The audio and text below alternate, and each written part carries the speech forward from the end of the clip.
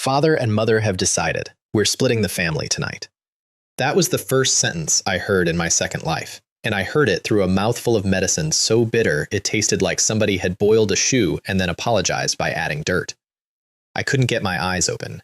Everything hurt, and not in the normal way, not the way your back hurts after a bad chair. This was the specific, detailed hurt of a body that had been hit by many people in an organized fashion. Ribs, left shoulder, something behind my ear that pulsed every time my heart did. Somewhere above me, a woman was crying and trying not to, which is a sound that goes into your skull sideways. "It's the 12th month," she said. "There's snow to the knee out there. Changel hasn't opened his eyes in 2 days. Xiao Qian is 9, Xiao Yang is 6. You're not splitting the family. You're sending 5 people out to freeze." And then the memories came in, all at once, like somebody had emptied a filing cabinet directly into my brain. I got the important one first. I used to be a guy in an office. 28, unmarried, 3 energy drinks deep, 16 hours a day, 6 days a week. The kind of schedule they put in a company slide deck like it's a personality trait. I remember my keyboard. I remember the ceiling tile above my desk that had a water stain shaped like a duck. I do not remember dying, which is honestly rude. 1 second there's the duck, then there's this. Then I got the rest of it, and I really wish I hadn't. The body I was now wearing belonged to Wang Changlei, 13 years old, of Yunxi village, and Wang Changlei was, in the professional opinion of everyone who had ever met him, a little monster. He hit his sister. He hit his brother harder because his brother was smaller and cried in a way he found funny. He climbed the wall behind Widow Liu's house to watch her carry water. He stole eggs. He stole a chicken.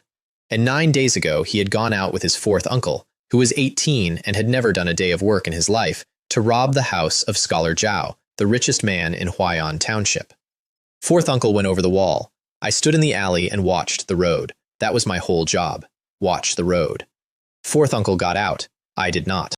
Scholar Zhao's servants caught a 13-year-old standing in the dark outside their master's wall, and they did what servants of rich men do to village boys, and then they threw what was left of him at our gate like a sack of wet laundry.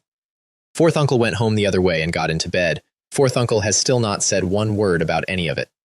So that's the situation. New world, new body, 9 days of fever, and a reputation I did not earn but absolutely inherited. 7 of us ate off that mountain before the winter was out, and every catty of it came down on my back off the end of a dead man's bow. On the night I am telling you about, I could not lift my own head off the pillow. Outside the room, the voices got louder. 2 hours. That was 2nd uncle. 2nd uncle is the scholar of the family, the one who eats an egg every single morning while the rest of the house eats millet, and he has a voice like a man reading a complaint out loud. I stood at Scholar Zhao's gate for 2 hours in the wind. Nobody opened it. Nobody came out. Nobody even told me to leave, because telling me to leave would have meant admitting I was standing there. I sit the county exam in the 3rd month. Do you understand what that means? Do you understand what it means when a household with a thief in it sends a candidate to the exam hall? Something hit the Kong next to my leg, then something else. I found out later it was a salted fish and a strip of dried meat, thrown, not handed. There's your share, eat it and go. Why should they eat?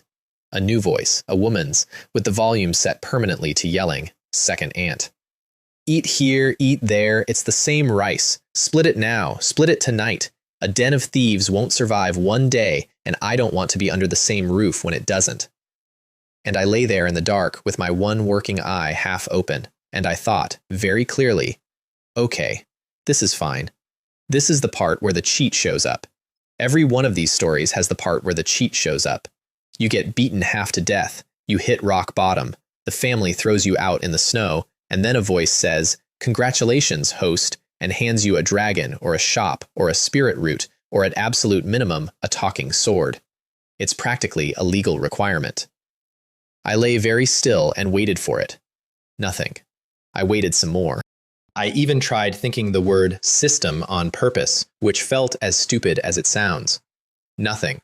Not a chime, not a panel, not a single glowing letter. Great, cool, love that for me. Rock bottom achieved, delivery not received. Somebody put a hand on my forehead, and it was so cold and so careful that I understood immediately that this was my mother and that she had been doing it every few minutes for 2 days. The door opened. My father came back in. I knew it was my father because the room got quieter, the way a room does when the person who never argues walks into an argument. "All right," he said, "we'll split." That was it. That was his whole negotiation. Dinner that night was the farewell dinner, and you have to understand what a farewell dinner is in a house like that, because the first time I saw it, I thought it was a mistake. 5 bowls of millet porridge. Real millet, not the stuff with more wild greens in it than grain, though there were wild greens in it too. A dish of boiled cabbage, a saucer of fermented soybean paste to dip the cabbage in. And that was the feast. That was the version of the meal where the family is being generous, because tomorrow you are leaving, and they want the village to say they fed you first.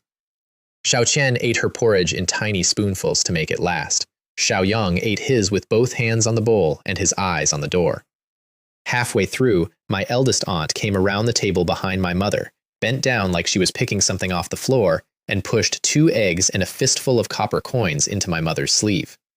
2 coppers and 50 coins, it turned out later, which was probably every private coin she had in the world.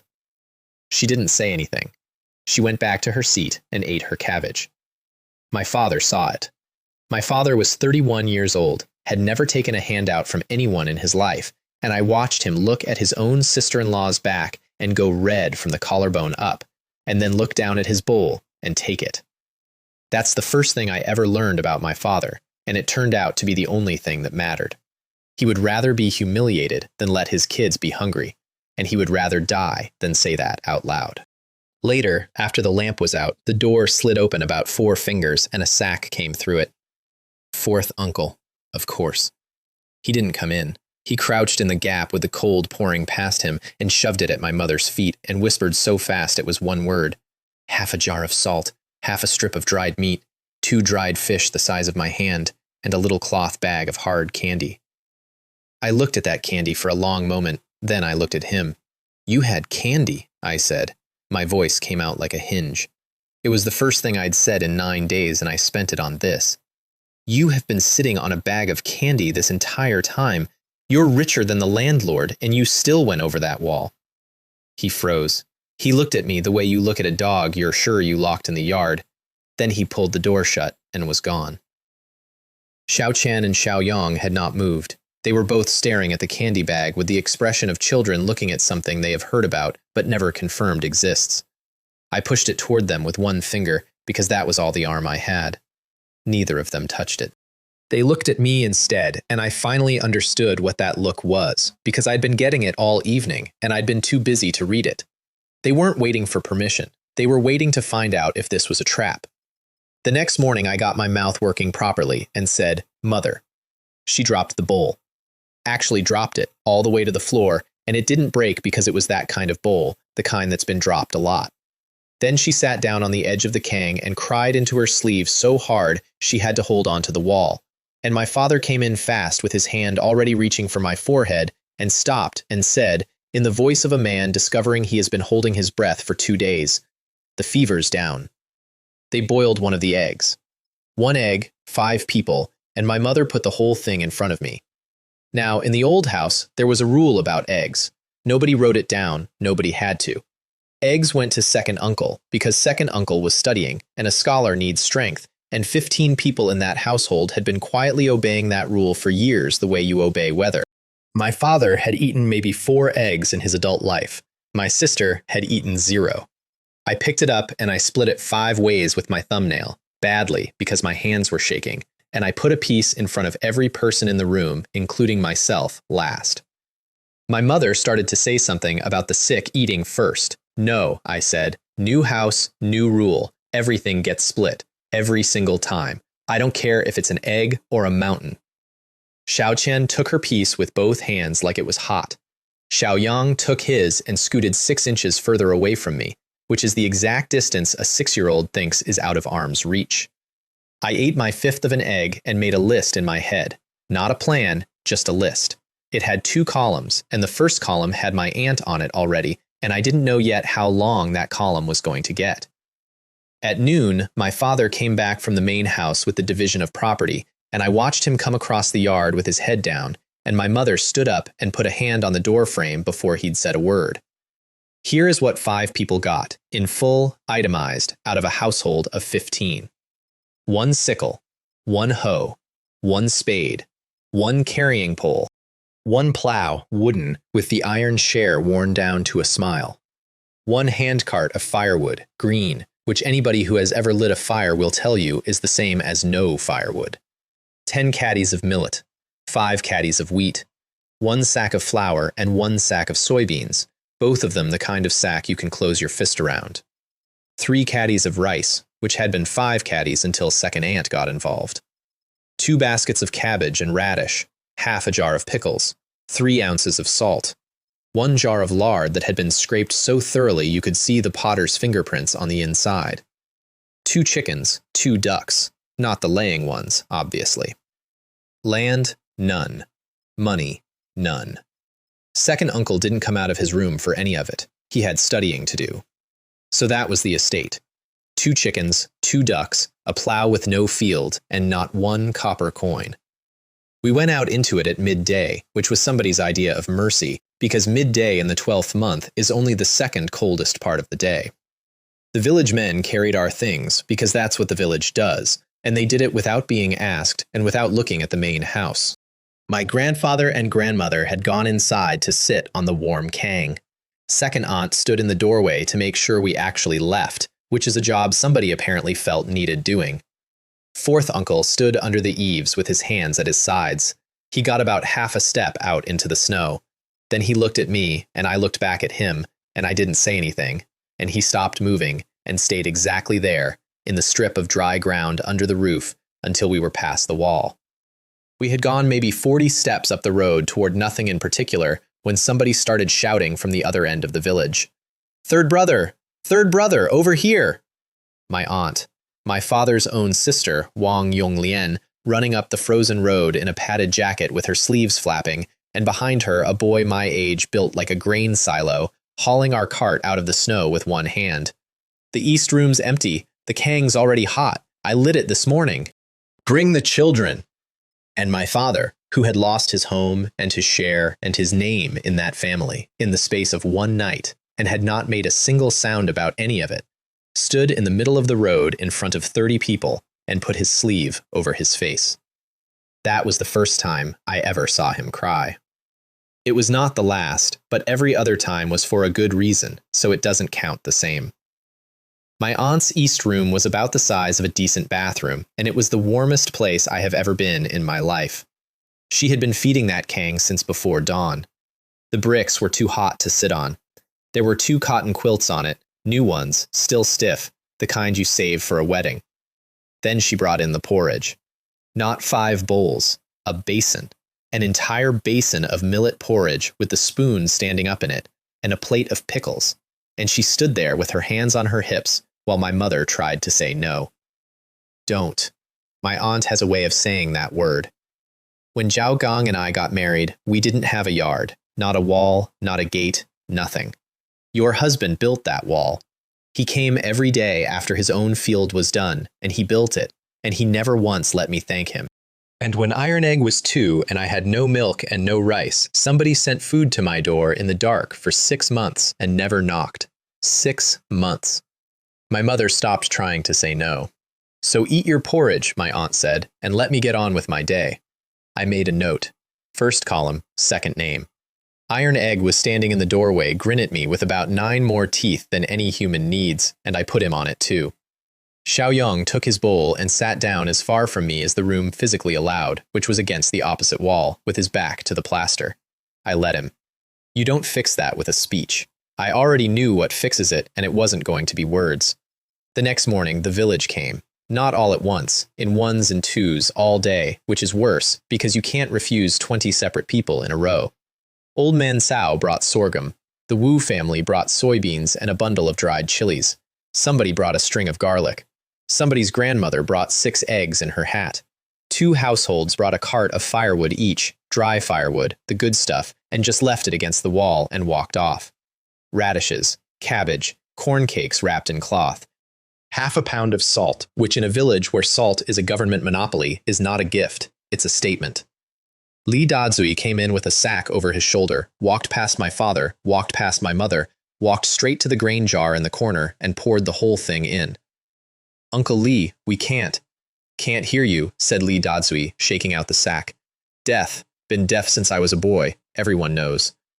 Then the village chief came, and he brought a block of tofu, which sounds like nothing until somebody explains that around here you press cold tofu on a beating to bring the swelling down, and he brought a paper packet of herbs. From your fourth brother, he said to my father, and put it on the table, and didn't elaborate. Fourth uncle himself did not come. Fourth uncle was going to spend the entire winter not coming, and leaving things at the edge of the yard and running. When it was over, my father counted it. 65 catties of grain from the village, 25 of our own, 90 catties total, and I did the arithmetic while I was lying there, because arithmetic was the only thing I was physically capable of doing. 5 mouths. Call it half a catty of grain per person per day, which is not a meal. That's the number where you stop dying. That's 45 days. There were about 90 days of winter left.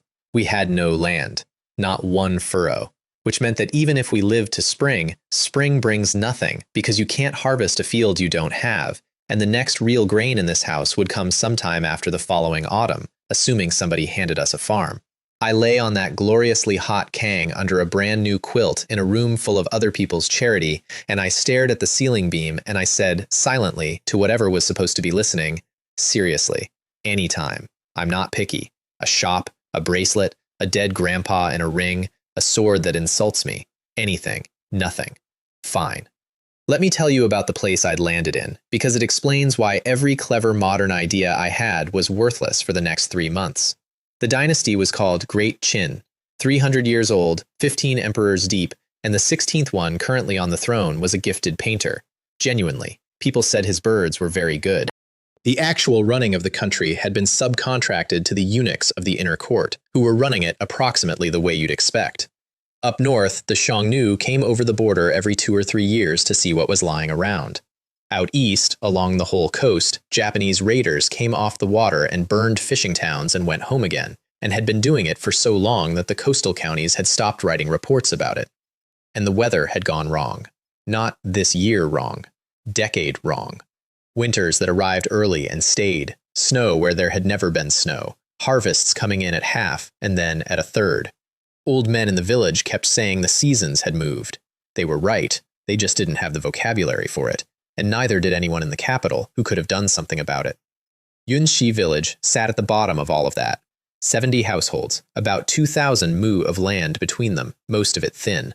One road out, going north to Huayan Township, an hour and a half on foot in good weather, and twice that in this. 3 mountains around us. Daqingshan to the east, where the tigers were, and where every hunter who went in stopped coming out. Damangshan to the west, lower and safer, persimmons and walnuts and small game. And Dalongshan to the south, which was full of snakes, and which the old people called the Dragon Mountain, and stayed off entirely. And I had all these wonderful ideas.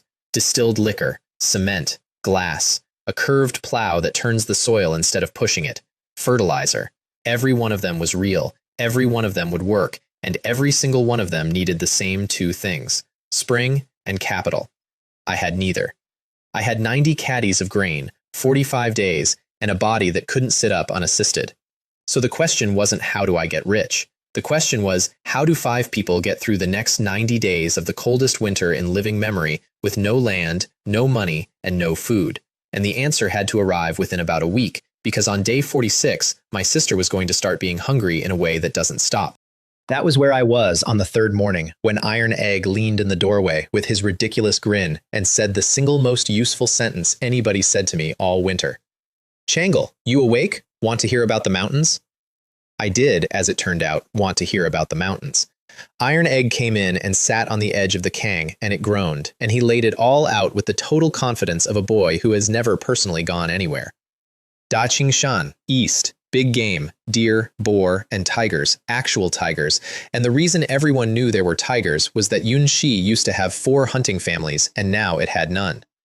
Liu Lao went up there last winter after a boar, and the boar won. Nobody had gone east since. Dalongshan, south, snakes. Not normal snakes, according to Iron Egg, snakes as thick as your arm that come down in the summer and take goats, and there was a whole thing about a dragon that I stopped listening to. And Damangshan, west, lower, softer, persimmons that hang on the branch all winter and go sweet when they freeze. Walnuts, hares, pheasants, the occasional roe deer, No tigers that anybody had confirmed. But nobody hunts it, he said, because you need a bow, and nobody's got a bow, and even if you had a bow, you'd need to be able to shoot it. Right, I said. Obviously. I got out of bed the next day, not gracefully. It took 2 tries and a wall. That night, my mother killed one of the 2 chickens. I want to be precise about what that means. That chicken was 1/4 of everything we owned that could reproduce. Killing it was not dinner, it was liquidating an asset. And she did it because I had a fever for 9 days, and there is exactly one thing a mother in that village can do about a fever, and it is chicken soup. She brought me the bowl with all the fat floating on top. The good bowl. The whole bird had gone into a pot for 1 person. I asked for 4 more bowls. That's for the sick, my aunt said in the doorway, in a voice like a door closing. There are 4 children in this house. There is 1 sick child in this house. Auntie, I had both hands on the bowl and no strength in either of them, and I was 13 years old and arguing with a woman who had raised a boy the size of a shed. I'm not drinking it. If they don't drink, I don't drink. I'll sit here and let it go cold, and then it's wasted, and you'll be angrier about that than about anything I've ever done. There was a long pause. He's got his father's stubbornness, my aunt said to the ceiling, and none of his manners. And she went and got 4 more bowls. Xiaoqian drank hers holding the bowl in both hands with her eyes shut. Xiaoyang drank his from all the way across the room. Iron Egg drank his in one motion, the way you'd empty a bucket, and then held it upside down over his mouth for a while in case of stragglers. That was day 3. On day 9, I could walk to the well and back without holding on to anything, and on day 9, I went up Damangshan. I told them I was going for firewood and persimmons. My father wanted to come. I told him the ground was frozen, and if we both went and one of us went through the ice on the creek, there'd be nobody to carry the other one home, which was nonsense but sounded responsible. He gave me the good hatchet. It took me an hour and a half to get to the foot of the West Mountain, on a body that had been beaten with sticks 9 days earlier, in snow that came over the top of my shoes.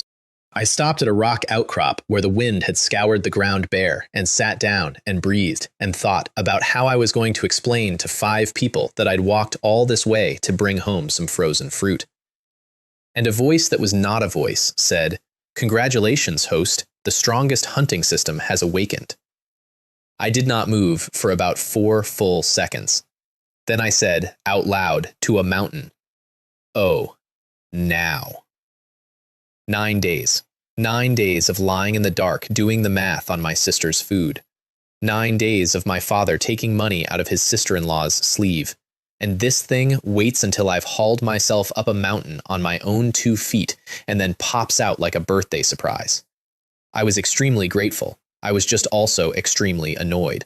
And I have never been the kind of person who can only feel one thing at a time. The panel, if you want to call it that, hung in the middle of my vision like a smudge on a window that I could read. Hunting rank 1. Points 0. Strength 4. And 1 skill. Unfailing accuracy. I turned that over. I have played enough games in a previous life to be suspicious of a skill with the word unfailing in it, because unfailing is what you call something right before you find the asterisk. So I went and found the asterisk. I picked up a pebble and threw it at a branch about 5 paces away. Hit it, dead on, in the middle, with a 13-year-old's noodle arm and no aim whatsoever. I threw one at a knot in a tree trunk. Hit the knot. I threw one at a specific dead leaf and hit the specific dead leaf. I paced off 10 meters to an old stump and threw, center of the stump. I paced off 25 to a big elm and threw as hard as I could, and the pebble went about 4 meters wide and vanished into the snow like it had personal business elsewhere. Interesting. So I spent the next hour throwing rocks at a tree, which is a sentence I never thought would be a turning point in my life. 20 meters, hit. 21, miss. 20, hit. 22, miss, badly. Not a near miss either. Outside the line, the skill just switched off and handed the rock back to my actual ability, which was the ability of a boy who had spent his childhood throwing things at ducks. 20 meters, hard edge, no taper. And that number is not nothing, by the way. I found out later that the archers in the county garrison shoot at 30, 40 meters, and the good ones hit what they're aiming at maybe 3 times in 5 on a windless day, standing still, not scared. Inside 20 meters, I was going to be perfect. In wind, in snow, in the dark, every time. There was just the small matter of the second number, strength 4. I had no idea what 4 meant on whatever scale this thing was using, but I could feel what it meant because I was carrying it around. 4 meant that when I hauled back on an imaginary bowstring, my shoulder informed me that we would not be doing that. 4 meant I could hit any animal on this mountain in the eye, and the arrow would bounce off its eyelashes and it would trot away offended. Perfect aim and no power. The universe gives with one hand, and then, with the other hand, laughs. Also, I did not own a bow. Widow Liu had one. Widow Liu wanted 5 mace for it, which is 500 copper coins, and the entire cash reserve of my family at that moment was under 200, most of it in my mother's sleeve where my aunt had put it. I walked home with an armload of frozen persimmons and a system I couldn't use, and somewhere on the way down the mountain I stopped feeling annoyed because I'd figured out the order. Bow costs money. Money comes from selling something. Selling something needs something worth selling. Something worth selling needs a bow. Unless. The next morning I went into my aunt's kitchen and took the big kitchen knife off the wall. I got about 2 steps into the yard. Changle! My mother came out of that house like she'd been fired from something. My aunt came out right behind her. Between the two of them, they had my wrist, the knife, and a very clear theory about where a 13-year-old was going with a blade 3 days after being beaten half to death by the servants of the richest man in the township. I'm not going to Scholar Zhao's, I said. Then where are you going with a knife? Fishing. There was a pause of the kind you could have parked a cart in. With a knife, said my aunt. With a knife, I said. Iron Egg came out of the house eating a persimmon and said, I'll go, and that settled it. Because in that household, Iron Egg's presence counted as adult supervision by weight. Yunshi Creek was frozen about a hand deep at the edges and more in the middle. Iron Egg chopped a hole in it. That is the whole sentence. He took the back of the hatchet and swung it 15 minutes without stopping and made a hole the size of a wash basin. And he was not out of breath. And I stood there and understood in my body what the difference between strength 4 and whatever Iron Egg had really meant. Fish come to a hole in the ice. Everybody in that village knew fish were under the ice, and nobody had ever put it together, because knowing a thing and using a thing are 2 different skills. Under 3 weeks of ice, the water is running out of air. Cut a hole, and the water there is the only water in the creek that can breathe, and by afternoon, every fish in 100 paces is stacked up under it like people at a station exit. And they come up toward light.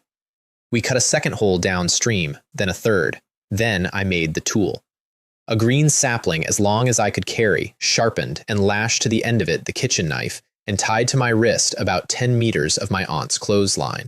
Iron Egg took the other end and wound it twice around his stomach and set his feet like a man in a tug of war, because I had told him this was a very important job, and because Iron Egg believed everything I said with a completeness that I found alarming and useful in roughly equal measure. We knelt at the second hole and waited until the water went still and dark, and then a shape came sliding up under the ice. I threw.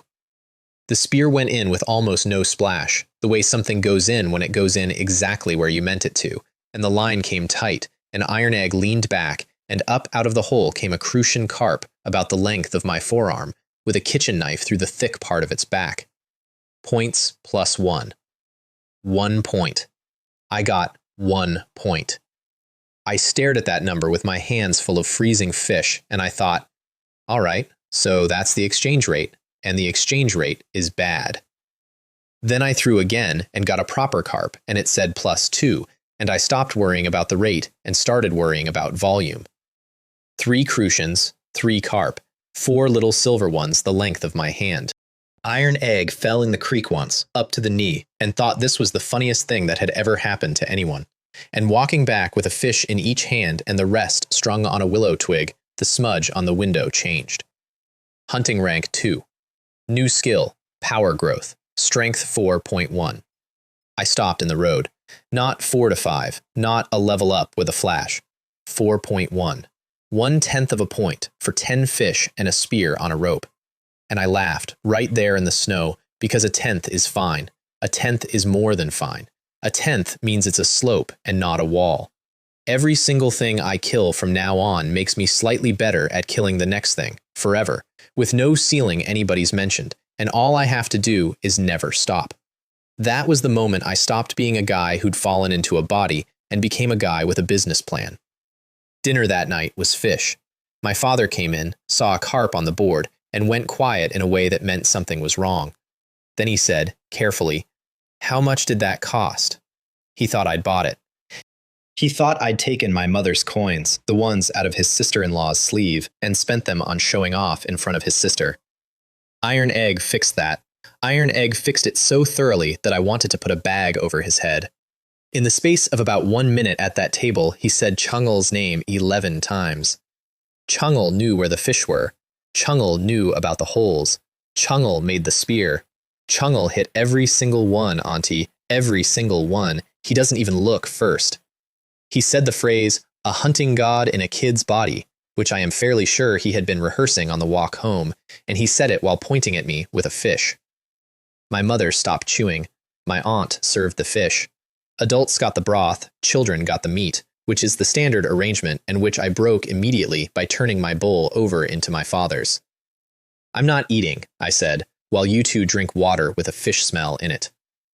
"Boy, there are 10 fish. There will be 10 more tomorrow." I said it flat, like a delivery schedule, because that is exactly what it was. Eat the fish. My mother turned all the way around and faced the wall and stood there for a moment with her back to the room, and nobody said anything. And then she came back and sat down and ate a piece of carp, and that was the last argument I ever had at that table about who eats what. Afterward, my father found me in the yard. "Widow Liu has a bow," he said. He said it like a man laying down a card he'd been holding all evening. "Liu Lao Er's. He went up Da Qing Shan after a boar last winter. They brought him back on a door, and they brought the bow back with him, and there's still a mark on the grip where it got wet. She won't sell it. She says it's bad luck to sell it, but she might lend it." "How much?" "That's the thing," he said. "She hasn't got a man, and she's got a daughter, and she doesn't go to anyone's door, and nobody goes to hers."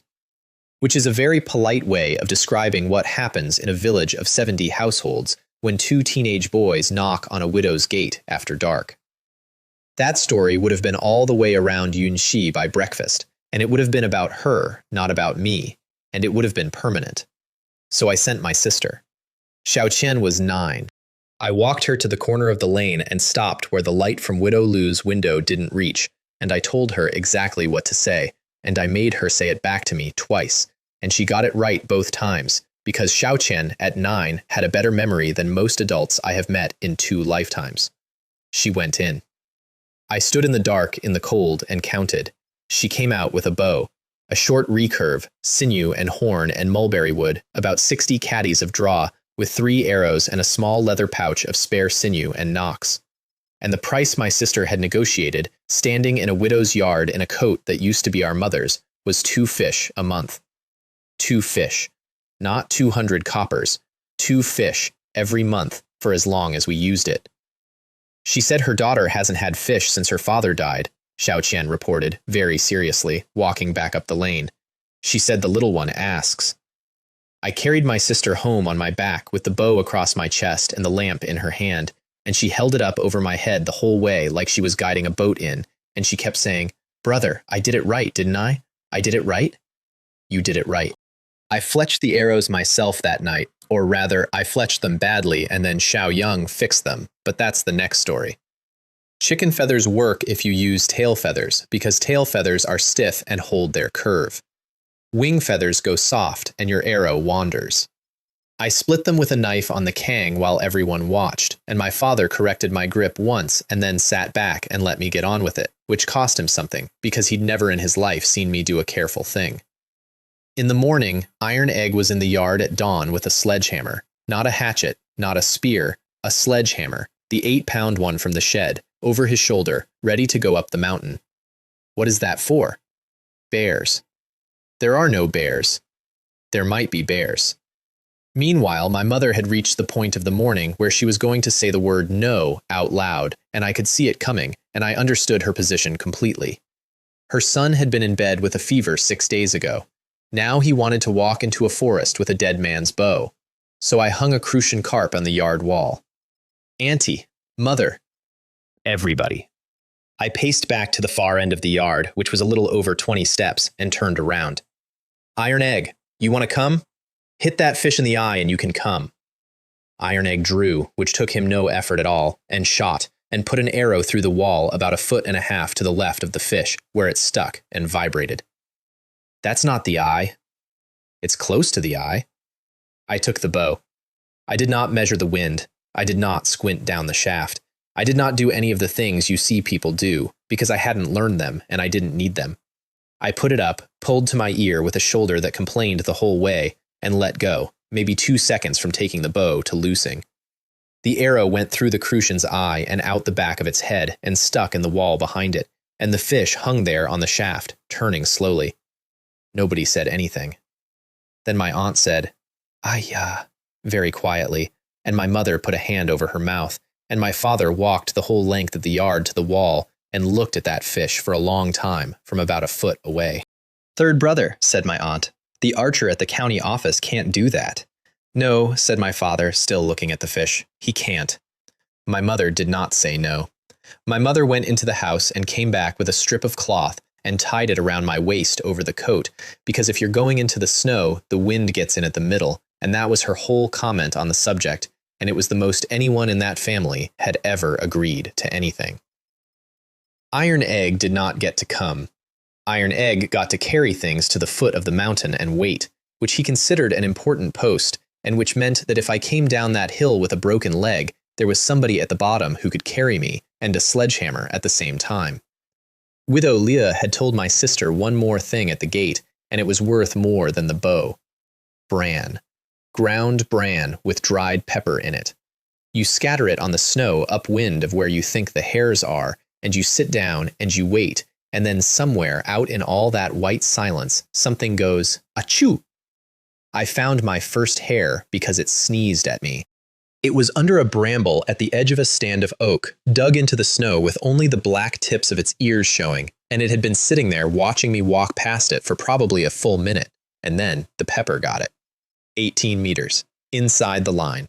I shot, and the hare, which had heard the bow, did the thing hares do, which is kick backward with both feet, and it threw up a fistful of snow that my arrow went straight through, and unfailing accuracy is unfailing about where the arrow goes, not about what's in the way. Missed. Second arrow, correcting for a crosswind I could suddenly feel the shape of, into the hind leg. And here's the education. The arrow went into that hare's leg about 2 centimeters and stopped. 2 centimeters. A hare.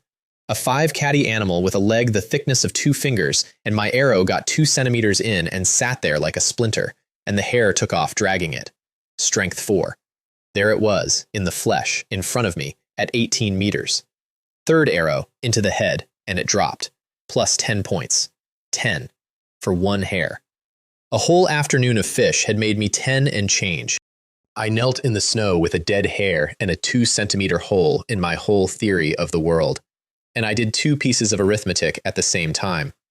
The first one said, fur is money, meat is food, and 1 animal is worth 10 fish. So from this moment, I am a hunter and not a fisherman. The second one said, everything you kill from here on has thicker skin than this thing, and you are not strong enough, and the only cure for that is to keep killing. Then I did the part Widow Liu had also sent along, because a woman married to a hunter for 11 years knows what happens to boys who don't. You bleed it out where you kill it, downhill, away from your path. You wipe it dry with a split bamboo stick, not with your hands and not with cloth. You roll it in clean snow. Then you wrap it in wood ash and then in 3 layers of cloth, and you tie it tight, and you do all of that before you start walking. Because a warm animal with an open wound on your back in a winter forest is not luggage, it's an advertisement. I got a pheasant an hour later, and I got it because of salt. There's a rock face on the west shoulder of Damangshan where the water comes through and leaves a white crust on the stone, and in winter, when everything green is gone, birds go there and peck at it for the minerals. Widow Liu's husband knew that. Widow Liu told my sister told me. This is how knowledge moved in Yunxi, through a chain of women and children. because the men who knew things were all dead on Daqing Shan. He was a big male, alone, gorgeous, all copper and green, working at that white crust with total concentration. I did the walk. Yunxi people call it half-step, and it is exactly what it sounds like. You put your foot down at half your normal stride, rolling from the outside edge inward, and in fresh snow you leave a dent instead of a print, and you make no sound at all. It takes forever. It took me 11 minutes to cover 30 meters, headshot, plus 10. So now I had numbers. A whole afternoon of spearing fish through a hole in the ice with a partner was worth a little over 10 points. One pheasant, standing still, was worth 10. One hare was worth 10. Fishing was a hobby. Hunting was a job. Done deciding. The fox happened at the end of the day, in weather that had turned mean. The snow had come back, sideways, in that way where it isn't falling so much as being thrown at you by somebody with a grudge. My feet had been wet for 2 hours. I'd stopped feeling my ears. I had a mouthful of rice wine out of the gourd at my belt, which does absolutely nothing for the cold, and everything for the morale, and I was standing under a pine deciding whether to go home when I saw her. White fox. Snow fox, the real thing, the pale winter coat, standing over a vole in the open about 25 meters out. And the tip of her tail was red, not brown, not rust, red, like somebody had dipped 4 inches of it in lacquer. Now, I did not know at that moment what a snow fox pelt was worth. What I knew was what my father had said in passing about the ladies of Qingzhou Prefecture wearing white fur at New Year, and what I knew is that if a thing is white and rare and soft, rich people will pay money to wear it, and that this is a rule that holds in every century I have personally lived in. 25 meters, 5 outside the line. So I got down on my stomach in the snow and I crawled. 15 minutes. 15 minutes to cover 5 meters, in a blizzard, on my elbows, freezing from the front, with a dead man's bow held out of the snow in one hand because a wet string is a rope. Twice she lifted her head and I stopped breathing and became a log. At 20 meters exactly, the line clicked over in my head like a latch. I shot. Hind leg. And the fox took off. And here is the thing, I have told this story about 400 times since, and nobody ever believes the part I care about. She took off with the vole still in her mouth. Shot through the leg, in the open, with a predator somewhere in the trees, and she would not drop her dinner. Second arrow. Other hind leg. Now she's got 2 arrows in her and she is dragging herself, and I am up and running, and she gets to the base of a young pine and goes up it, with 2 ruined legs, and I have never before or since seen an animal do something that physically impossible out of pure refusal. And when I got close, she turned around on the branch and threw the vole at my face. I am not exaggerating, and I am not making it a joke. She spat it at me, deliberately, and it hit me in the cheek, and then she scrambled higher. I threw the kitchen knife. Not at the fox, at the branch, because the branch was inside 20 meters, and the fox was moving, and the knife with a system behind it goes exactly where you send it. The branch cracked and dropped her 1/2 meter, and in that 1/2 meter she was still, and the 3rd arrow went in between her eyes. I sat down in the snow with a vole in my lap and took stock. 3 arrows, 1 kitchen knife, a 15-minute belly crawl, and a small tree. For 1 fox that weighed less than my sister. Plus 20 points, and the level of personal embarrassment that I have carried into the present day. It was full dark when I came off the mountain, and there were 2 lights coming up the road to meet me. My father and Iron Egg. My father had been standing at the foot of that mountain since the light went, which I know because Iron Egg told me, cheerfully, while my father was standing right there denying it. They had flatbreads inside their coats, against their skin, which is how you carry hot food an hour and a half in the snow, and my father took one out and it was still warm, and he did not ask me a single question until I had eaten it. Then he saw what was in the basket, and he put his hand on the white fur and left it there. Changel. Yeah. Do you know what this is? A fox? A snow fox, he said, with a red tail, and he did not say anything else the whole way home, but he carried the basket, and every 100 paces or so he looked in it again to check it was still real. My mother didn't say anything either. She just held on to me in the gateway for a while, with her chin on the top of my head, which was a problem, because at 13 and a half I had started to be the kind of person who needed to be seen coming home like an adult, and it is very hard to be an adult while your mother is checking the temperature of your ears. My father skinned the fox on the yard wall by lamplight. He is not a hunter, and he did not do a beautiful job. He left probably a third of the good meat on the hide, and you could see him getting angrier at himself with every cut, and I said nothing, because a man who has just watched his son come off a mountain with a fortune on his back needs a job to do with his hands. Then wood ash and clean sand rubbed into the skin side to draw out the fat, and a split bamboo edge to scrape it, and it went up on the north wall out of the sun. The next day was the first snowfall catch, so the hare belonged to the village. I want to explain this because I nearly got it wrong. In Yunxi, the first game a man brings down after a heavy snow doesn't get eaten by his family. It goes around to the old people. Not the important ones, the old ones. A leg here, a shoulder there, the head to whoever's oldest. It is not a tax, and nobody enforces it, and every household in that village would have known within a day if I hadn't done it. My father stood in the yard with the hare in his hands for a long time. "Your grandfather," he said. "No." He looked at me. "Your grandfather is old." "He's an elder of the Wang family," I said. "He's not an elder of this household, because there is no this household as far as he's concerned. There's a document with a red mark on it that says so. And the meat isn't from your field or your labor. It's from me, and I'm not sending it." I braced for a fight. I got about 4 seconds of my father looking at the ground. "All right," he said. Then he took the hare around the village himself, on foot, to 7 houses, and every single one of them tried to give it back, and he wouldn't let them. And by evening, the entire village knew that the boy who used to steal chickens had come down off Damangshan with a fox and had sent the hare to the old women first. We kept a hind leg. My aunt did it with dried chili and more oil in the pan than that family had used at New Year, and Iron Egg ate until he had to lie down. And Xiao Yong, who was 6, and who still would not sit within arm's reach of me, picked up one of my badly fletched arrows off the Kong, looked at it, took the feather off, and put it back on straight. First try. Nobody showed him. He just looked at the crooked one and the straight one and knew which was which. "Do that one too," I said, and pushed another one across the Kong, and he took it without looking up at me, and that was the first thing my brother and I ever did together. Strength 4.2. The 22nd of the 12th month was the big market at Huayan Township, and we went with a fox skin, a hare skin, and 3 pheasants, and we walked the whole way, an hour and a half, in snow, with Iron Egg carrying everything because he had asked to and would have sulked otherwise. Huayan on a market day before New Year is 1,000 people in a street built for 200. Charcoal sellers, a man with a bucket of live eels, paper cutouts for the door, somebody selling firecrackers out of a padded box with a very serious expression, and halfway down, a stall doing mutton offal soup, 5 coppers a bowl, with a cauldron going that you could smell from the bridge. I bought 2. 10 coppers is 2 days of a laborer's food, and I handed it over without blinking, and Iron Egg looked at the bowl, and then at me, and then at the bowl. "It's for me?" "Both of them are for you. I'll get another one." He ate the first one so fast I got worried.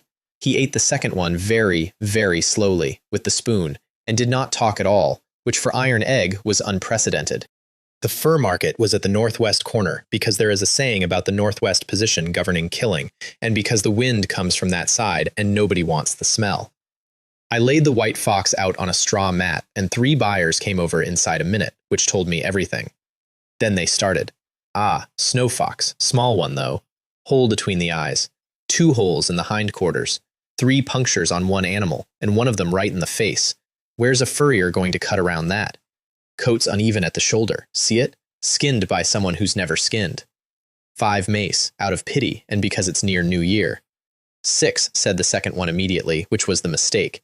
Because if you're going to run a squeeze on a village boy, gentlemen, you have to agree on the number first.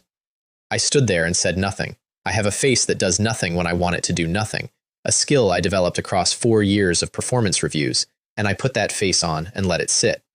Here's what I was doing behind it.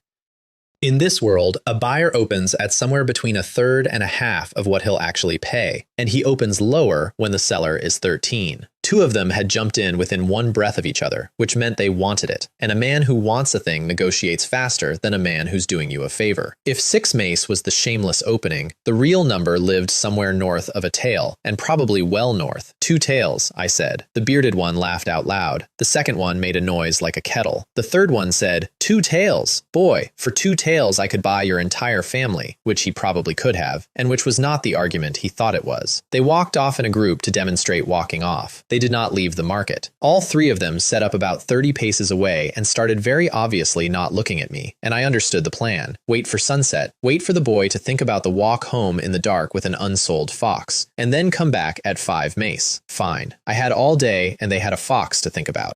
And while I was sitting there being patient, my second uncle was 2 streets over, doing something so much worse than anything the fur buyers had in mind that I still get angry telling it. I didn't see the start of it. I got the start of it later, from about 9 different people because the whole township saw it. Second uncle went to Scholar Zhao's gate. Again, 3rd time in 9 days. And this time the gate opened, because this time he was carrying a book. Not a book, the book. An official printing of the Book of Han, the government edition, the kind with the seal in the front, the kind that the county collection did not have a copy of. In a household like Scholar Zhao's, it's not a gift, it's a category of gift. That book cost 7 taels. My second uncle did not have 7 taels. My second uncle had never in his life held 7 taels. 9 days earlier, my second uncle had sold his daughter, Wang Xiaofang, 11 years old. Sold as a bondmaid into a rich house in Qinglan County town, papers and all, for 10 taels of silver, and he kept every single coin of it, and he did not give 1 mace of it to his wife or his mother or the household. And he took 7 of those coins and bought a book to apologize to a rich man with. For the record, my second uncle had a daughter and a son. He sold the daughter. So he stood at that gate with the book in both hands, and Scholar Zhao came out with another scholar in tow, a fellow called Qian Tongsheng, a thin man with a permanent expression of having just tasted something. Zhao looked at the book. Zhao took the book in the specific way a man takes a thing he considers he's owed, without unwrapping it, handing it straight back over his shoulder to a servant. And then, because he was in a generous mood, he said he'd walk them to the market. Qian Tongsheng ate 5 meat buns on that walk. 5. One after another, from the stall by the bridge, and my second uncle paid for every one of them out of the change from his daughter, and thanked him for the honor. That is the state the 3 of them were in when they came around the corner of the fur market, and Scholar Zhao saw me sitting on a mat behind a white fox. "Well," he said, loud, delighted, "it's the little thief." The street noise went down about half. I stood up, slowly. My hand found Iron Egg's arm on the way, because Iron Egg had gone from sitting to standing in a single motion, and had a look on his face I hadn't seen before. "Sit down," I said. "Changlei, sit down." He sat. "This creature," Zhao announced to the market at large, "came over my wall, 10 days ago, in the night. My people caught him against the wall of my inner court." "He was caught outside the wall," I said. "You admit you were there." "I admit I was standing in a public alley in the dark, and your men beat a 13-year-old for it, and did not send for the constable, because the constable would have wanted to know what I actually did." That landed. I heard it land. About 4 people at the back made a noise, and then Qian Tongsheng stepped forward, and I found out what an educated man is for. "Neighbors." Nice voice. Warm even. Reasonable. He didn't raise it, which made everyone lean in. "Let's not accuse. Let's reason. Who here saw this boy shoot that fox?" Silence. "Who saw him carrying it?" 3 or 4 hands, sort of. Somebody said, "Coming down off Damangshan this morning, yes, saw him on the road with the basket." "There." Qian spread his hands, pleased, like a teacher whose class has finally got there. "You saw him coming down with it, which means none of you saw him take it. A boy walking down a mountain with a fox in a basket has proved one thing only, that there is a fox in his basket. Now, where does a fox come from? Traps. Whose traps? Hunters' traps. And where are the hunters of Yunxi village?" "Dead," said somebody, quietly. "Dead," Qian agreed, sorrowfully. "So the traps on that mountain belong to men from the townships, who set them and come back for them. And this boy walks down the hill in the early morning, alone, with a snow fox, 3 days after being caught against a wall at night. He had them. I could feel it go. Not because they were stupid, because he was a scholar and I was a boy with a record, and because in that country, in that century, taking game out of another hunter's trap was not a small crime. Stealing a chicken gets you beaten. Stealing a hunter's catch in a bad winter gets you drowned, because the man you stole from has a family too, and everybody knows it. And there's more, said Qian, warming up, and this is the part that saved me, though it took me a second to see it. Look at the animal. 3 wounds, both hind legs and a shot between the eyes. Killing shots, placed shots. Neighbors, I ask you, this boy has never held a bow in his life. Everyone in Yunxi knows what he is. He steals eggs. He climbs walls. Are we to believe that in 10 days, in bed with a fever, a thief became an archer who puts a shaft between a running fox's eyes? He turned to the crowd with his arms out. A genius in 10 days. Ask him to prove it. There are moments where the universe does you a favor and dresses it up as a disaster, and you have to be paying attention or you'll miss the handle. I picked up the bow. Sure, I said. I heard my own voice come out very calm, and I remember being interested in that. 9 days ago, I'd been a person who apologized to people who bumped into me on the train. You want a witness? I said. I'll make you one. Then I knocked an arrow, drew to my ear, and put the point on Qian Tongsheng's forehead from 3 meters. The market went absolutely silent. Not quiet. Silent. Somebody's dropped bowl finished rolling. Qian Tongsheng's mouth was open and no sound was coming out of it. Scholar Zhao took 1 step backward and his servants took 2. My second uncle, off to the side, went the color of the snow. Don't move, I said. Seriously, don't. I raised the bow 4 inches and loosed. The arrow took the felt cap off his head and kept going, straight down the length of the market, past the soup stall, past the eel man, over the heads of about 60 people, and hit the old elm at the far end of the street and pinned that cap to the trunk. 40 paces, easily, way outside my line, which nobody knew but me, and which didn't matter, because the second arrow was already on the string. That one I aimed properly, at the tree, at the cap, at the shaft already standing in it. It went in beside the first one, not near it, beside it, the 2 nocks touching, the fletching of one lying against the fletching of the other, 2 arrows through 1 felt cap in 1 hole in 1 tree. The bearded fur buyer walked all the way down the street to look at it. Everybody watched him go. He stood there a while and came back and said to nobody in particular, in the flat voice of a man doing arithmetic he doesn't enjoy, "An inch to the left of that hat, and you'd have had to bury the scholar in 2 pieces." Qian Tongsheng sat down. I say sat down. His legs stopped participating, and he went down on the frozen mud of the market with his hands out behind him, and there was a spreading dark patch, and about 1,000 people saw it. I put a 3rd arrow up. There was a sparrow on the eave of the grain shop, 15 meters, in wind. I took its wing. It came down alive, flapping in a circle in the road, and Iron Egg scooped it up in both hands and brought it to me, and I walked over and crouched down in front of Qian Tongsheng and held it out. "Master Qian," I said, "I've ruined your hat." He stared at the sparrow. "Please accept this in compensation." He took it. His hands were shaking so hard the bird nearly got away. And then he did something I did not expect and did not enjoy. He got up onto his knees in the mud and bowed to me, twice, with his forehead nearly to the ground, in front of the entire township, and got up and left, without his hat. I turned around. Scholar Zhao had already gone 6 or 7 paces back up the street, and he stopped when I looked at him, and I watched a rich man do a piece of arithmetic in real time. On one side, a village boy with no name and no money and no relatives worth the word. On the other side, that boy and a bow and 2 arrows in 1 hole at 40 paces, and a servant of his own who had beaten that boy nearly to death for standing in an alley. Zhao's family had walls. Walls are only useful against people who have to come through the gate. "Master Wang," he said. Master. To me. At 13. In front of the market. "I believe there has been a misunderstanding in my household," he said, "for which I intend to make a proper accounting." And he bowed, not deep, and turned, and went. And he was walking fast. And behind all of it, forgotten by everyone, stood my second uncle, holding nothing. Because the book was gone into the arms of a servant from a man who no longer needed to be apologized to. 7 tales of a book, 10 tales of a daughter. Bought and delivered on a Tuesday and made worthless by a boy with a dead man's bow before the soup stall had sold out. He looked at me. I looked back. Neither of us said anything.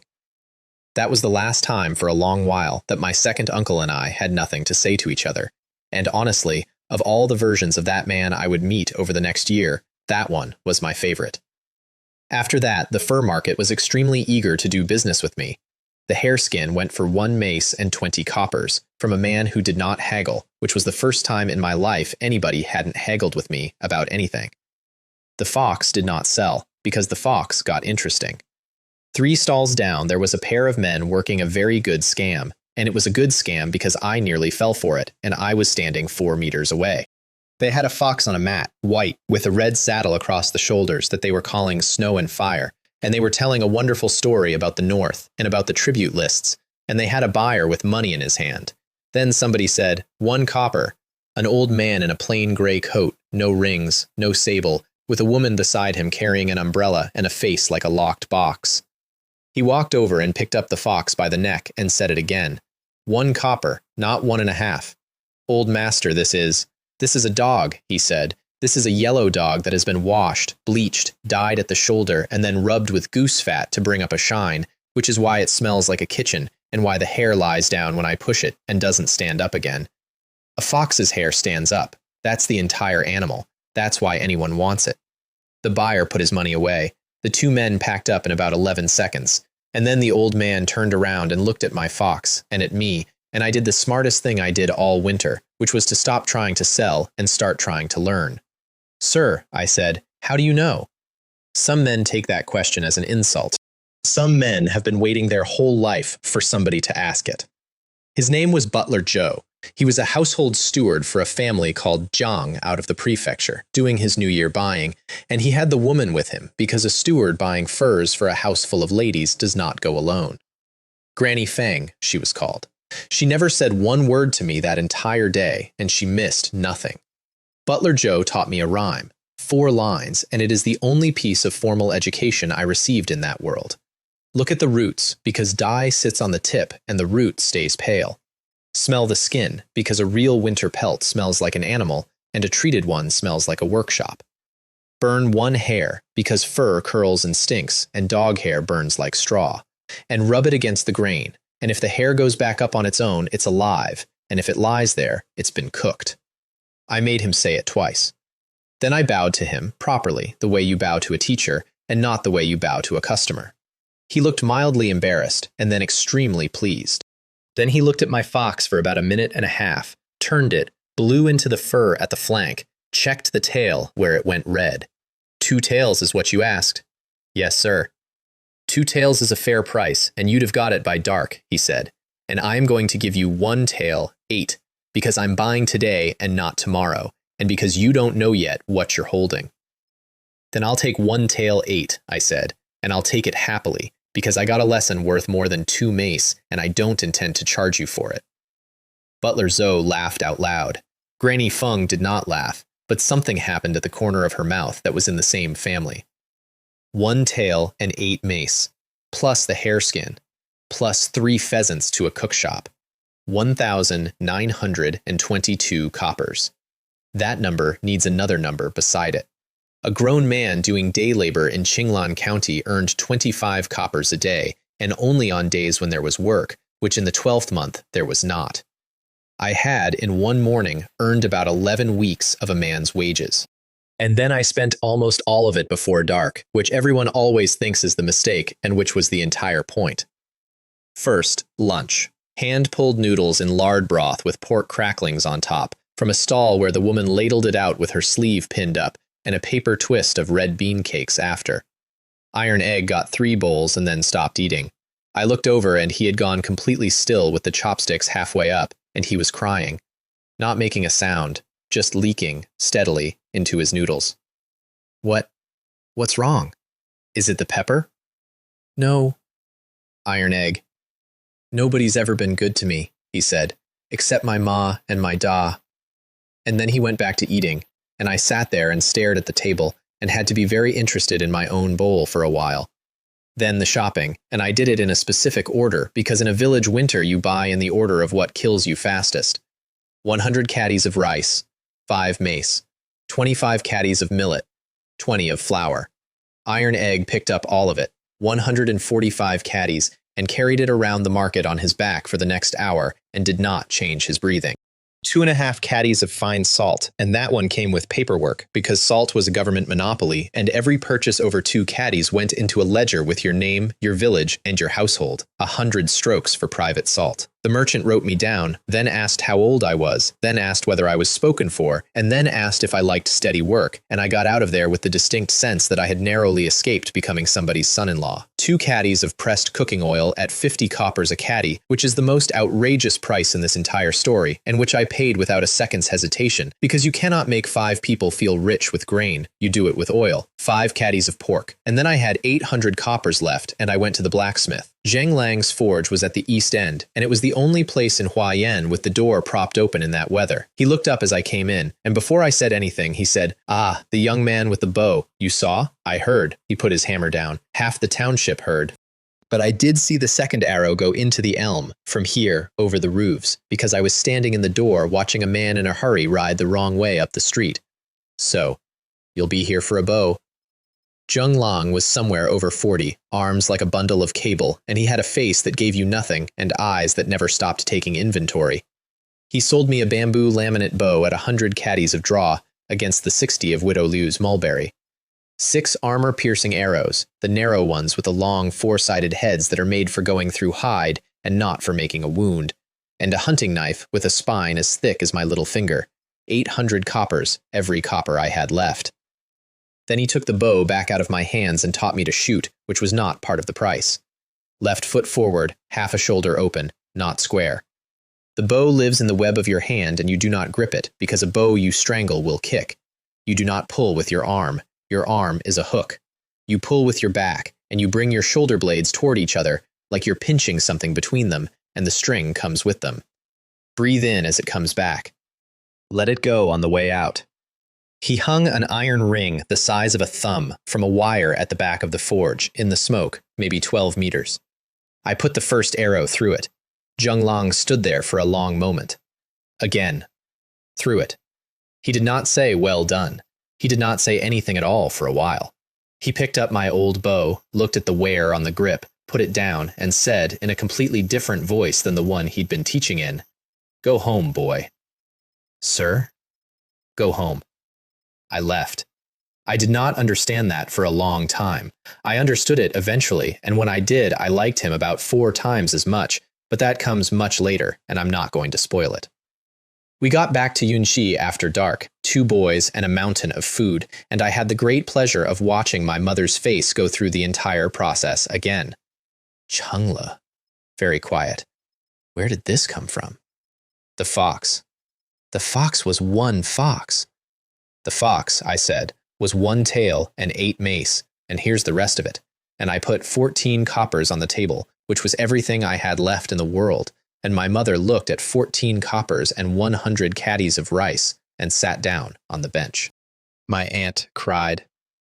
My aunt had cried maybe twice in the previous decade, and she cried at a sack of rice.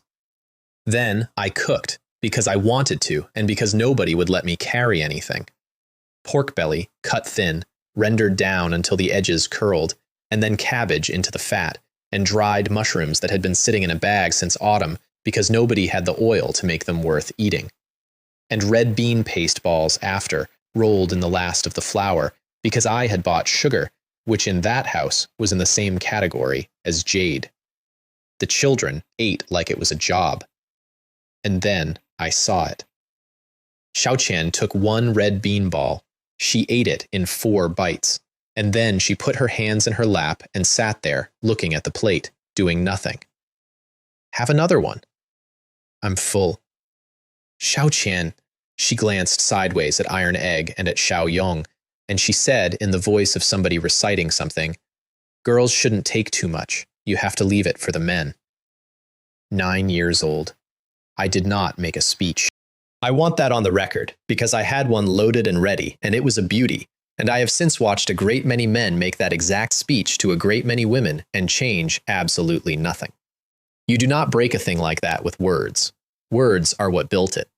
That sentence had been said to her by her grandmother, who had it from her grandmother, and it had 400 years of momentum behind it, and my opinion weighed nothing against that. You break it with the plate. I put 4 red bean balls in front of her, and I said, "New rule. Nobody gets seconds until Xiao Chen's had thirds." And I said it like it was a joke, and everybody laughed, and Iron Egg immediately started campaigning for her to hurry up. She ate all 4. And I sat there in a borrowed room in a village at the end of the world and made myself a promise. And it was not about revenge, and it was not about power, and it was not about the system. I was going to feed that girl until her cheeks were the color of red bean paste, and I was going to do it so consistently, for so long, that by the time she was grown, she would have forgotten the sentence entirely. Everything I did for the next year came out of that. Every single thing. People kept telling me afterward that I was ambitious. I wasn't ambitious. I just had a very specific and extremely stubborn goal about a 9-year-old's face. 2 days later, second aunt came for her cut. Some background, because it explains the timing. The old house was in a state. Eldest uncle had 11 people in his branch, and his 2 oldest boys were 17 and 15, which meant bride prices, which meant the family should have been dividing the property years ago so those boys could set up. And every time it came up, my grandfather said the same thing. After your second brother's examination, after the 3rd month, not now, not now, not now. The whole household had been paying for one man's studying for 12 years, and my father's branch had just been thrown out into the snow to protect the same man's reputation. And somewhere in there, second aunt had got it into her head that the snow fox was hers. She came through my aunt's gate without knocking, which in that village is roughly a declaration of war, and she stopped dead. Because the table was still out, pork with cabbage, a dish of chili rabbit, a plate of red bean balls, and my sister sitting at it with a ball in each hand. You could see her recalculating. "Where," she said, "is the fox?" "Sold." "Then where's the money?" "Spent." She turned to my mother because she had decided halfway through that I did not count as a person in the conversation. "You listen to me. That boy blackened the name of a scholar of the Wang family. My husband sits the county examination in the 3rd month. Do you know what a family reputation is worth? Half of everything that comes off those mountains from now on, and you can consider yourselves lucky, because by rights," and my mother stood up. I have to explain about my mother. In 14 years of marriage into that household, my mother had said, at a conservative estimate, 400 words. She was the 3rd son's wife, which is the bottom of a house of 15, and she had spent those 14 years being talked over by this woman specifically, and she had never once talked back, because the price of talking back is that your children eat last. Her children were no longer eating in that house. "You Cui Hua." My mother's voice came out of her like something that had been under pressure. "Get out of my sister-in-law's yard. How dare? My son was carried home unconscious, and you counted the rice while he was lying there. My son walked up a mountain 9 days off a fever, in snow to his waist, with a dead man's bow, and came back down it after dark, alone, and you want half. That fox belongs to the Wang family. You will not get 1 hair of it," my mother said. "Not 1 hair, not the tail, not the feet, not the smell of it." Second aunt stood there with her mouth open. Then she said something about elders and went out the gate at speed, up the lane, toward the old house, to fetch my grandfather and grandmother, which gave me about 10 minutes, and 10 minutes is plenty. I sent Iron Egg for the village chief and my father around the near houses, and by the time my grandparents came down the lane with second aunt hauling on my grandmother's sleeve, there were maybe 30 people standing in the road, and the household division document was in my father's hands, unfolded. The chief read it out. He didn't editorialize. He just read the part where it says that the 3rd branch is separated from the main household, that the 3rd branch received the following goods, and that from the date of this paper, the 2 households are not connected in obligation. The date was the 18th day. This was the 23rd. "They're demanding half of everything the boy brings down off the mountain," said my father, "on account of the family reputation." 30 people made a noise. My grandfather started to say something about filial duty. My grandfather was 70 and had been an elder his whole life, and had never once in that role had to finish a sentence. "Grandfather," I stepped forward with the bundle, "you're right, it would be wrong to send you away with nothing." And I put it on the ground at his feet and opened the cloth. The smell arrived before the sight did. About 30 people took a step back in one movement, like a drill. "Neighbors," I said, loudly, over the noise, "be my witnesses. They came for the fox skin, and we have given them the meat." It was fox meat, technically. It was the meat from around the back end of a snow fox, which is the one part of a fox that nobody on Earth will eat, mixed with everything that had come out of the inside of 4 days' worth of fish and been left in a jar by the wall. Second aunt got about 1.5 meters before she was sick in the snow, and the village chief, who I would like to say something nice about here because he earned it, looked at that steaming heap and looked at my grandmother and said gravely, "Well, take it home then. Shame to waste good meat in a winter like this." They took it. That's the part I still can't get over. Second aunt wrapped it back up with her sleeve over her face and carried it up the lane because putting it down in front of 30 people would have meant admitting it wasn't worth having. An old hunter told me the saying afterward, and I've kept it. 7/10 of a fox's stink lives in its backside, and the other 3/10 in its feet. Nobody from the old house came to my aunt's gate again for 2 months. I took the children out onto the ice the next morning, which sounds like a nice family scene and was actually a training program. We baited the holes. A rice ball crumbled fine, scraps off the pork, the water going cloudy and then busy. And on the third hole, I put the spear into something that fought back hard enough to nearly take me in after it, and Iron Egg went backward onto the ice with the line around his belly and hauled, and what came up was a big head carp about 10 catties, all forehead, an absolute unit of a fish, plus 20. And then everybody stopped celebrating at once, because in Great Chin, a fish that size out of a creek is not a fish, it's an omen. Big fish and white deer and two-headed anything are supposed to go to the county office, where a magistrate writes a memorial about heavenly favor and sends it upstream, and a peasant who eats one has stolen an omen from the emperor. Nobody in that group could have told you which statute it was. All 4 of us knew it in our bones. "So," I said. "So what carp?" said Xiao Qian. "I didn't see a carp," said Iron Egg. "I can't see anything," said Xiao Yong from behind me, which was the first joke my brother ever made in my hearing, and which nearly put me through the ice. Then I taught them to shoot at a straw bundle on the bank. Iron Egg missed 30 times in a row. 30. I counted because it became fascinating. He would draw that 100-catty bow like it was a shoelace, put the arrow anywhere in the county, and turn around grinning to see if I'd noticed. On the 31st, he clipped the edge of the straw and yelled, "Got it!" loud enough to be heard in the next village. Xiaoyang put 3 out of 5 into it, and then went and stood behind me again. And Xiao Chen would not touch the bow. Girls don't. Girls don't what? Girls shouldn't be seen doing things out in front of people, she said, and there it was again, the same voice, the recitation voice, and I recognized whose it was, and it was not my mother's. I put it in her hands anyway. She could pull it about 1/3 of the way, and the arrow went maybe 8 meters and skidded off across the ice, and she laughed. Not a polite laugh, a real one, out loud, with her head back, and it went all over the frozen creek, and my father looked up from the bank with an expression I can only describe as a man discovering a room in his own house. She shot 11 more. Halfway through, something came over the bank and landed in the snow beside her, a cloth bag of hard candy, and a figure already running, hunched, going away up the willow line as fast as a person can go without technically running. "Fourth uncle," said Iron Egg unnecessarily. Xiao Qian picked up the bag and looked at me, asking. "Keep it," I said. "It's not a gift, it's a payment. He just doesn't know that's what he's doing." My father spent those days in the yard, doing nothing that made any money at all, and it took me an embarrassingly long time to understand it was the most sensible work anybody in that house was doing. He sharpened the plowshare. In that cold, on a wet stone, with his knuckles going white and then a bad color, for an hour at a time. He took every tooth of the wooden rake out, wrapped the base of each one in a twist of straw rope, and set them back. He soaked the carrying pole and rebound the ends. He turned the hoe blade over and worked the burr off the back. I asked why he was doing it in the 12th month instead of the 2nd. He didn't look up. "Sharpen your knife in the winter idleness," he said, "and you won't run about in the spring rush." And then, a minute later, still not looking up, "Wrap the teeth and they'll not rust for 10 years. His breath was freezing on his eyebrows while he said it. That man had no land. He had a plow and no field to put it in, and he had spent the whole morning making the plow perfect.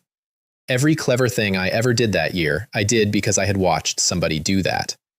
The 24th was the porridge. Huayan custom. On the 24th, the village chief sets the big cauldron up in the open ground by the threshing floor, and every household brings a handful of 8 different grains and 1 copper coin, and the chief's family cooks it all day, and at dusk, the whole village queues up with bowls. 300 people. It is not charity. It is a head count. It is the village looking at itself once a year and confirming that everyone is still there. My mother went up to the chief's wife at the pot with our bowls and put down 4 coppers. The price was 3. It's 3, sister. It's 4, my mother said, and there are 7 of us. 28 coppers. In front of the whole village, from the household that 6 days ago had been the poorest in Yunxi by a distance that everybody had privately discussed. The line went very quiet, and into that quiet stepped second aunt, who had clearly been waiting all day for a public place to do this in. You can't give them porridge. She said it at the top of her voice, to the chief, in front of everyone. There's a thief in that family. You put a thief's coin in the 8 treasure pot and the year turns. Everybody knows. Bad luck goes in with the grain and comes out in the fields, and every one of you will be eating grass in the autumn because you wanted to be kind in the winter. And here is the thing I did not expect, and which taught me something permanent about people. They wavered. Not because they liked her. Nobody liked her. Because it was a bad winter, and the harvest was the only thing they had. And when somebody tells 300 hungry farmers that a ritual might be broken, a lot of them will not take the risk, and they will hate themselves later and take it anyway. I felt the line hesitate. It's a physical thing. It moves through a crowd like a draft. My mother did not hesitate. You sold your daughter, Yu Cuihua. The whole threshing floor heard it. 10 taels, Wang Xiaofang. 11 years old, sold into a house in the county town, papers signed, and not 1 coin of it came into the family, and 7 of it went on a book for a man who wouldn't open his own gate. And you stand here in front of the pot and talk to these people about bad luck? I had never heard my mother say a cruel thing in my life. She said that one perfectly, without shouting, which is much worse. Second aunt's mouth opened and nothing came out of it, and then the village chief, who had been stirring the cauldron this whole time and had not stopped stirring, said, conversationally, to the pot, Wang Chonglei sent his first snowfall catch round to the old people, 7 houses, leg, shoulder, and the head, in the proper order, same as his grandfather's grandfather did. Stir. 100-year custom. Boy's not been out of his bed a fortnight, and he remembered it. Stir. Now which of you wants to explain to me how a boy like that is going to spoil the year? Nobody did. The line moved.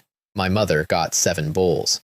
Second aunt stood at the edge of the threshing floor for a while, and then went home without any porridge at all, which, given that she had paid her coin, must have hurt in a very particular way. And that would have been the end of it, except that on the 25th she came back with a new argument, which was that since her daughter had been sold for the sake of the family's reputation, and since the family's reputation had been ruined by me, I therefore owed her 10 taels of silver. She was in the middle of explaining this at considerable volume, in the lane, with an audience, when a voice from the top of the village said, Is Wang Chonglei here? 4 men, good coats, a cart behind them. And in front, in dark blue with a fur collar, Scholar Zhao. What happened next happened in about 2 seconds, and I have thought about it for years. My mother stepped in front of me, not beside, in front, and put both arms back, the way you'd hold a gate shut. My father picked up a stone out of the wall, not a big one, just the nearest one, and he stood there with a rock in his hand facing 4 men and a scholar, and he did not say anything, because there was nothing to say, and because he had already decided. And the village closed in around us, 20, 30 people, drifting in from the lanes without any particular hurry, until Scholar Zhao and his 4 servants were standing in the middle of a circle of farmers, holding whatever they'd been holding when they walked out of their houses. Scholar Zhao looked around at all of that, and then he bowed. Not a nod, not the little dip a rich man gives a poor one to end a conversation. He put his hands together and bent from the waist, deep and slow, to a 13-year-old peasant boy standing behind his mother in a lane full of snow. Master Chonglei, the fault is my household's. Somebody's shovel hit the ground. You stood outside my wall. You did not enter my house. My people acted without instruction and without sense, and they have been dealt with. I have come to make it right and to ask you to accept the apology of the Zhao family." Then he had them unload the cart, and he read the list out loud, which was the point of reading it out loud. Pork, mutton, salted fish, dried meat, 2 sacks of rice, salt, a jar of oil, and cloth, 4 bolts of it, good cotton, the kind you make an entire family's clothes out of and still have some left, and 10 taels of official silver in a box held out on 2 hands. I looked at that box for a while. 10 taels is more than the fox. 10 taels is what my cousin was sold for. 10 taels would have carried 5 people through to the summer with nothing to do but sit. "I'll take the goods," I said. "Thank you. I won't take the silver." Zhao's eyebrows went up about a millimeter, which on him was a shout. "Master Chonglei, you've got tenants in this village," I said. 11 households, I think. It's a bad winter, and it's going to be a worse spring. Take 30% off their rent this year, and we'll call the Zhao family and the Wang family square, and I'll say so anywhere you like." There was a noise behind me from about 30 people that I have never been able to describe properly. Scholar Zhao stood there and looked at me, and I watched him do the sum. He was not a good man. He did not become one either, and 11 households got a third of their rent back that year because a rich man had looked at 2 arrows in one hole in an elm tree and decided he preferred me on the outside of his wall as a friend. "It will be done," he said, "before the new year." Then he bowed again and left. And in the lane behind everybody, forgotten for the second time in 3 days, my second uncle stood in the snow and worked out that his daughter was gone, the book was gone, and the man he had bought both of those things to appease had just come out to our village and bowed to the boy. The 26th was the pig killing.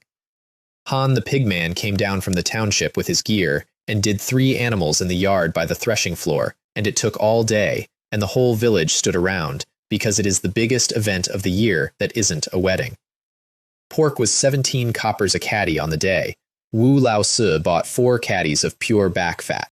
Wu Laosi was a bachelor with 5 mu of thin land and no relatives, and his entire annual disposable income went, every year, on fat.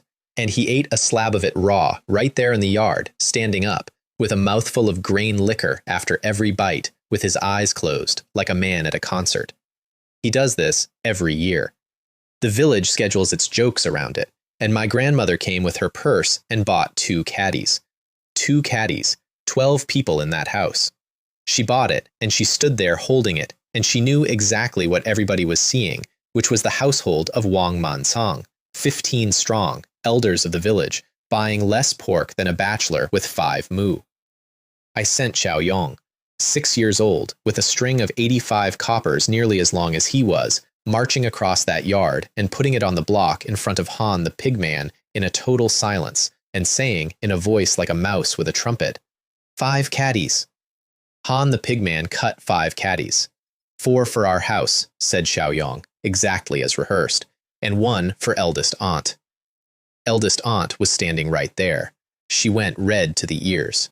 She had put 2 eggs and 50 coppers into my mother's sleeve in the dark, and I had waited a week and paid her back with a catty of pork in front of the entire village so that nobody could ever say her generosity had gone into a hole. My grandmother looked at the 5 catties and then at me. Grandmother, I said, and I said it kindly, which I recommend. Don't worry about it. Second uncle's got his examination in the 3rd month. It's well known that a full stomach makes a man sleepy. I would like to report that I felt bad about that afterward. I have never once felt bad about that. 3 days later, everything changed, and it changed at about 2 in the afternoon on the 29th, when my aunt started standing in the gateway. Zhao Gong, her husband, worked in the county town as a hired hand and came home for the new year, always on the 29th, before the light went. That was a fixed point in that household. She had the water on for his feet by noon. At dusk, a boy came up the road from the township with the news, and he was going house to house with it, and he was out of breath. The road at Shaoan was gone. The whole slope above the Baishishan Pass had come off. There was a work gang and a market crowd and a stretch of the road under it, and they were saying 100 people, and they were saying more. Everybody in Yunxi with a man working in the county came home along that road. My aunt went down, not fainted. Her legs went, and she sat down on the doorstep with her hands open in her lap and stopped being able to hear anybody. I was moving before I'd decided to. Dried meat, 2 flatbreads, the candy, because you cannot make a man with a crushed leg drink water, but you can put sugar under his tongue. Rope, the knife, both bows, my father's spade, and 300 coppers, which was every coin in my aunt's house, which she pushed into my hands without a word while she was still sitting on the step. Iron egg, torches, chungal, now. My father came out of the house with his coat half on. I'm coming. Da.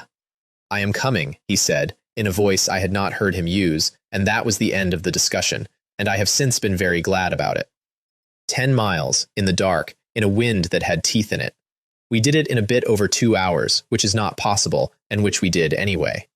You could hear it before you could see it. A landslide site at night sounds like a market and a funeral happening in the same field.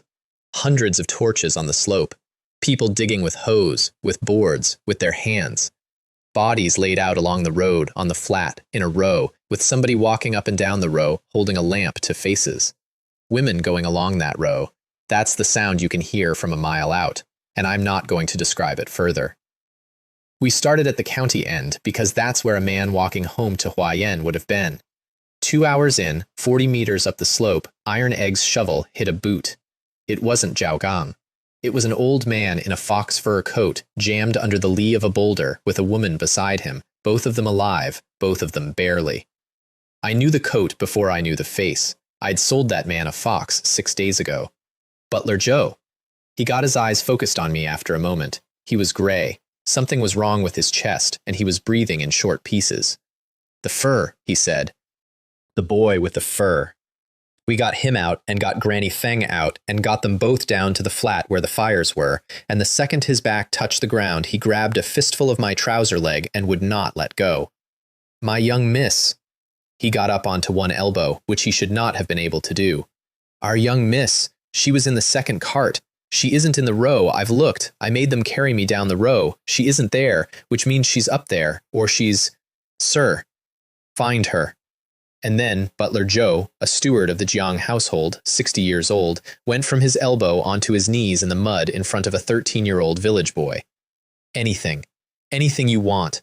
Furs, silver, land. My family has land. Name it, and I will put it in your hand tonight. Only find her. I want to tell you I felt something noble. What I felt was my aunt sitting on a doorstep 10 miles away with her hands open in her lap. No, I said. He stopped.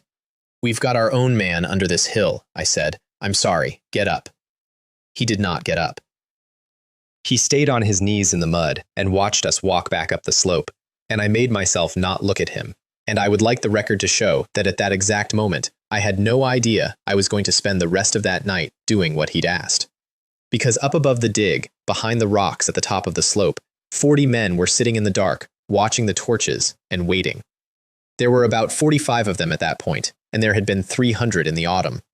They were deserters out of the Dizhou garrison, and they had been running from government troops across 2 prefectures for 3 months, and every week of that had shaved them down. The one they followed was a big man with a scar that came down from beside his eye to under his jaw in segments, like something with legs. Boss Huo. Scarface to everyone who talked about him afterward, and by the end, quite a lot of people were talking about him. His plan was simple, and it was good, and that is the worst thing you can say about a plan like that. Let them dig. Let the crowd get tired and spread out along a mile of road in the dark, with no walls, no gate, and no garrison, half of them holding torches so you can see exactly where they are. Then come down the slope. Then take the town while the town is standing on a road. Let the sheep find out, he said, that the wolves come down. We found my uncle at the 3rd hour after midnight. He was 70 meters up the slope in a pocket under 2 slabs that had come to rest against each other, which is the only reason he was alive, and there were something like 80 people in that stretch of hillside, and he was one of maybe 9 that came out of it breathing. His right arm was under a rock the size of a grain jar. When we got the rock off, the arm did not look like an arm anymore, and I put my coat over it so my father wouldn't have to keep seeing it. Iron Egg carried his own father down the slope on his back, with rope around both of them in a figure of 8, so that if Iron Egg fell, his father wouldn't come off. And the first thing Zhao Gang said when he could talk, with his arm in that condition, on his son's back, was, "The bundle." "Da, there's a bundle, blue cloth." It was inside my coat, and it isn't inside my coat. He was slurring. He was also entirely clear. 4 taels and 3 mace. Go back and get it. 4 taels and 3 mace. At 30 coppers a day, a good wage, in the county town, that is a year. That is a whole year of a man's life away from his wife, in somebody else's yard, sleeping in somebody else's shed, and it was for Iron Egg's bride price, and he had carried it inside his shirt. My father turned around and went back up the slope without a word, and I went with him. And that decision is the only reason anybody in Shaoan lived through the next 4 hours. Because we were 40 meters up and off to the side in the dark when the wolf came down. They came off the top of the slope in a line, and they went into the crowd on the road, and the torches started going out in patches, and the sound the site had been making changed into a completely different sound. 3 of them came along the shelf toward Iron Egg. I saw it from above and behind, at maybe 30 meters, which was 10 outside my line. They put my uncle on the ground. One of them took his own foot and set it on the break in that arm to hold the man still, and another one drew a blade across the back of my uncle's ankle so he could not run. They did that as a matter of routine. And the third one had a knife against Iron Egg's throat, and Iron Egg had gone completely still because his father was screaming. I closed to 20 meters in about 9 seconds, and I did not use the half step, and I did not care. The bearded one first, because he had the knife on Iron Egg. Throat, +10. The thin one turned around to see where it had come from, and I took him through the chest. +10. The third one was quick. He got behind my uncle and hauled him half upright as a shield, and when I loosed, he actually got his blade up and turned my arrow off it, in the dark, which is a thing I did not know a person could do. And then the strangest thing that happened to me that entire winter happened. The arrow came off his blade and did not go where a deflected arrow goes. It hung a little in the air, the way a leaf does, and there was a movement of wind that had not been there a moment before, and it came around and went into the side of his neck. Unfailing accuracy. Inside 20 meters, the arrow arrives. I had been treating that as a description. It is not a description. It is a rule, and I had just watched the world bend itself slightly to keep it. Iron Egg finished him with the butt of his own bow, and did not stop when he needed to, and I let him have that. Then I stood there in the snow with 3 dead men in front of me, and did an inventory of my own feelings, because I was fairly sure this was supposed to be a moment, heart going like a bird, hands shaking, badly, from the arms down, ears ringing, and underneath all of that, nothing, no horror, not 1 gram of it. I have gone round that a lot since, and I've stopped apologizing for it. When you come around a corner and a man has his foot on your uncle's broken arm and a knife at your cousin's throat, the part of you that debates ethics simply does not get invited to the meeting. We got them down to the flat where the fires were. Butler Joe was still where we had left him, propped against a cartwheel, and he saw me and got hold of my leg again with a hand that had no grip left in it. Please, sir, I can't go back up there. My uncle, then don't go up. His voice had almost nothing in it. Just vote if you see her. On the road, anywhere. She is 16, she has a green ribbon at the collar, she will not scream. She will be the one who isn't screaming. And I said the sentence that determined the entire rest of my life, and I said it to make an old man let go of my trousers. All right, if I come across her, I'll help her. Then I went to get my family out. There were 4 of them at the bend where the road narrows below the pass, standing across it, checking the people coming down, cutting the herd. Iron Egg and I took 2 of them out of the dark from the uphill side, and the third one ran, and running was correct, because he was running to bring 40 men back to a place where 4 had died. He got to 24 meters, then 25, 26, going away fast, into a stretch of road with no torches on it at all, where I could not see my own hand. And the world went sideways in my eyes. The dark stopped being dark. It went flat and grainy, and everything cold in it turned green, and everything alive in it turned red. The running man was a red shape with brighter red where his lungs were. There were 2 red shapes in the ditch 40 meters off that I had never known were there. There was a red smear on the hill above that was a hare. Night vision. It had unlocked without a word, the way it does when the system decides you have finally done enough killing to be issued the next tool. 24 meters in the pitch black at a moving man, which is 4 meters outside the line. I want to be honest about this because it is the one time all winter I did something purely on nerve. I did not have 24 meters. I had 20. I put the shot slightly high and slightly left of where I actually wanted it, the way you would if you had to guess, and let go. It went into the back of his skull, and then the panel changed.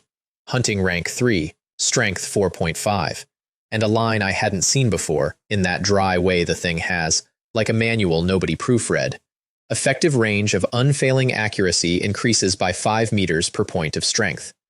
4 had been 20, 5 would be 25, 6 would be 30. I stood in the road with the world glowing red and green around me, and I understood, for the first time, exactly what I was holding. It wasn't a bow trick. It was a circle around me that got bigger every time I killed something, and inside that circle I could not miss. And the circle was going to keep growing for as long as I kept feeding it. 20 meters is a fight. 50 meters is an execution. 100 meters is not a fight at all. It's weather. I got my father and my uncle and my cousin onto the Huayan Road with a torch, and I told them to go slowly and keep to the ditch and not stop for anyone. And my father looked at me for a second too long.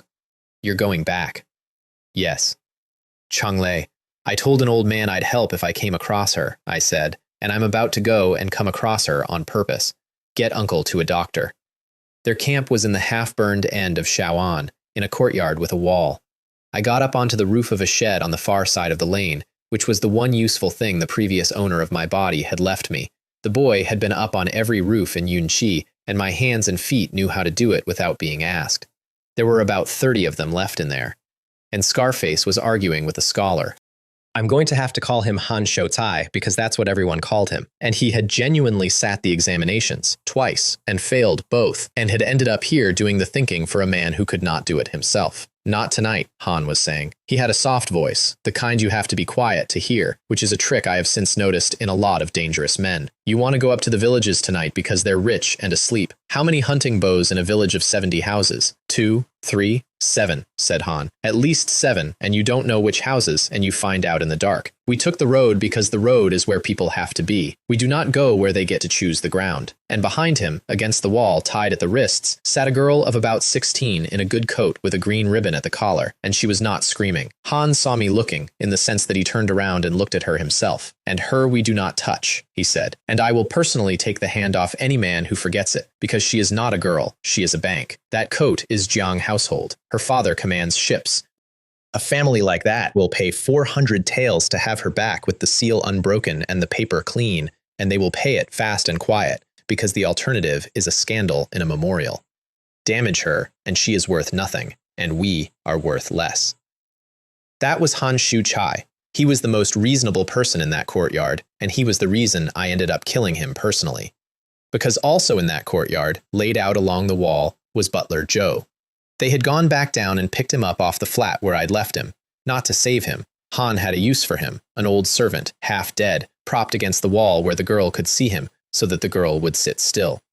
He got his hand up and caught the hem of Han's robe as he went past. I don't know what he was going to say. Han put a blade into his chest without breaking stride, still talking to Scarface about roads. I went and did the arithmetic on a roof for a quarter of an hour, which is a long time to lie on frozen tiles, and I want to walk through it because it wasn't bravery.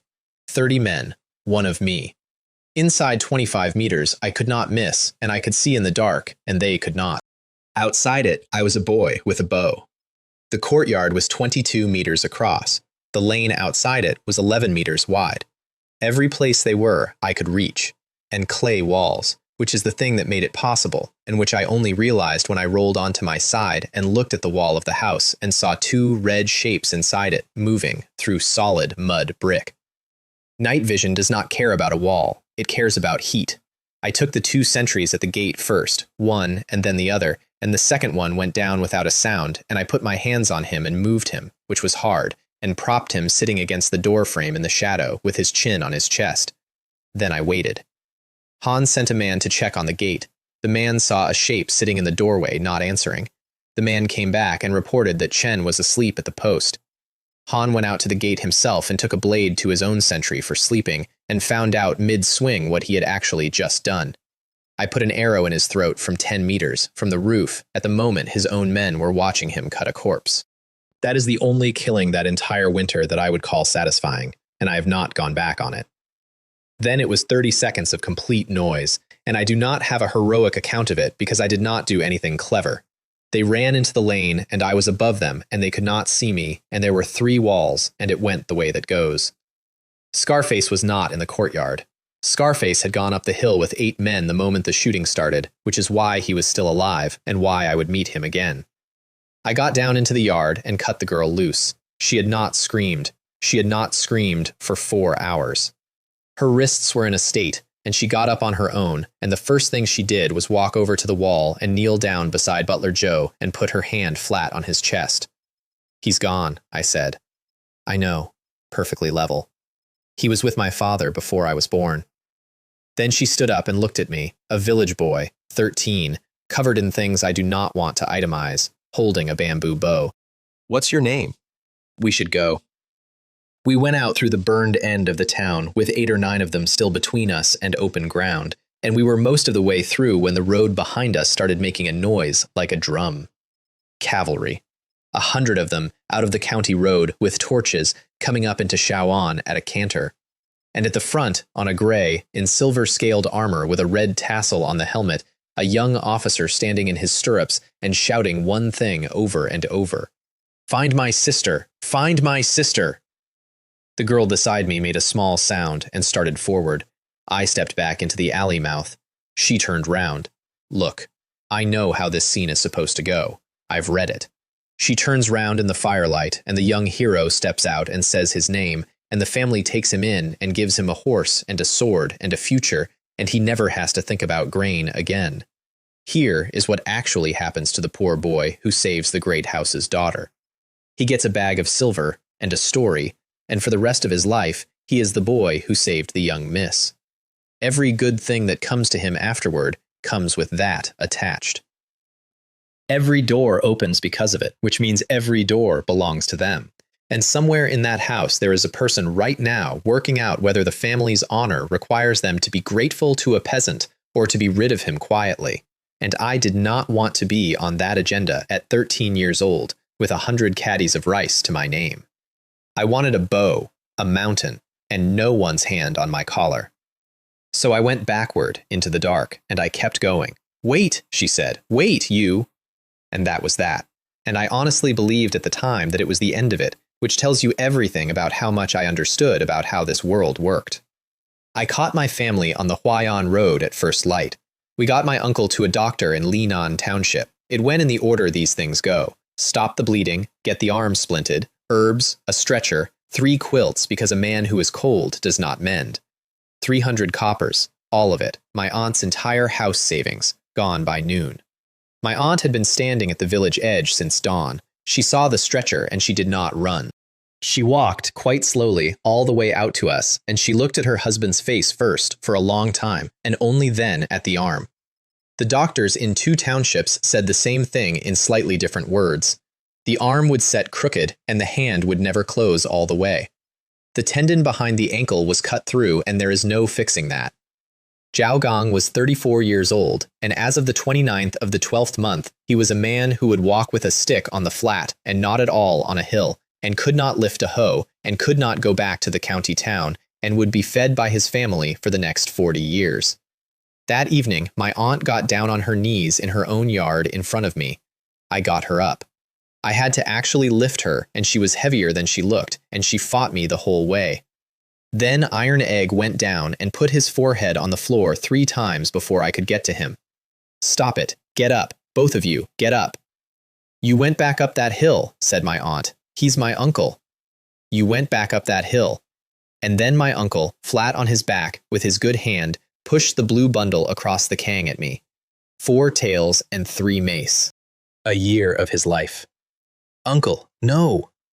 "Take it." "You have got to be joking, boy." He was gray, and he was in a great deal of pain, and he got the words out in the right order anyway. "You have no idea how much I need you to take it. Take it, or none of us will ever be able to look at you again."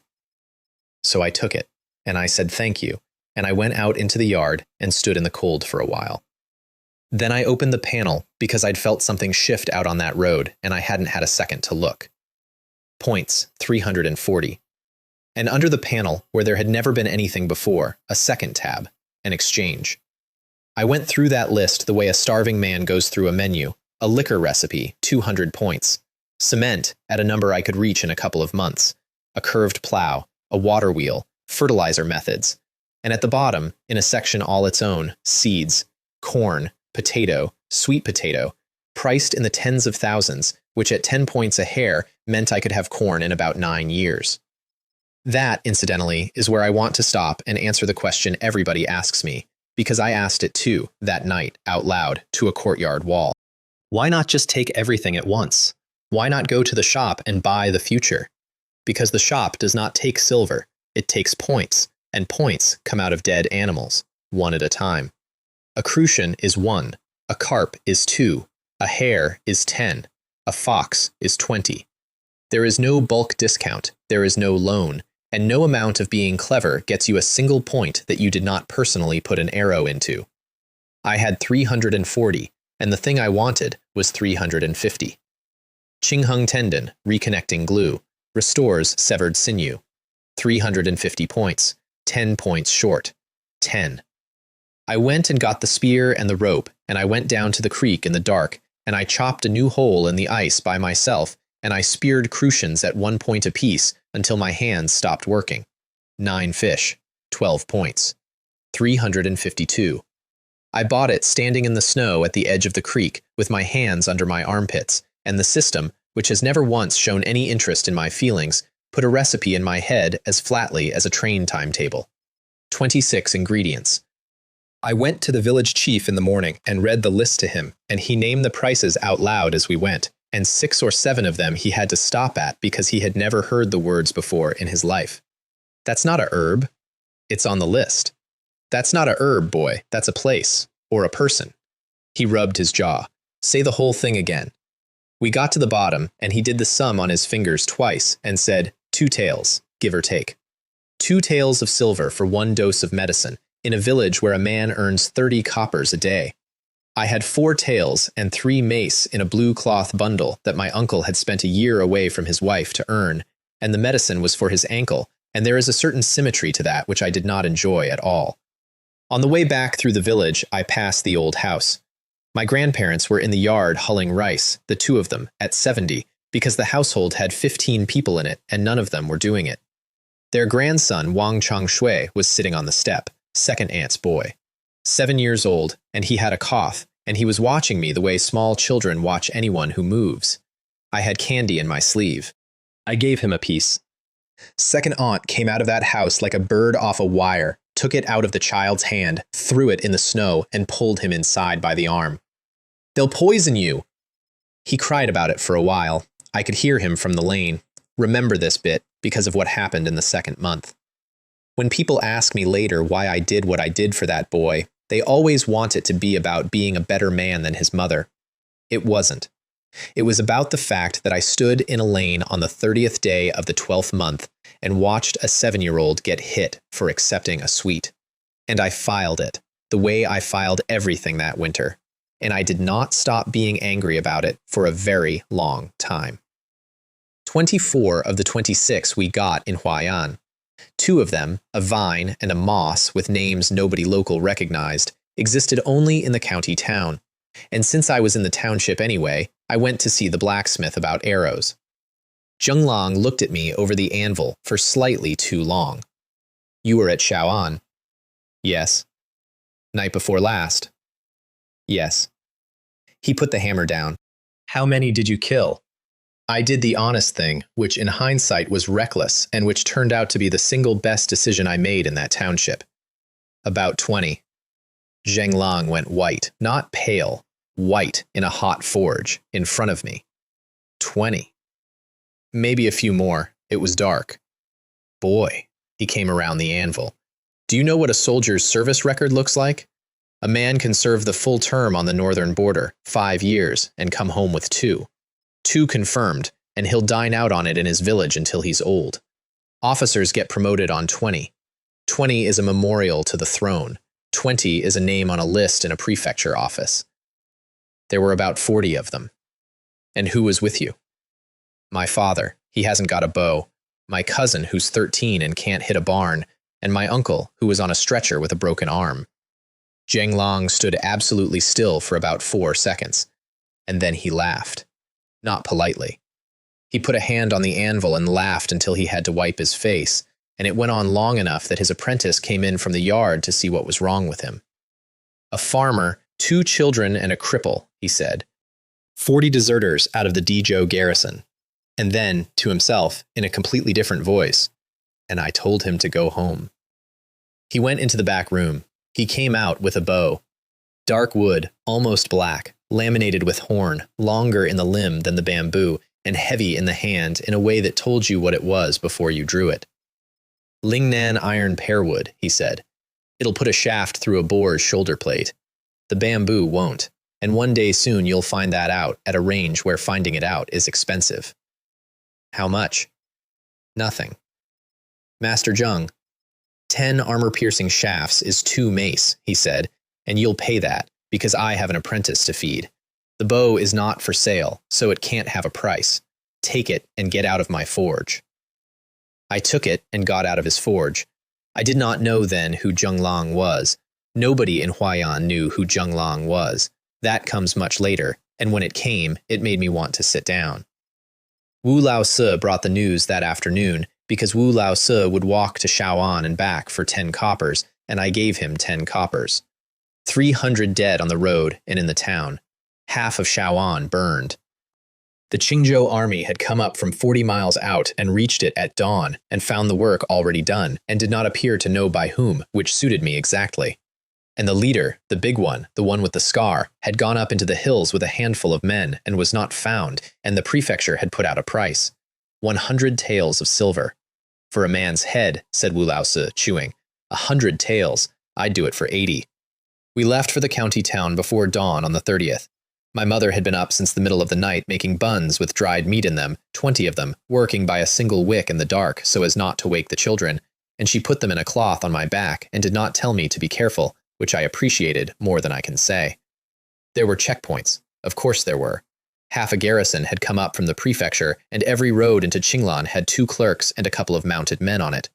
Ours had a pair from the Qingzhou camp, a big one with eyebrows like 2 caterpillars having an argument, called Liu Da Chui, and a thin one with a permanently skeptical face called Kong San Si, and 2 county clerks who were extremely cold and extremely bored. They asked us our business. I said medicine for my uncle who was under the slide at Shao'an. Then I gave them buns. I would like to claim strategy. It wasn't. I had 20 hot buns and 4 freezing men, and I have never in my life been able to eat in front of someone who isn't eating. Liu Da Chui ate 3. Kong San Si ate 2, and then put 1 inside his coat for later, which is the single most soldier thing I have ever seen a man do. We got waved through, and we got waved through on the way back, and that turned out to matter enormously about 18 hours later.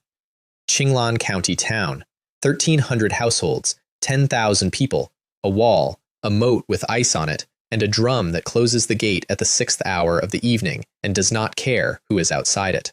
We buried the bows in a bank outside the town because a boy walking through a county gate with a 100-catty war bow gets a conversation he does not want. And then we could not find the apothecary for nearly an hour in a town of 10,000 people because Iron Egg could not read and I could not read. I want to sit in that for a second because I have skated past it up to now. I had a modern man's entire education in my head. I could do compound interest. I could explain distillation. And I stood in the main street of Qinglan County looking up at a row of shop signs, and every one of them was a beautiful painted mystery, because the previous owner of this body had never been to a day of school and had left me exactly nothing. In the end, I found it by smell. Walked down the street with my head up like a dog until I got the wall of bitter dust and dried root that only ever means one thing. The apothecary took one look at us and tripled his prices. Country boys, before New Year, with a list they clearly need. He named a number, and I said that was interesting, because the village chief in Yunxi had priced the same list at 2 taels, and I'd hate to have to tell him he was wrong in front of people. We settled at about half again over fare. I could have fought him down further, and I didn't, because the drum was going to go at the 6th hour, and there was a man on a kong at home who could not walk. Then, because we had a little silver left and it was the eve of the new year, I bought street food and we ate it walking. A mutton bun the size of my face, fried sesame balls out of a vat of oil, hollow, crackling, so hot they took the roof off my mouth. A bowl of sweet soup made from fried rice, which sounds like nothing and which I have thought about at odd moments for the rest of my life. And 5 sticks of candied hawthorn on a straw bundle, which I carried the entire way home in my left hand like a torch, for a 6-year-old who still would not sit next to me. We started back at dusk, with the bows dug up and slung, and we came past the shoulder of Bai Shishan somewhere around the middle of the night, and the world went red and green. There was one man on the slope above the road, coming down out of the rocks, moving carefully at about 30 meters, alone. I had strength 4.5, which put my line at 22.5. I let him come. He got to 25, 23, and at about 21 meters he came out onto the flat and turned his head, and even in that grainy false color world, I could see the shape of what came down the side of his face in segments. I have never been able to explain to anyone how ordinary it felt. The arrow went into his throat. He was still going down when Iron Egg shot. In pitch darkness, at a sound, with a mulberry bow he could not aim, having missed a bale of straw 30 times in a row 6 days earlier. He hit him in the chest, dead center. We stood over him with a torch after, and Iron Egg put another arrow into him, and then another, and I let him do it, and then he stopped and stood there breathing hard. That's for my Da's leg. I know. That's for his leg. I know. Come on, help me get him in the basket. We carried Scarface to the checkpoint at dawn in a carrying basket with a mat over the top, and I have never seen 4 men wake up as fast as those 4 did. They had the notice. They had the drawing, which was bad, and the description, which was not, and the scar settled it in about 4 seconds. Then Liu Dachui knelt down and looked at the wounds, and I watched a professional read a page. Throat. 3 inches in, straight, no angle on it. He put his thumb next to it without touching. That's not luck. Somebody put that exactly there. He stood up and looked at me and at Iron Egg, 2 boys, one holding a bow he obviously couldn't lift properly, and one holding a basket. Which of you? Both of us shot, I said. It was dark. Kong Sansi pointed at a tree across the road, maybe 30 meters. Hit that. 30 meters. My line was 22.5. And I did not have to think about it, because I had already worked out in the night what I was going to do when this exact moment came. I shot, and I put it about 1/2 meter wide of the trunk into the bank behind.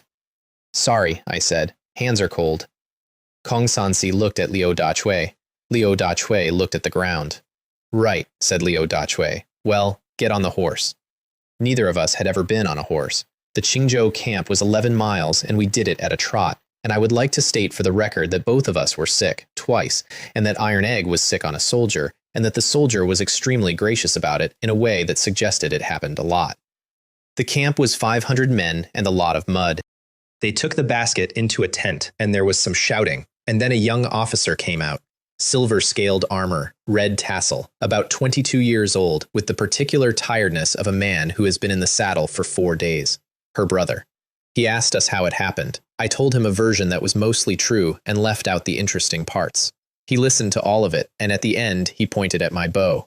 That's iron pearwood. Yes, sir. Where's it from? A blacksmith in Huayan Township gave it to me yesterday afternoon. Yesterday afternoon, he repeated. He looked at it a moment longer. The one at Shaoan used mulberry, 60 catties. We pulled 4 shafts out of that courtyard, and every one of them came off a mulberry bow. I said nothing. Not you then, he said, half to himself, and the disappointment in it was so genuine that I nearly told him, and then he turned around and had a man bring the silver, and the moment passed forever. 100 taels, 10 ingots, 10 taels each, in a wooden box with the official mark stamped in the metal. I tried to give one to Liu Dachui, and one to Kong Sansi at the camp gate, and both of them stepped backward like I'd offered them a snake, so I did the other thing instead. On the way back through Huayan, I took them into the cook shop by the bridge and spent 300 coppers on them, mutton, offal soup, flatbread, 2 jars of liquor, and I sat there while 2 grown soldiers ate like men who had been on porridge and pickles for a month, which they had. And on the road afterward, riding double, Liu Dachui said, to the sky, in a tone of mild complaint, Boy's cousin has a mulberry bow. Kong Sansi said, Hmm. 60 catties, same as the shafts in that courtyard. Hmm. Fella in the basket took an arrow in the throat that a captain of archers couldn't place. Everything else went in after he was down. Somebody wanted the wounds untidy. Hmm. And the boy missed a tree at 30 paces. There was a longish pause. He saved the young miss, said Kong Sansi eventually, and walked off without giving his name, and then came back the next night and did the leader as well, and put in for the public reward like a farmer selling a pig. And the general's going to spend the rest of his life looking for him. Are you going to tell him? Another pause. No, said Kong Sansi. I don't understand this kid, and I've decided I like not understanding him. I brewed the medicine on New Year's Eve. It has to be done in one pass. The two hardest ingredients go in at the end, and if you cook them, you have wasted 2 taels of silver and a man's ankle. Bone-piercing herb and sinew-stretching vine, first in water until it goes dark. Cane sugar to hold it. A red mineral powder that hits the surface and hisses like water going into hot oil, at which point half my family left the room. Then down to the smallest fire you can keep alive, half an hour, no stirring. And at the bottom of the pot there was a blue-green mass, thick as pitch, and when I lifted the spoon, it came up in a thread half a foot long before it broke. First attempt. I put it on my uncle's ankle at midnight with the firecrackers going in 3 yards up the lane, and wrapped it and told everybody to go to bed. He walked on the first morning of the new year. He got up while everyone was still asleep because he wanted to test it privately in case it hadn't worked, and my aunt woke up to the sound of her husband walking across the room. I came out of the east room into a yard in the gray light, and there was a man standing in the middle of it in his underclothes in the freezing cold with no stick, putting his weight onto the bad foot and taking it off again, over and over, like a boy testing ice. Iron Egg came out behind me and went straight down on the frozen ground 3 times, hard enough that I heard it. Get up. Changle. Get up. It's the new year. You can't kneel on New Year's morning. It's terrible luck. I made that up entirely. He got up. I split the 100 taels the same day. 50 to my aunt's household, for Iron Egg's bride price and whatever came after.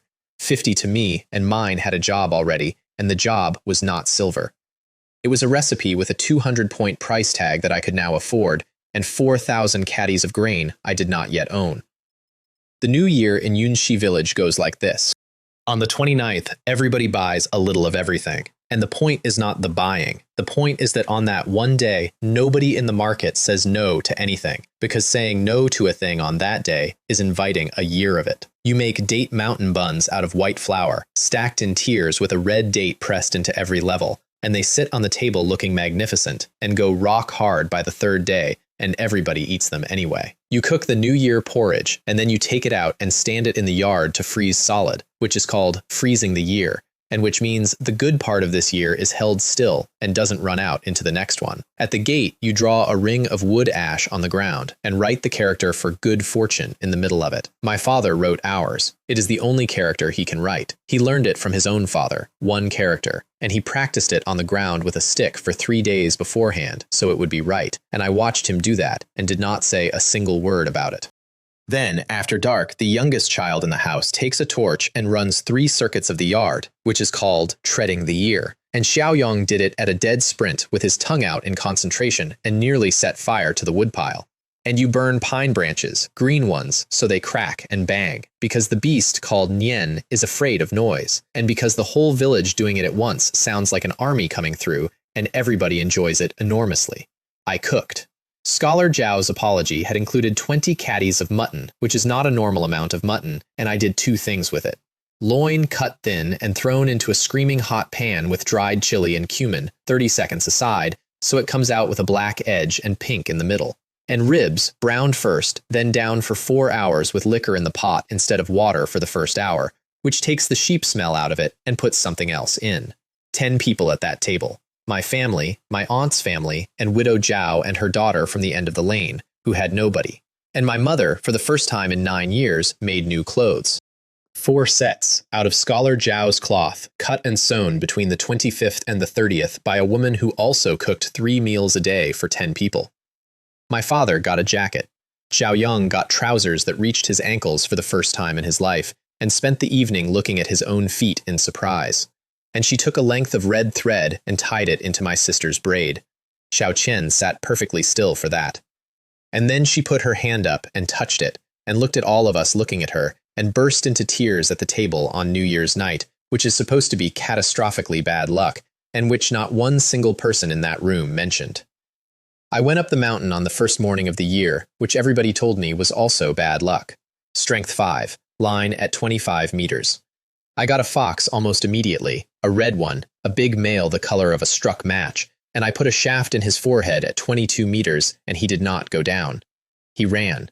Foxes do that. It's a nuisance, and it's normal. What was not normal was the thing that came out of the scrub after him, a wolf.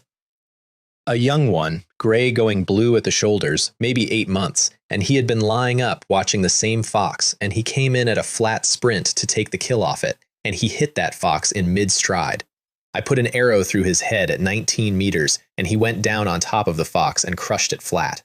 Plus 20, plus 40. A wolf is 4 foxes. I filed that. I walked up to sort out the tangle, and the wolf was dead, and the fox was dead, and everything was fine right up until my hand got within about a foot of the wolf's neck, at which point the wolf stood up.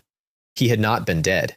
He had been lying with his eye half open in a red mess of somebody else's making, absolutely still, breathing shallow, waiting for a hand. The knife was already moving. I would love to call that skill. It was that I had spent a week going up and down a mountain in a state of permanent low-grade terror, and my hands had got opinions of their own. I sat down afterward, on a rock, with a dead wolf and a dead fox, and my heart going like a drum in a small room, and I said, out loud, "Clever, was it, playing dead?" Nothing answered. "That's fine. That's what we were waiting for." Which was an outrageous lie, and made me feel enormously better. I stayed out that night because night vision is worth nothing in the daytime, and I had been leaving my best tool in the drawer. At about the second watch, out across the valley on the open slope, there was a red shape standing in all that green, at what I estimated at 300 meters, and it was the wrong shape for anything I'd shot at yet. Sika deer, a big one, 300 meters. My line was 25. There is only one way to close 275 meters on a deer in open snow, and every hunter in history has independently discovered it, and it is disgusting. Deer do not run from the smell of deer. I found a fresh pile 40 paces back down the slope, and I did what had to be done, and I am not going to describe the next 4 minutes. I got to 15 meters. I could hear it chewing. I could hear the little sound its jaw made, and then I did not shoot it, because a dead deer at 3 in the morning is 120 catties of meat 2 miles from home, and a live deer walks. I put an arrow into the thick of the shoulder to spoil it, and got a rope on it, and brought it down off Damengshan on a lead, like an extremely reluctant and very large dog. Deer wine is the reason. You take it live, you cut it once, cleanly, and it goes straight into a jar of sorghum spirit, and what comes out 3 months later is worth more per cup than anything else a household in that county could produce, and every man over 50 within 20 miles will find a reason to visit. Plus 40. My father and Iron Egg and my uncle came out to meet me at the foot of the mountain in the dark, which they had started doing every single time, and which they never once admitted was a routine. My father took the carrying basket off me before he said hello, and looked in it, and there were 2 green eyes looking back up at him out of it, because I had put the wolf's head on top. He put the basket down. "That's a wolf." "Yes." "Chungle, that is a wolf." It was after the fox, Da. It wasn't after me. And then all 3 of them stopped talking at once, and stood there in the snow in an extremely deliberate silence, breathing through their mouths. It went on for a while. "Something's off tonight," my uncle said, eventually, to nobody. "Frost brings a smell up out of the ground." "Certainly does," said my father. "Very earthy," said my uncle. "Changle," said Iron Egg, "why are you covered in dung?" Nobody in that family let it go for 11 days. The fox took me half an hour to skin, working on my knees on the yard wall with a lamp, and I did every centimeter of it myself, because a red winter fox in perfect condition is silver, and my father's method left a third of the good meat on the hide, and I was not going to say that out loud to him twice. The wolf's teeth I kept. I drilled 4 of them and put them on red thread and hung them round Xiaoyong's neck, and told him that wolf teeth keep the bad things off, which the whole village believes, and which I do not, and which I said in a completely convincing voice, because a 6-year-old who is afraid of his brother needs something from his brother that is his. He wore it every day for the next year. He was wearing it when he did the bravest thing anybody in this story does, but that's not for a while yet. We went to my mother's family on the second day of the year, which is the day a married daughter goes home, and this was the 14th year my mother had been married.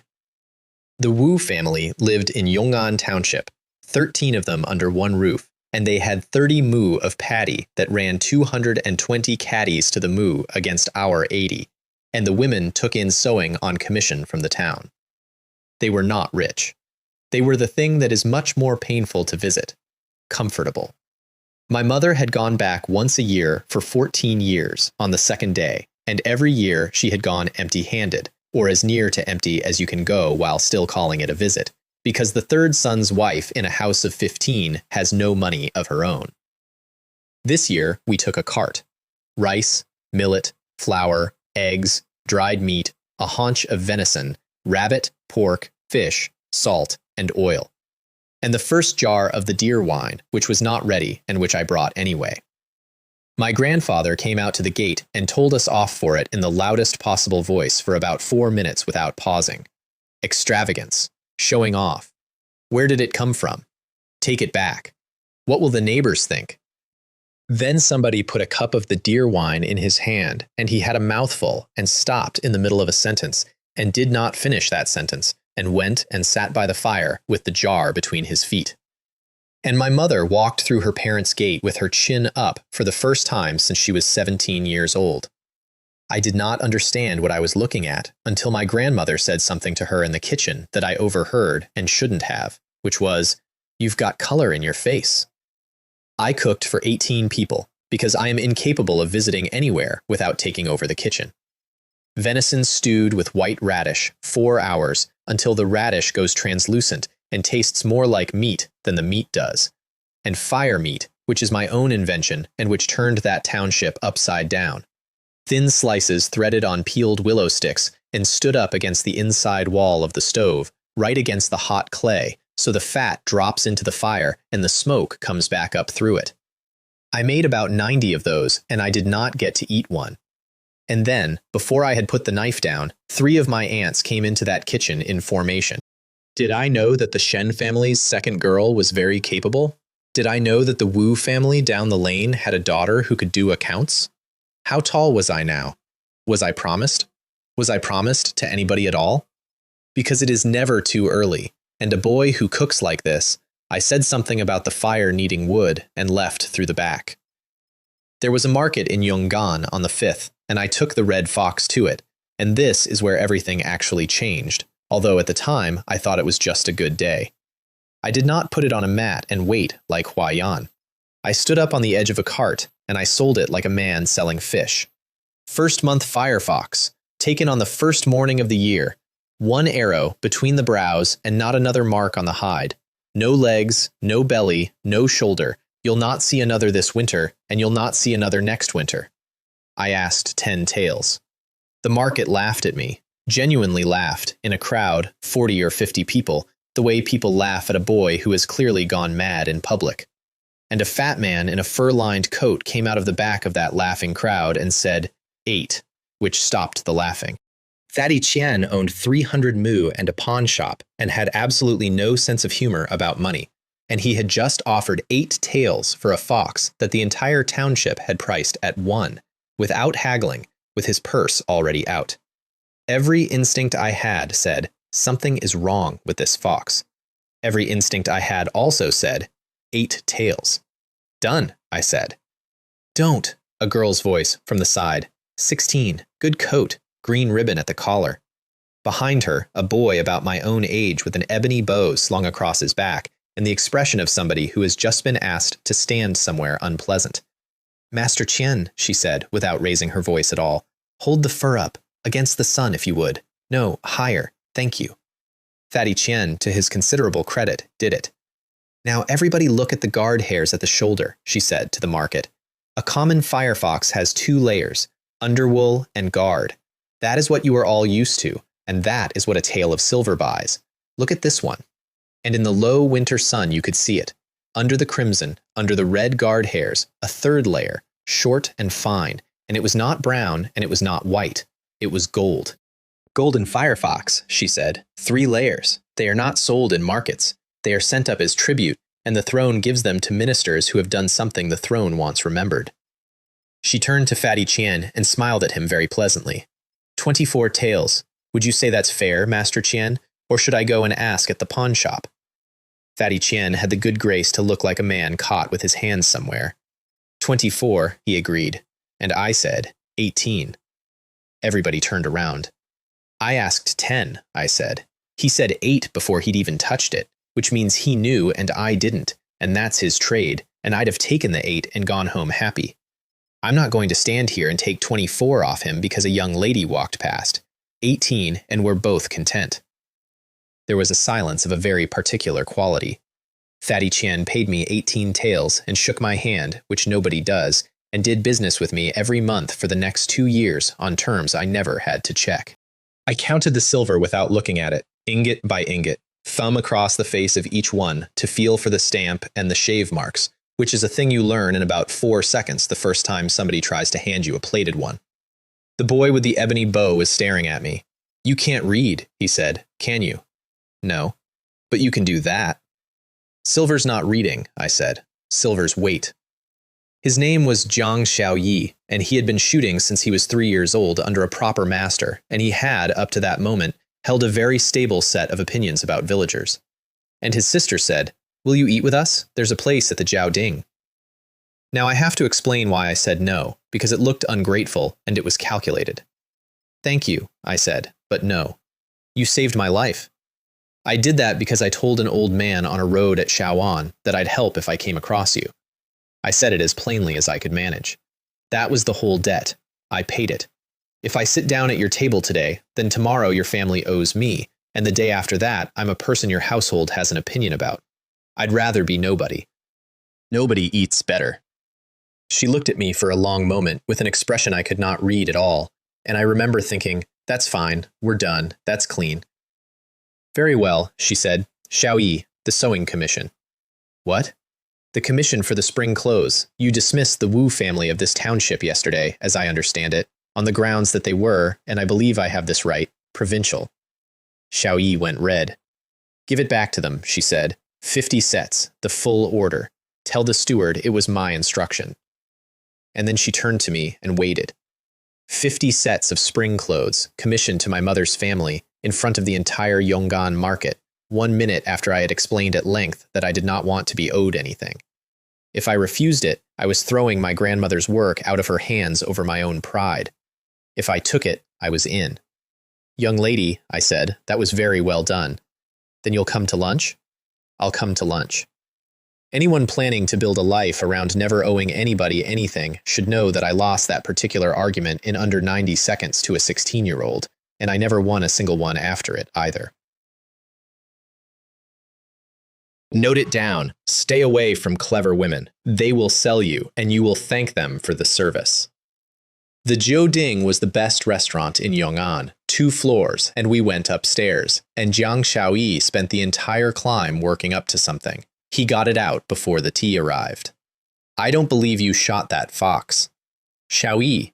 No, sister, look at him. 1 arrow between the brows on a running fox. I've been shooting 14 years. He unslung the ebony bow and put it on the table between us, and then he put another one beside it, a heavy one, dark, with a horn belly and a government mark burned into the limb. That's a Kaiyuan bow. 80 catties, 2 years in the making, and there are 400 of them in the whole prefecture, and they don't sell them, they issue them. Prove it. Prove it how? He looked around the upper floor, and in the middle of the room, over the stairwell, there was an ornament hanging from the ceiling on a cord, an open-work copper bead, filigree, the size of a plum, with a hole through the middle of it about as wide as my thumb. That, he said, through the hole. 22 meters at a guess. My line was 25. I picked up the Kaiyuan bow. It was the finest object I had ever touched. It came back to my ear like it wanted to. First arrow went through the hole and into the beam behind, which set the bead spinning. Understand the situation now, because Xiaoyi did, and he actually stood up. The target was no longer a hole. The target was a hole that appeared for a fraction of a second, several times a second, at an angle that changed constantly, on a swinging cord. Second arrow. Through it, which set it spinning the other way. Third arrow. Through it.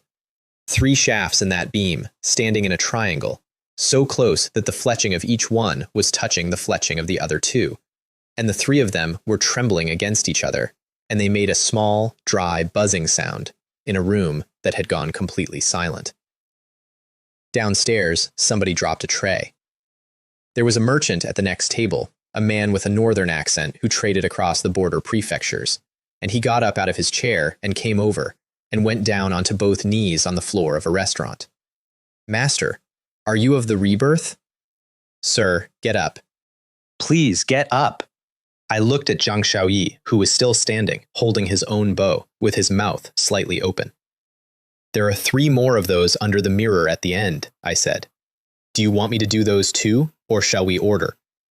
We ordered 5 dishes and a soup, and I am going to list them because that lunch was the first time in either of my lives that somebody else picked up the bill for good food. Qingzhou chicken, cold, with the skin set in its own jelly. Yellow River carp, whole, in a sweet, dark sauce. Pheasant stewed with mountain mushrooms. A venison dish they called Firefox Walking on Snow, which was thin-cut deer with bamboo shoots, and which I paid the restaurant a great deal of attention over. Rabbit smoked over pine.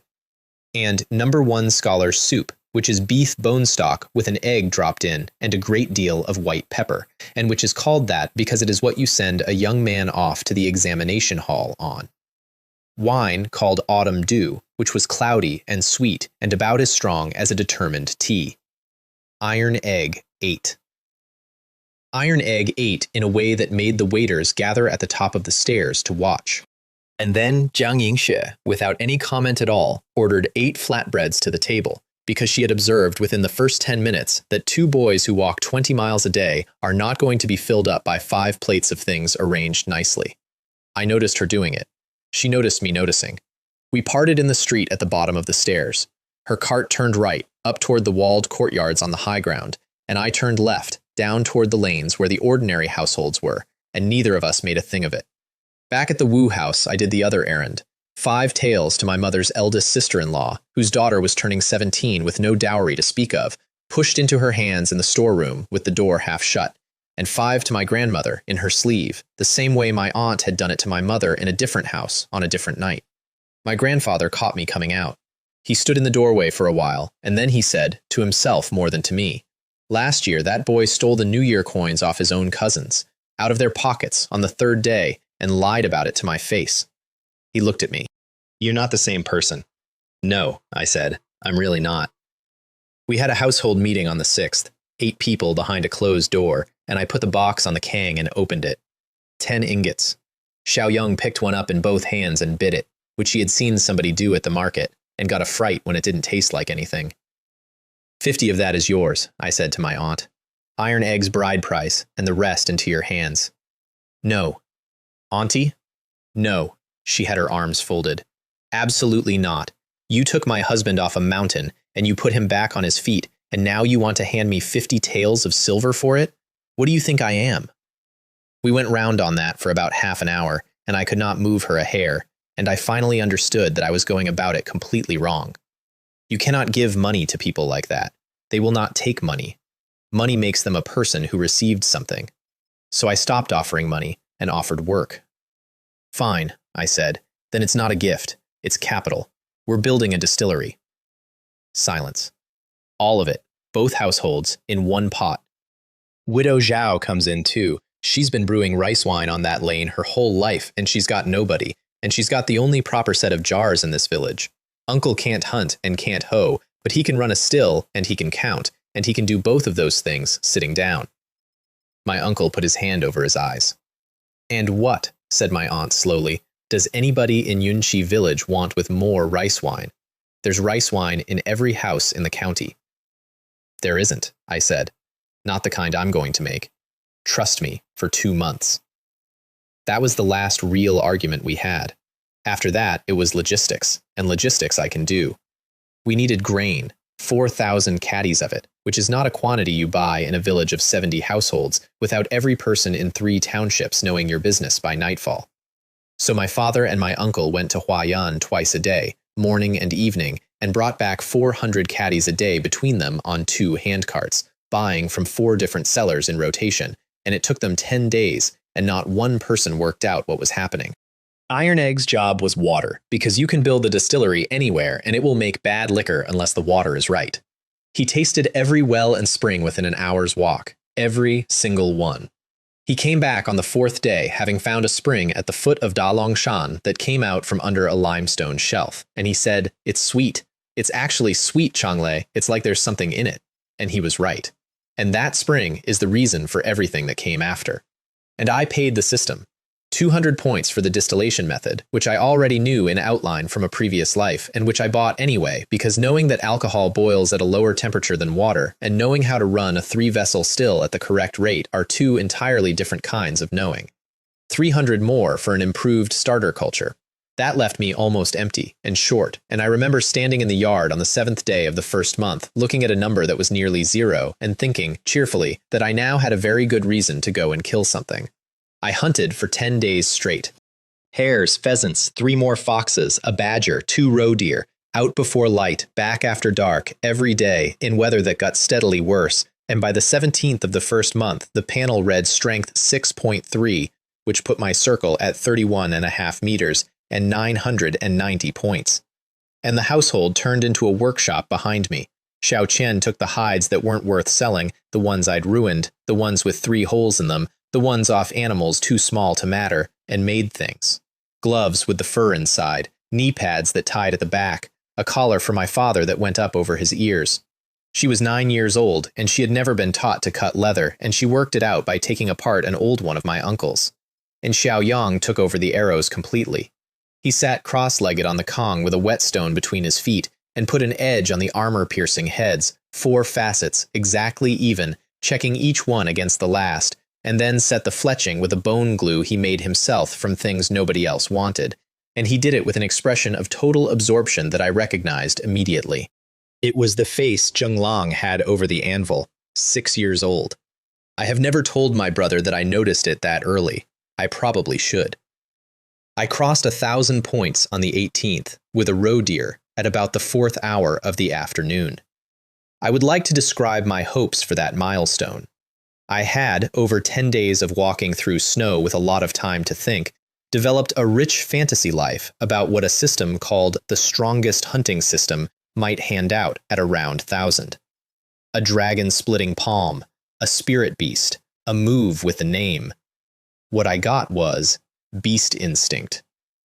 I was extremely disappointed for approximately 11 seconds, because on the 12th second, the hair went up on the back of my neck, from the base of my skull outward, like something had breathed on it, and my body turned around before I had decided anything at all, and there were 2 gray wolves in the scrub at 9 meters. Not 80 meters. 9. They had come up the wind, and they had been working toward me for who knows how long, and I had not heard one sound. The first one was in the air when I got the knife into its belly, and I went over backward with it on top of me.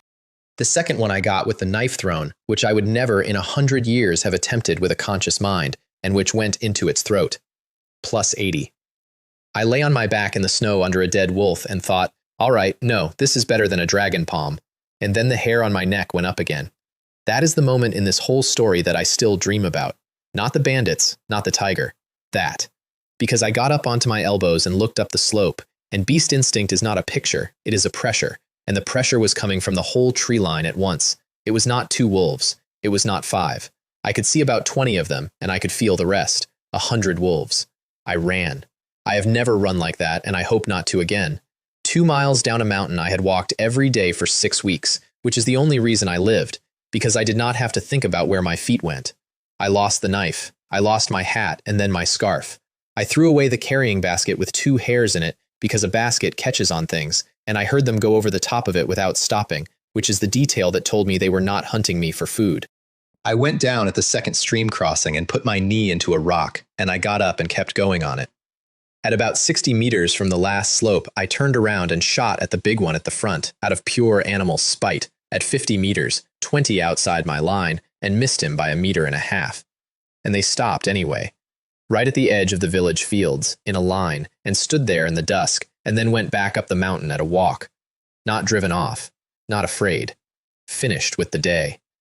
I told nobody that night except my father, and I told him because he had to know, and he sat with that for a while, and then said, "Then we'll want a wall." The other thing Beast Instinct did, which took me 3 days to work out, was the weather. It is not a forecast, it is worse than that. Twice in a week I woke up out of a dead sleep at the same hour with my heart going and the same picture in my head. Snow coming down so thick you could not see the far wall of the yard, and the roofline of my aunt's house not where it should be. An animal knows a storm is coming. That's not mystical. Every farmer in the county could have told you the geese knew. I now knew the way the geese knew, and the geese were frantic. So I spent the days before the Lantern Festival doing extremely boring things. Firewood, stacked under the eaves and covered. Every water jar in both households filled. Rice moved off the floor and onto boards. And I went to Zhenglong and had him make me a thing I drew on his floor with a piece of charcoal, a copper pot with a chimney up the middle and a divider across the belly. He made it in 2 days and charged me for the copper and not for the work, and asked no questions, which I was starting to realize was his entire personality. On the 15th, we had hot pot. 2 broths in 1 pot. One side clear, chicken and mushroom and a knob of ginger. The other side red, and I mean red, with 3 kinds of dried chili and beef fat and enough peppercorn to take a man's tongue off at the root. Charcoal up the chimney in the middle.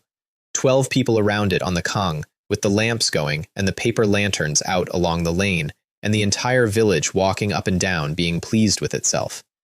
Venison. Pork belly sliced thin as paper. Rabbit. Tofu.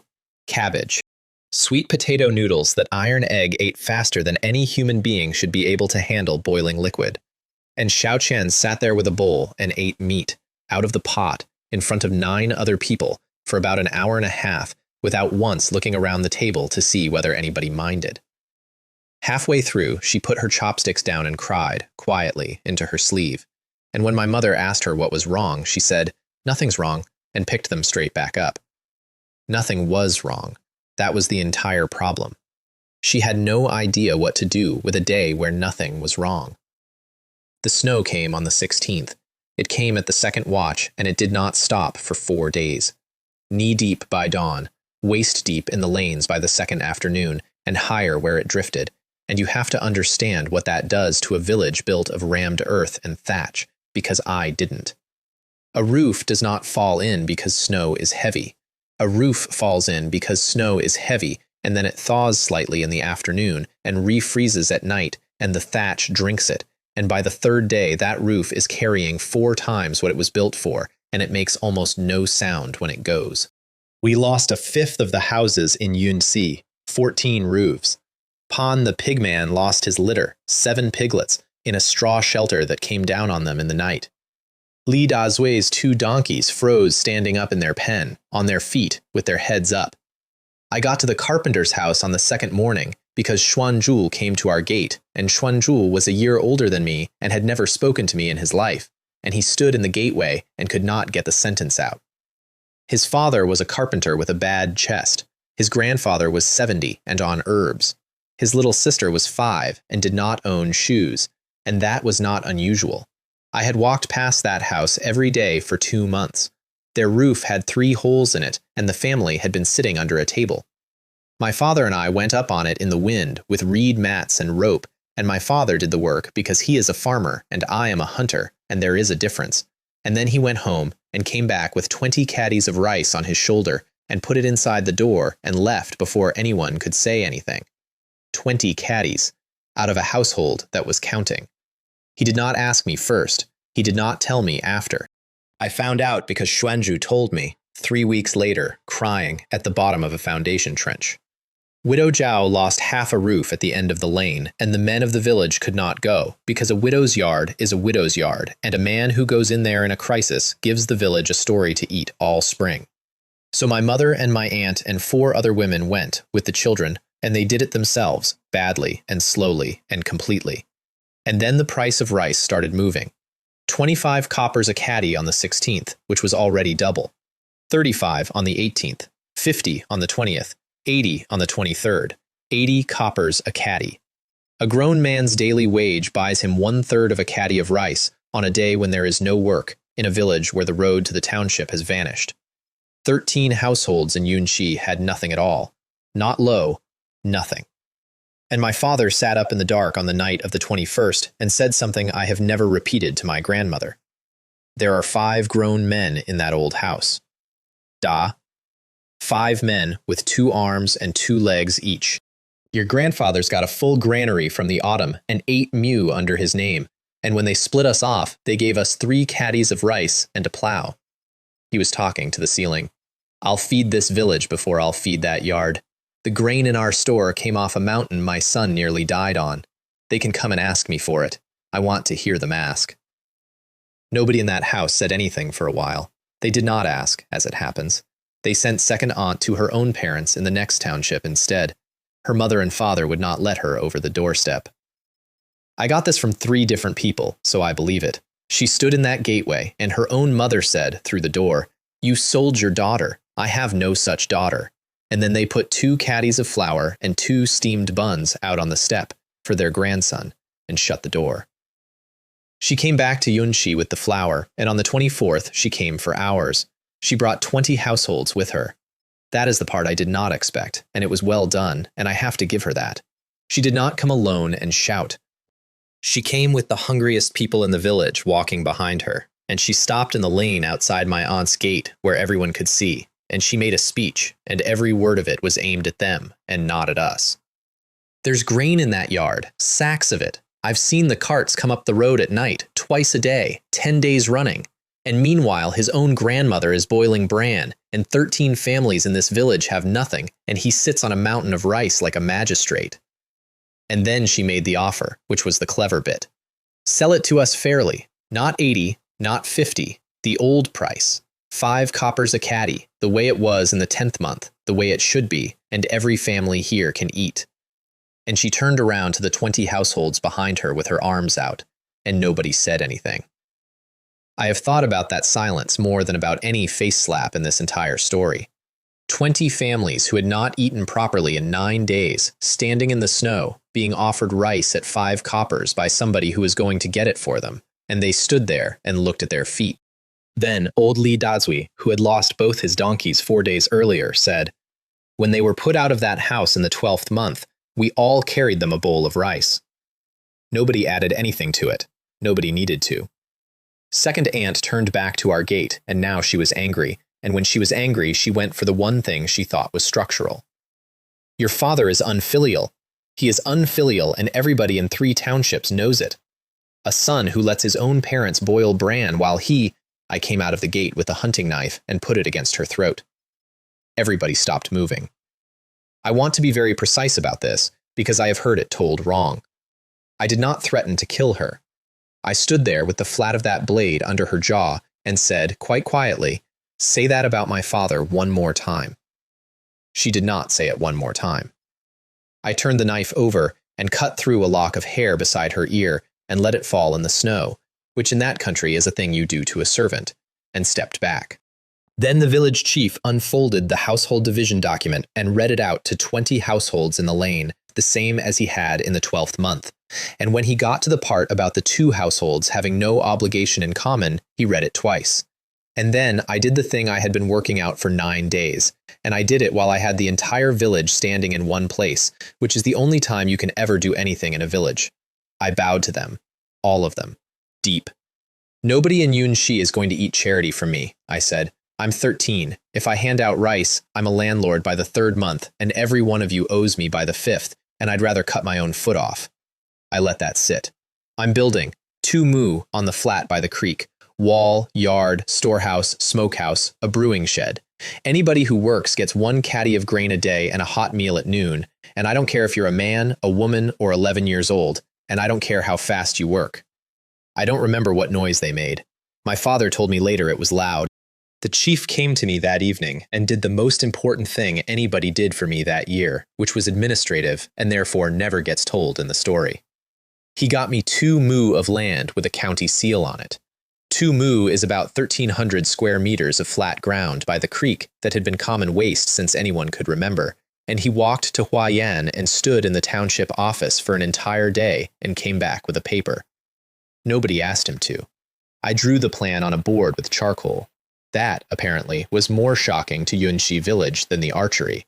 A boy who could not read a shop sign drew a rectangular compound to scale with a wall, a main house, a wing on the east for storage and a wing on the west for brewing, a well, and a drainage fall running from the northwest corner to the creek. And a gate that did not open onto the road, because a gate that opens onto the road lets in the wind and everybody else with it.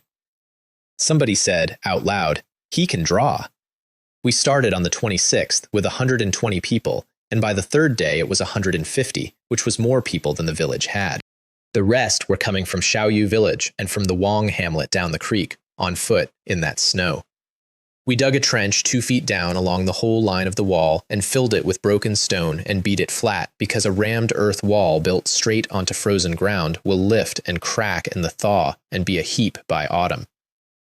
Then earth in the forms, 20 centimeters at a time, 10 layers, and every layer beaten with wooden rams until it rang, and every completed section covered over with straw mats overnight so it would not freeze before it cured. Nobody in that village had ever built a wall in the first month. It is not done, because it cannot be done. It got done because 150 people were extremely motivated and because I had bought every straw mat in 2 townships. My mother and my aunt and Widow Zhao and 11 other women ran the food out of 2 kitchens, and I want the number in here because the number is the whole story. 165 catties of grain a day.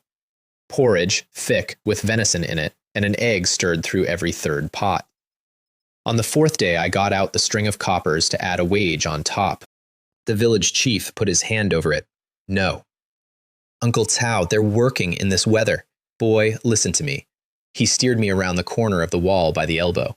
If you pay silver today, the next spring when the Sun family raises a roof, the men will come and they will stand in that yard and they will want to know what the rate is.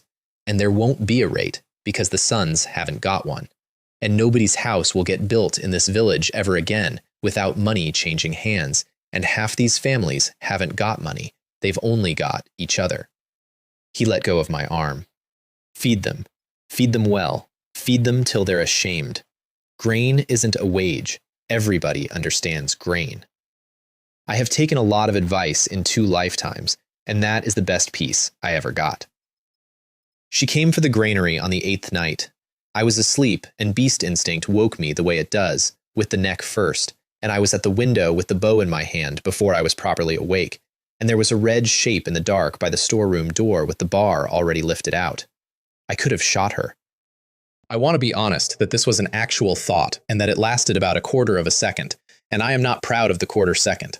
I put the arrow through the gap between her thumb and her forefinger, through the gap, not through the hand, and into the sack she was holding, and pinned the sack to the doorpost.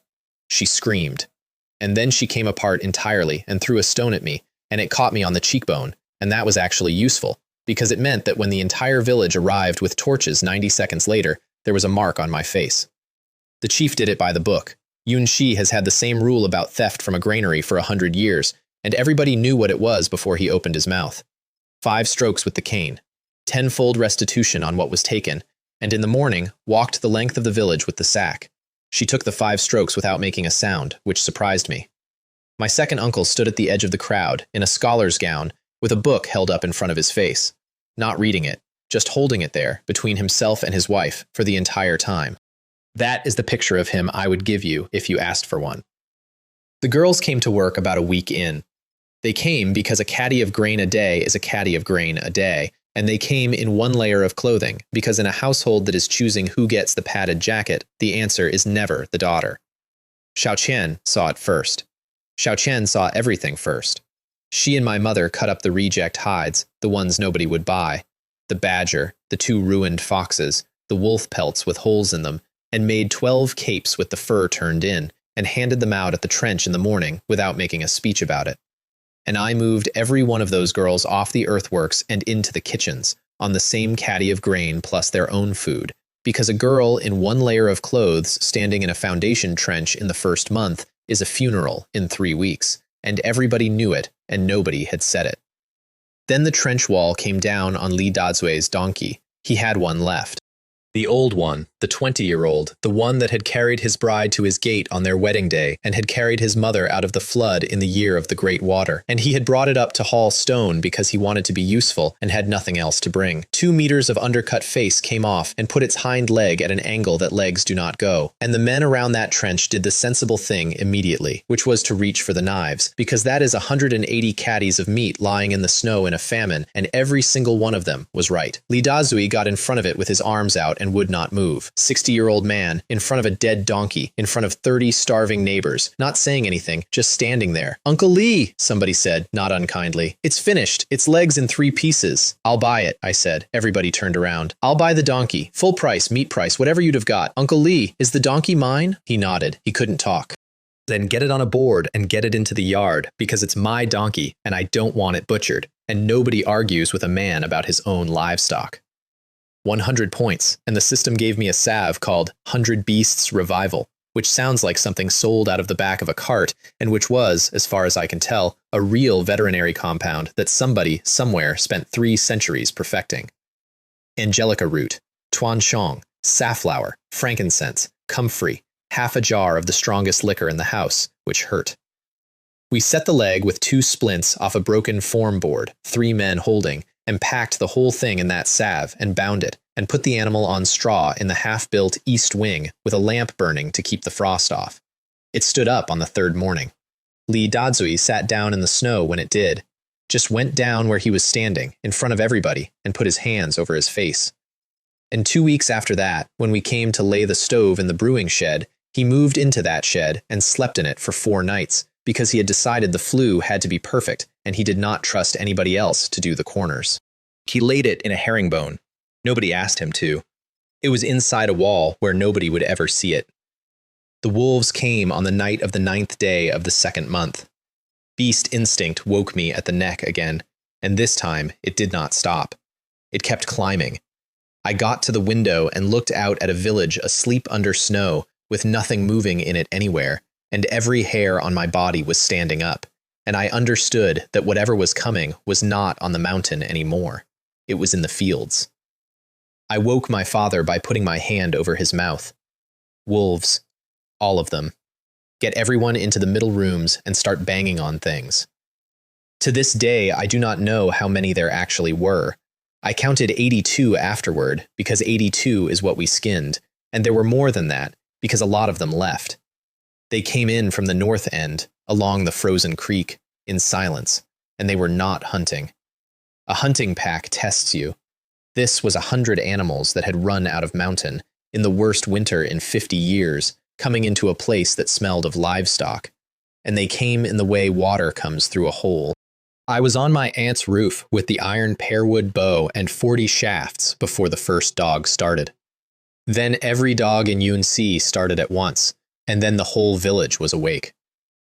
I am not going to give you a blow-by-blow, because it was 2.5 hours, and most of it was the same thing over and over. I shot down into the lanes. I shot along the lanes. My father came up onto the roof behind me with the arrows and a lamp, and did nothing but hand me shafts for the first hour. And my father was a farmer who had never held a weapon, and he stood on a sloping roof in the dark, with wolves going past underneath him, and he did not once put a foot wrong. Throat, throat, throat.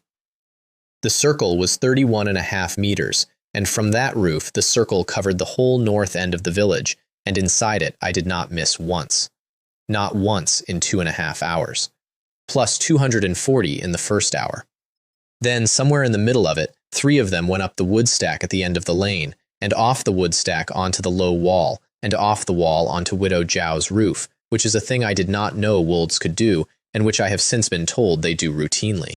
There were 2 people in that house, Widow Zhao and her daughter, on the Kong, under the thatch. The first one got its front feet into the thatch, and I put an arrow in behind its ear and through the head, and it came down through the roof, straight through, and landed on the Kong between them. I heard the noise it made from 40 meters, and I heard the two of them start screaming, and it took me 11 seconds to get across 2 roofs, and I have never in my life run out of a longer 11 seconds. The other 2 I did with the knife on the roof, because at that range, you cannot draw a 100 catty bow, plus 120, and then the big one came. Every account of that night in Yunxi disagrees about the size of the Wolf King, and they are all lying, including mine, because it was dark and everybody was terrified. What I will say is that when it came up the lane, the others got out of its way, and that when it stood on the packed snow, its back was level with my chest, and that its head was wrong, too broad, too flat. It went straight through 4 men at the corner like they were a hedge. Iron Egg got in front of it.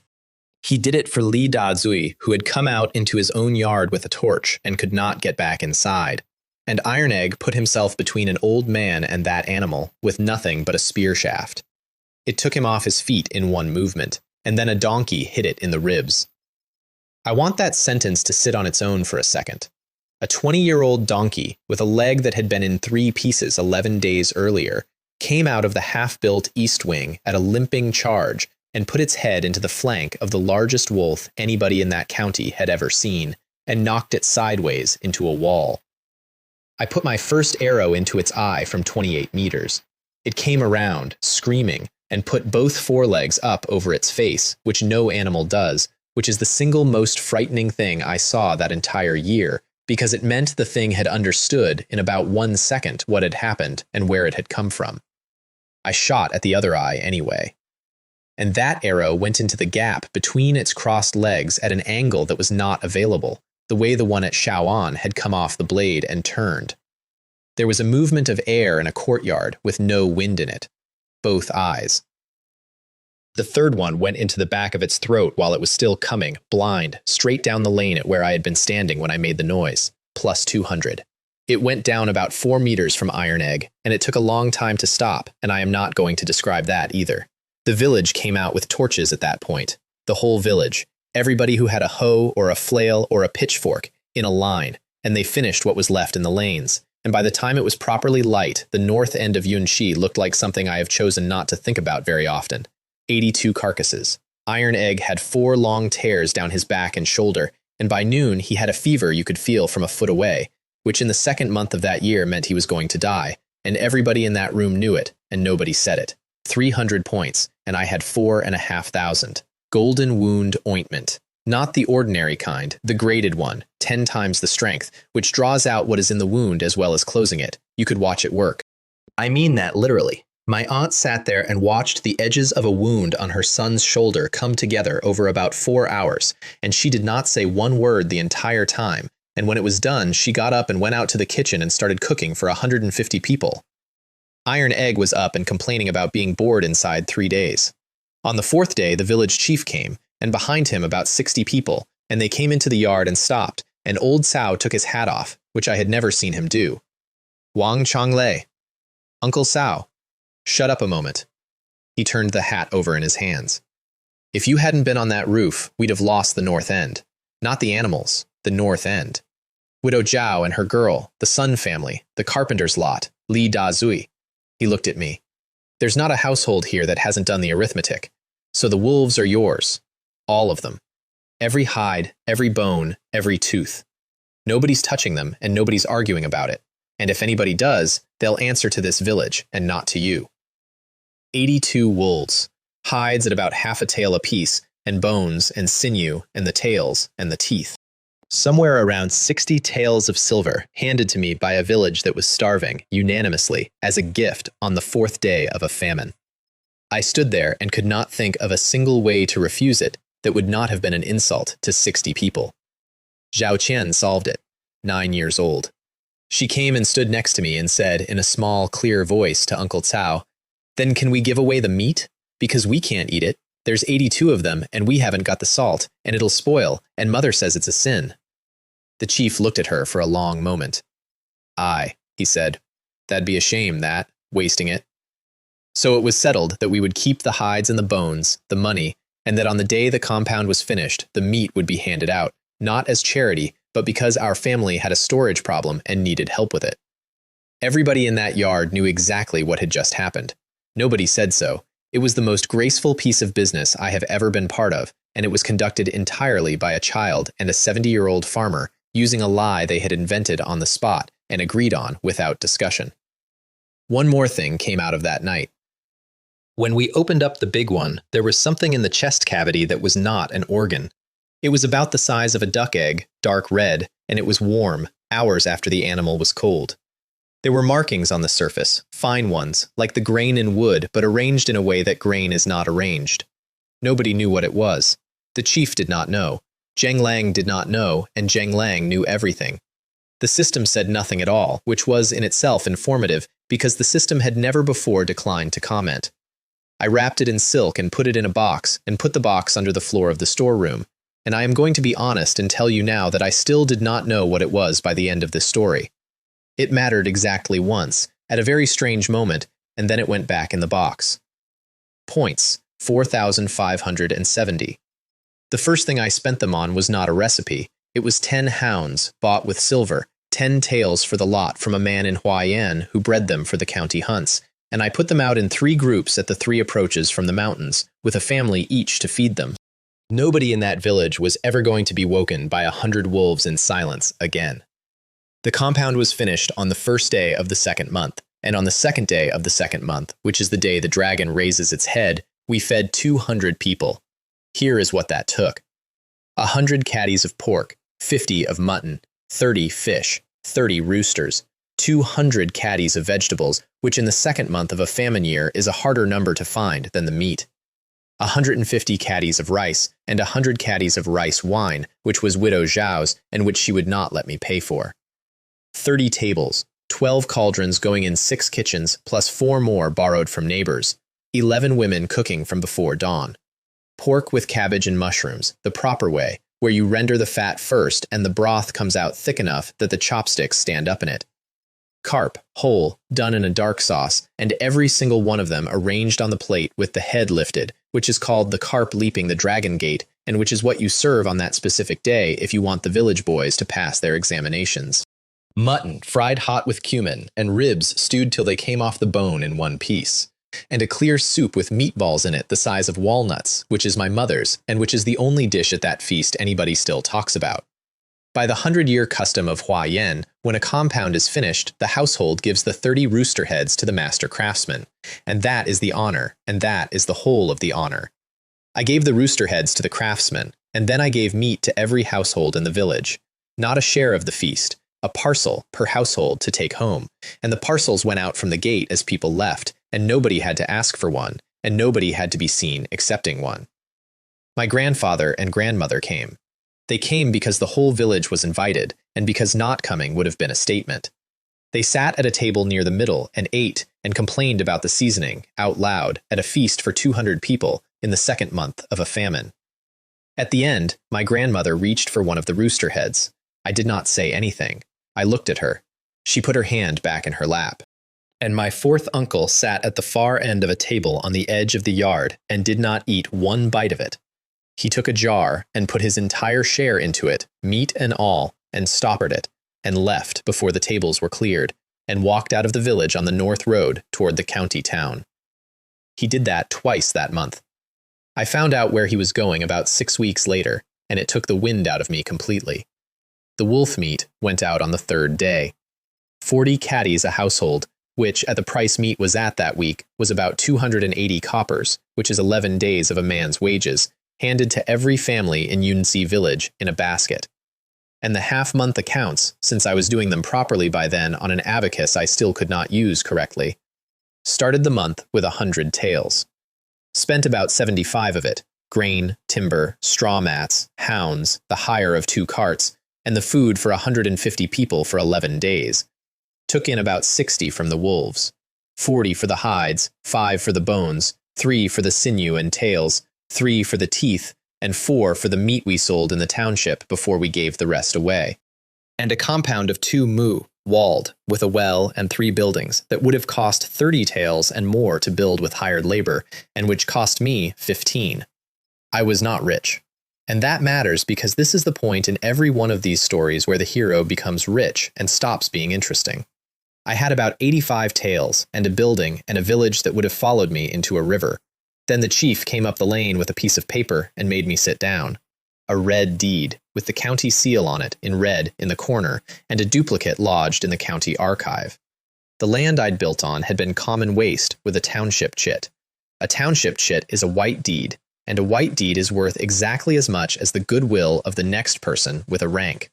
Any degree holder in the county, and my second uncle was trying to become one that very month, could have gone to the office with a complaint about a peasant occupying common land and taken all of it, and it happened all the time, and nobody thought it remarkable. A red deed cannot be taken. A red deed is the state saying it is yours. Who did this? Township head Luo, said the chief, went himself, paid the fees out of his own purse, and told the clerk he'd wait while it was copied. Why? Old Cao gave me a look.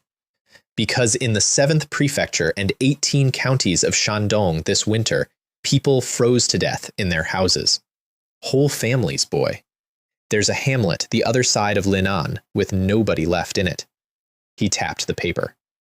And in Yunxi village, nobody froze and nobody starved. And 150 people had hot food every day for 11 days.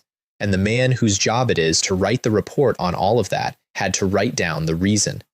He's read your name more times this month than his own. My father took that paper in both hands and read it, or looked at it, since he could not read either. And then he and my mother knelt down and bowed to a piece of paper in the middle of the yard. And I did not stop them, because that piece of paper meant that nobody was ever going to put this family out into the snow again. There was a second piece of news underneath it, which was better and worse. In a declared disaster year, private distilling is illegal in Great Qin. Not discouraged. Illegal, because grain that goes into a still does not go into a mouth, and the penalty was the kang, confiscation of the equipment, and a fine that would have finished us. I had a brewing shed, 4,000 catties of grain, a 200-point method, and a 300-point starter, and the law had shut me down before I had made a single jar. And the county magistrate, whose name was Shen, and who I had never met, wrote a personal exemption. Permission to distill in the year of the disaster, granted to one household in Yunxi village, with the tax on the starter waived, on the single condition that the liquor was not to leave Qinglan County. I would find out why later, and it was not because he was a nice man, and it was not because of Scarface either. We started 5 things at once in the second month, and I have never worked harder in either life. A smokehouse and a tannery in the East Wing, because 82 hides do not process themselves. The distillery in the West Wing, with Widow Zhao running the mash. I offered her a third. She refused a third. I offered her a quarter, and she refused that too, and finally told me why, which was that on the 9th night of the second month, a wolf came through her roof and landed on the bed between her and her daughter and did not get up, and that she was not going to take a share of anything from the person who had put it there. We settled it by my simply paying her a wage that was too large, and both of us pretending not to notice. 15 mu of waste ground under the hill, which my father started clearing on the 10th, alone at first with a hoe, in frozen soil, because he had had no land since the 12th month, and he was not going to wait for spring to have some. The hides. 12 girls, aged from about 11 to 18, at 15 coppers a day plus a catty of rice, doing the fleshing and the scraping and the working of 82 wolf pelts under Xiao Chen and my mother. 15 coppers and a catty of rice. A grown man's day labor in the county town was 30 coppers and no rice, and there was no work. Within 9 days, I had a queue at the gate, and it was made of fathers bringing their daughters. I want to be very careful about how I say this next part, because it is the thing I am proudest of, and it was entirely an accident. In Yunxi village, in the second month of that year, a daughter stopped being a cost. That's all. Nobody made a speech. Nobody's opinion about women improved in the slightest. It simply became a fact in every household's accounts that a girl of 12 earned 15 coppers and a catty of rice, and a boy of 12 earned nothing, because there was no field work in the second month, and that fact moved through that village faster than any argument ever could have, and it did not move back. And in the middle of all of it, my family sat down to a meal, and somebody raised the subject of Xiao Qian's marriage, because she was 9, and in that village, you begin looking at 10 and settle at 12. I said, not before 18. The reaction at that table was as if I had said I was going to sell the house. My aunt put her bowl down. My mother started explaining, gently, the way you explain to somebody who has had a knock on the head, that a girl unmarried at 15 in Yunxi is talked about, and at 17 is a problem, and at 18 is a scandal that attaches to her brothers. 18, I said. Changla, I'll take the talk. Let them talk about me. I've been talked about since I was born. I looked at my sister, who was sitting there with her ears going red, being discussed. 18, and she picks. Nobody agreed with me. Everybody went along with it, which is different, and which was going to cost me a very public fight in about 2 months. The township head came on the 14th, Luo Xian, 26 years old, a juren, which is not a shu chai. A shu chai is a licentiate, and there were a dozen of them in Huayan, and my second uncle had spent 12 years failing to become one. A juren has passed the provincial examination. A juren can be appointed a county magistrate. A juren does not sit in a township office for 6 years. He had been in the saddle for 20 days, going village to village with 2 clerks, sleeping in granaries, counting roofs, and counting the dead. And when he came through my gate, he had a face the color of old paper. I gave him food, and I gave him a bowl of liquor. Yunxi liquor, the first proper run, about 55 proof. Every liquor in that world was rice wine at 12 or 15, cloudy, sweetish, the kind you drink in bowls all evening. Luo Xian took the bowl the way an exhausted man takes a drink, which is to say he put half of it away in one go. Then he sprayed most of it across my yard and sat down hard on the step and could not speak for some time. I stood there with a cloth, thinking, well, there goes the wine business. Then he wiped his eyes, picked the bowl back up, and took a very small sip, and held it, and swallowed, and said, in the tone of a man who has just been shown something theologically upsetting, "Does this exist? Is this a thing that exists in the world? It's new, sir."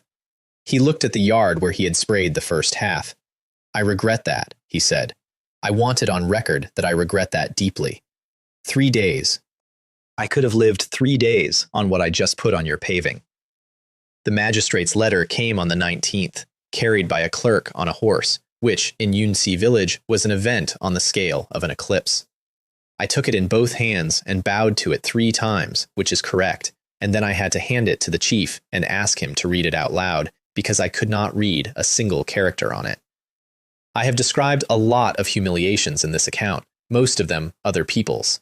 That was mine. Standing in my own new courtyard, in front of 30 neighbors, holding the first letter anybody had ever sent me, and having to give it to somebody else. The chief read it out. 10 years exemption from the grain tax, lifetime exemption from corvée labor, for me and for my household, which meant that when the county called men to dig canals or haul stone, nobody from my gate would go. 100 catties of meat from the county stores, a wooden plaque to be hung above the gate with 2 characters on it in gold on black lacquer, which the chief read out and then had to say again because nobody believed him the first time. Righteous citizen. And a rank. Shaoqi of the Qingzhou Patrol Inspectorate, junior banner. The 9th grade, which is the bottom of the 9th grade, which is the lowest rung of the official ladder of the Great Qin dynasty, and which is, and I cannot stress this enough, on the ladder. 10 archers under me. A wooden tally with my name on it. I was 13 years old, in a village of 70 households, and 3 months earlier I had been thrown out of my grandfather's house with 2 chickens, 2 ducks, and no coppers at all. And I stood there in the yard while everybody shouted, and I did the only piece of thinking that mattered, which was, why? Not Scarface. 100 taels was what Scarface was worth, and I had been paid the 100 taels, in a box, by a general in a camp. That account was closed. Not the wolves either. Nobody in a prefecture office writes a memorial about a village boy and 82 wolves. A prefect had put his own name on a promotion for an illiterate 13-year-old peasant, and there was exactly one thing in this entire winter that a prefect could possibly care about, and she had a green ribbon at her collar and a father who commanded ships. Somebody, somewhere up there, knew. 4 days before the officials came to hang that plaque, I nearly lost everything to a 7-year-old. Wang Changshui got into the brewing shed, second aunt's boy, the one I had given a sweet to in a lane in the 12th month. He got in over the back wall because there was a gap where we had not finished the coping, and he found the mash jars, and mash smells sweet, and he was 7, and he drank. Not the liquor, the mash, the unfinished ferment, 3 days in, which every distiller in history has known you do not drink, and which nobody had ever explained to a child in Yunqi village because nobody in Yunqi village had ever had any. They found him at dusk against the wall of the shed, with his lips gone a color lips do not go. Dr. Xia came up from Huayan at a run, and did what he could, which was nothing, and then said the thing out loud in front of the mother, which was that if the child lived, he would not see again. Second aunt came at me with a kitchen knife. I do not blame her for that, and I have never blamed her for it. She was a woman standing in a yard being told her son was going blind, and there was a person there to blame, and she picked up the nearest edge and came. Iron Egg took it off her from behind. Then my grandfather came through the gate with a walking stick over his shoulder, 70 years old, shouting about the ruin of the Wang family, and swung it at my head. I broke it. One cut. The hunting knife came up and through that stick about a foot from his hands, and the top half of it went over the wall, and my grandfather stood there holding a stump, and the yard went completely silent, and I have never once regretted it, and I have also never once told that story with any pleasure. Get water on the stove, I said. All of it, now. Because I knew what it was. Methanol. Wood spirit. The thing that comes over first out of any ferment and that has killed more people than any war in the country I came from, and which in this world had no name because nobody had ever separated it out to look at it. It goes for the eyes first. It goes for the eyes because of what the body does to it, and there is a treatment, and part of the treatment in my old world is to give the patient more alcohol, the ordinary kind, so that the liver is busy with something else. We washed his stomach out 7 or 8 times, which is as grim as it sounds, and which I will not describe, and I got liquor into him, a spoonful at a time, and by midnight he was breathing, and he could not see my hand in front of his face. 200 points. The system gave me an antidote and an acupuncture chart. 11 points in an order with timings, and one ingredient in the decoction that I would never have thought of in 100 years, the gall of the Wolf King, which had been hanging dried in my storeroom for 3 weeks because I did not throw anything away. Dr. Shah set the needles because I did not know how, and he did.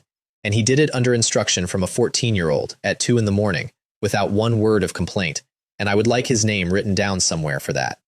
On the second morning, the boy said, "Ma, why is it dark?" On the third morning, he said, "Ma, your hair's come down."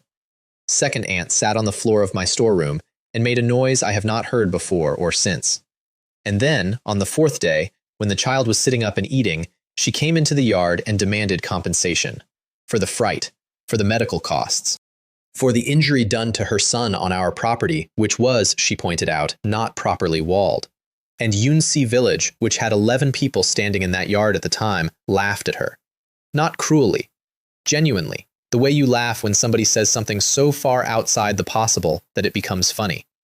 "Sister," said Li Dazui, wiping his eyes, "you owe them a barrel. Your lad ruined 400 catties of mash. That's 400 catties. Are you paying in coin or in kind?" She did not get compensation. She did get her son back, with his eyes working. And I would like to tell you that this fixed everything between us, and it did not. And it took another 2 months and a much worse day than that one. The officials came on the 23rd, 25 of them, which, for a village of 70 households, is an invasion. Township head Luo Xian, a clerk from the prefecture office called Lu, a heavy man in his 40s, sweating in the second month, Registrar Huang from the county, and a military officer, Patrol Inspector Gu, who was my new superior and who was about 30 and looked at everything twice. They read the decree out in the middle of the compound, with the whole village standing in the mud, and halfway through it, second aunt came out of the crowd and got down on her knees on the ground and took hold of my trouser leg with both hands. "Changle, nephew, aunt was wrong. Aunt was wrong about everything, from the beginning, and I'll serve in your house. I'll carry water. I'll be your family's servant. Only say a word to the officials for your uncle at his examination." A decree from the county magistrate was being read aloud at that moment. I took my leg back. "You came into my aunt's yard in the 12th month and demanded half of everything off that mountain. You told 300 people at the porridge pot that a thief's coin would spoil the harvest. You brought 20 starving households to my gate to strip our store. And 9 days ago you came over that wall at the third watch and had a sack open in my granary, and this village gave you 5 strokes and walked you down the lane for it." There was no particular anger in it. There genuinely wasn't. I had run out. "I've got nothing to say to you. Go home and look after your son." Township head Luo, who had been standing there through all of this with an expression of absolute stone, turned to his clerks. "Take her to the township lockup, 3 days. That is not a punishment for begging. That is a punishment for interrupting the reading of a magistrate's decree." And everybody there understood the distinction, and my grandfather went the color of ash. Then they hung the plaque. It came in a crate, wrapped in cotton. Black lacquer, and 2 characters cut into it and gilded, and it was as long as a man's arm span, and it took 4 people to get it up over the gate. My father was not one of the 4. He had asked and been told he could not, because he had not been told about it, and the officials had a procedure. When it was up, and the crowd was still shouting, he walked over and reached up and put his fingertips on the bottom edge of it, and stood there with his hand on that board, and cried in front of the whole village for the 2nd time in his life. He could not read what it said. He had it read to him twice more that afternoon. Lunch was for 25 officials, and I cooked most of it myself, which scandalized the clerk from the prefecture until he tasted it. Pork stewed with tofu and cabbage and mountain mushrooms in a pot the size of a bath. Mutton fried hard with cumin and chili. A fish soup with frozen tofu in it, which is a country dish that is much better than it has any right to be, because tofu that has been frozen and thawed goes full of holes and holds the soup. And the spicy rabbit, which was becoming my calling card in a way I had not planned. And I watched. Clerk Lou got up from that table 4 times in an hour and a half, 5 by the end. Every time he came back, he sat down carefully and put his knuckles into the small of his back and pressed. 40-something, heavy, sweating in cold weather, and up 5 times in 90 minutes. So when the return gifts were made up, and there is an entire etiquette to this, the officials bring the decree and the household sends them away with something, and the whole game is in getting the something right. I put 2 dressed wolf hides in each parcel, which was correct and generous and expected. And in Clerk Lou's, underneath the hides, I put a dried deer pizzle. He found it in the cart before they left. I watched him find it. He went a deep and interesting red, looked around to see who was watching, and put it inside his own coat rather than leaving it with the parcel. He wrote to me twice in the following month, both times for no reason at all.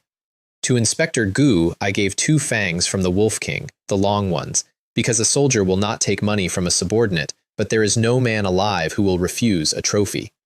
His concubine fell pregnant within 6 weeks. So did his wife, who had been childless for 9 years. Gu became, from that point on, entirely unshakable on the subject of what wolf fangs can do, and told the story to everybody in the Qingzhou garrison, and I have never had the heart to say a word about it. I went back up the mountain after that, because I had a rank and a plaque and a compound and 4,000 points, and none of those things put anything in my hand at 40 meters. Strength 8.6. Circle at 43 meters. At 43 meters, hunting stops being hunting. Everything within 43 meters of me was simply mine, on a schedule of my choosing. I got a weasel first, and I got it for its smell. Rotten garlic, and worse than that, and the whole hillside knows about it. Most hunters bury one downwind and move away. I opened it, took what stank, and used it as bait, because there is one animal in Huayan that regards a weasel's leavings as an invitation. The badger pig came in at dusk.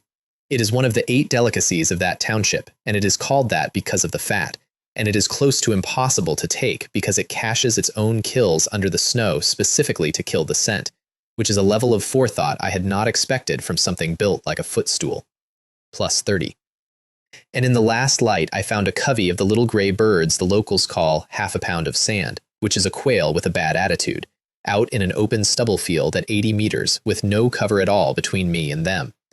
43-meter circle, 80 meters of flat open ground.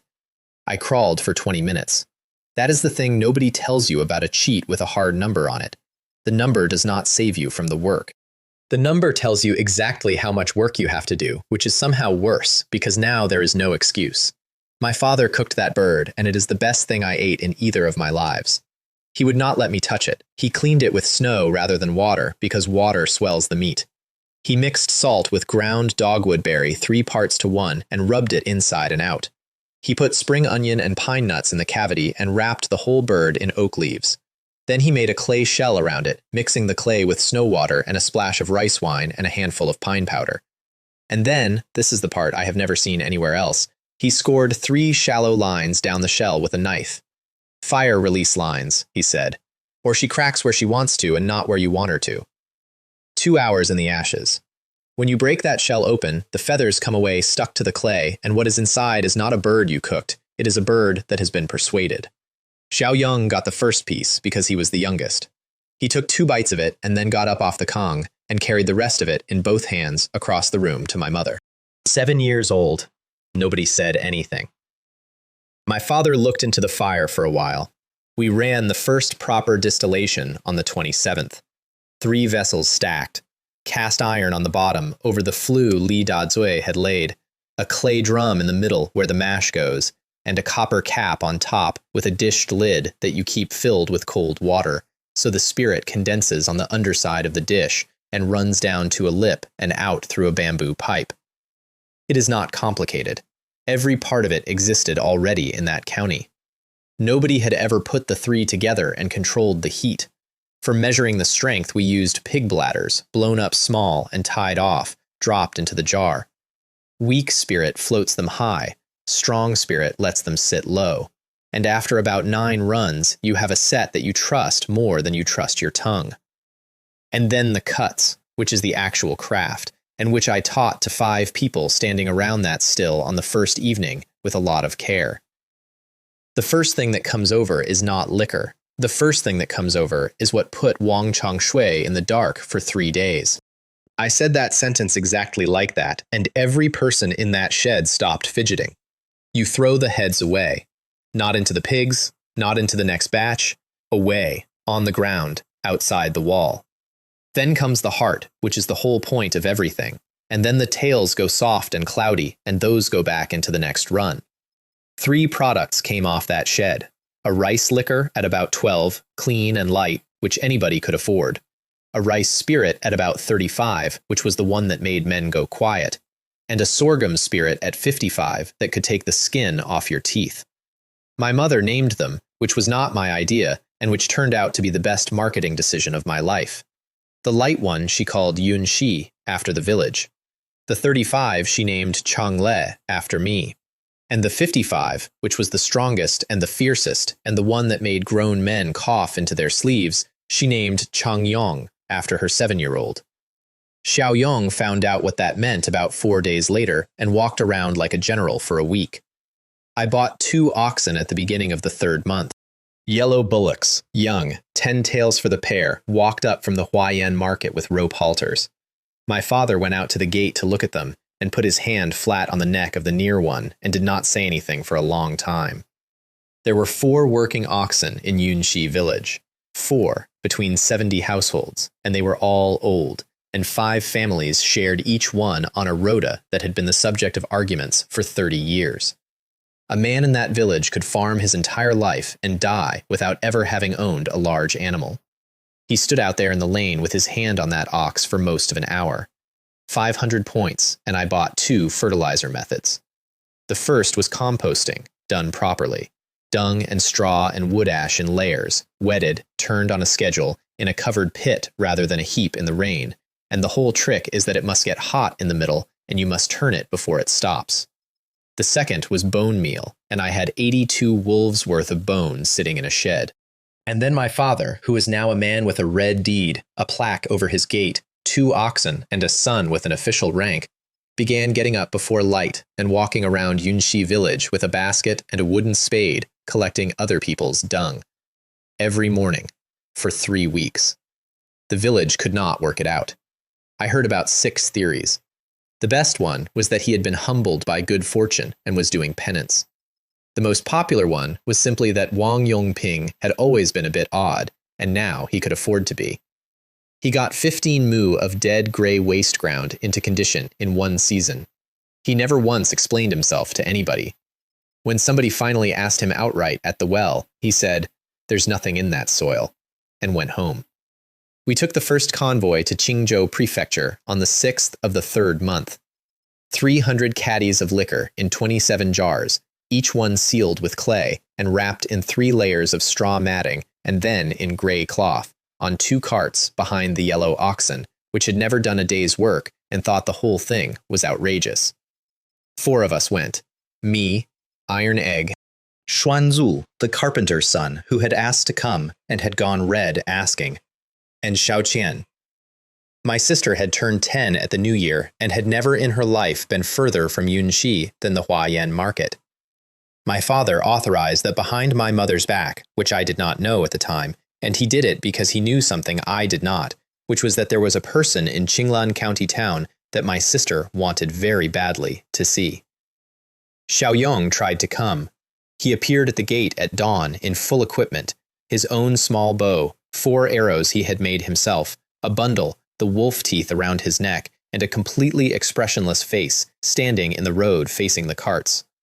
He got a smack on the backside and was carried into the house sideways. And my mother stood in that gateway and cried until we were out of sight, which she did every single time for the next 2 years, and which she always denied. Zhenglang got 3 jars. I put them on his anvil, and he looked at them and said nothing. And we went on to the county gate, and I found out later from his apprentice that the moment we were up the street, he broke the clay off one in the forge at 10 in the morning and drank a cup, and then laughed for about a minute. Stronger than what they send up to the palace, he told the boy. Where does a farmer's son learn that? Township head Luo got 3, and at the county gate, the gate guards decided to search the carts, which was fair enough. That is their job. It stopped being their job about 40 seconds later, when the sergeant put his thumb under the cloth on a jar and started working at the clay seal. You cannot open a sealed jar of liquor and then close it again with a piece of cloth. The seal is the product. 27 jars, 4 days of work, 300 catties, and he was going to break the seals on all of them to look for contraband he did not believe was there, because the carts were nice and the boy was 14. I hit his hand off it. There was a great deal of noise very quickly. 6 of them, a spear at chest height, and Iron Egg properly drew that 100-catty bow at 11 paces with an armor-piercing shaft on the string. One of them ran for the guardhouse. Iron Egg put an arrow into the ground about 4 inches in front of his lead foot, and the man went over sideways into the ditch. Then I took the tally out of my shirt and threw it on the ground in front of the sergeant. A wooden tablet, government issue, with the burn mark of the Qingzhou Patrol Inspectorate, the rank, and my name. He picked it up. He read it out loud, in the way people do when they cannot believe what they are reading, and got to the name and stopped. 6 men went down onto their knees in the mud of a county gateway. I had them up in about 4 seconds because a queue was forming behind us, and I did not want the story to be that a 14-year-old had knelt the gate guard. And then I did the useful thing, which was to give the sergeant a jar. 1 jar. 10 catties of yunshi, the cheap one, the 12. For the next 2 years, every time my carts came to that gate, they went through without stopping, and the men on the gate carried the jars off the cart themselves, and the sergeant would come out of the guardhouse to see me off. 1 jar of cheap liquor turned 6 men who wanted to shake me down into 6 men who kept my road open. I have paid a great deal more than a jar for a great deal less than that since. Registrar Huang got 3 jars that same night, delivered to his back door after dark, which is the correct way. I did not stay. But his gatekeeper told my carter, and his carter told me, and I have chosen to believe every word of it. Huang's wife saw 3 sealed jars come into the kitchen and said, audibly, that country people always sent drink because country people had nothing else, and that it would go into the servants' hall. Huang opened one at the table out of politeness. Then he opened the second one. And then, at somewhere around the 2nd watch of the night, Registrar Huang of Qinglan County woke up 2 of his own children and put them in the yard with a bucket and made them mix clay, because he had cracked the seal on the 2nd jar and had no way to close it, and he was not going to decant it into a pot. Pour it into an open vessel, he is supposed to have said. Half the smell would be gone by morning. Half. Mix the clay. We stayed at the Post Inn on the South Road, and at about the 3rd watch, Beast Instinct picked me up off the bed by the neck. 6 men in the backyard. I could see them through the wall, 6 red shapes crouched around the animal pens, and there was smoke going in under the door of the innkeeper's room in a slow, thin line, which is a technique, and which works. 3 more at the front, at the doors of the guest rooms, waiting. 9. I went up onto the roof. The first one got an arrow through the palm of his hand and into the packed earth, which pinned him to the ground, and which is a thing I had thought about a lot and never had the chance to do. The second one I pinned to the corner post of the pen by the sleeve. The third one I nailed through the boot. Then the other 6 understood that they were in an open yard in complete darkness with something on the roof and started running, and I did not need to hurry. None of them died. I want that noted because by that point in the year it had stopped being obvious that I would make that choice. The innkeeper came round at dawn and found 9 men tied to his own fence with his own rope and went down on the ground and stayed there, and I let him, briefly, because I was tired and there is a limit. I said one thing to him about it on the way out, with the carts already moving. Check your own people. He looked at me. That smoke went under a door that was barred from the inside, I said. Somebody drew the bar. It was the waiter. He had been doing it for 2 years. Magistrate Shen received me like a nephew, not like a subordinate, not like a supplier. He came out into the second courtyard of the county office to meet a 14-year-old in a padded coat and took my arm and asked after my mother. I found out why about a month later, and it is a beautiful piece of machinery. If the daughter of the coastal defense commander of Shandong had been carried off a road inside Qinglan County by deserters and had come home dishonored, or had not come home at all, then a memorial would have been written, and the man whose name would have been at the bottom of that memorial, in the column marked responsible, was not the general and was not the prefect. It was the magistrate of the county where the road was. Magistrate Shen had come within about 4 hours of losing his career, and he had found out about it afterward from a report in an office with his tea going cold. He drank me under a table that night, 2 bowls of my own liquor, and I went sideways off a bench at 14 in front of the entire county administration and woke up on a couch in the west wing with a blanket over me and somebody's servant sitting by the door. And in the morning, over kanji, with no paper and no clerk in the room, we made the deal that ran for the next 2 years. Yunxi at 15 coppers a catty, Changlei at 40, Changyang at 80. The county took everything I could make, at those prices, paid on delivery, and resold at roughly double. And everybody knew that everybody knew. And 2 jars of the sorghum, 10 catties each, to Registrar Huang personally, every month, off the books. The whole arrangement was 4 sentences long, and neither of us wrote a word of it down, and it was never once broken. While I was doing that, my sister went to the back gate of a house on the east side of the county town and paid the gatekeeper 10 coppers. I did not know she was going. My father knew. My father had given her the 10 coppers. Wang Xiaofang came out into the alley in a servant's coat. She was 11. She had been sold in the 12th month. Xiao Qian told me all of this that night, sitting on the end of a bed at the inn with her hands in her lap, in the flat voice children use when they have decided to report something accurately instead of crying about it. Xiaofang's hands were marked in stripes from wrist to elbow, because the head maid in that household corrected the young ones with the handle of a feather duster and did it on the forearms where the sleeves cover.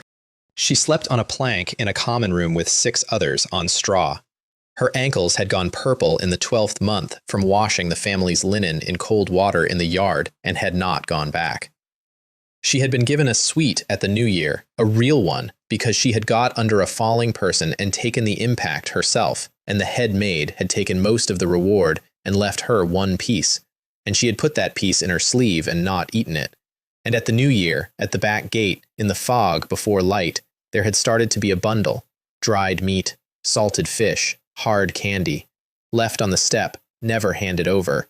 And once she got up early enough to see a figure going away up the alley with his shoulders hunched, walking fast, not running. She knew the walk. My 4th uncle had been carrying food 20 miles to the county town, on foot, in the dark, all winter, to the daughter of the brother whose life he had ruined, and had never once let her see his face, and had never once told anybody in Yungxi village that he was doing it.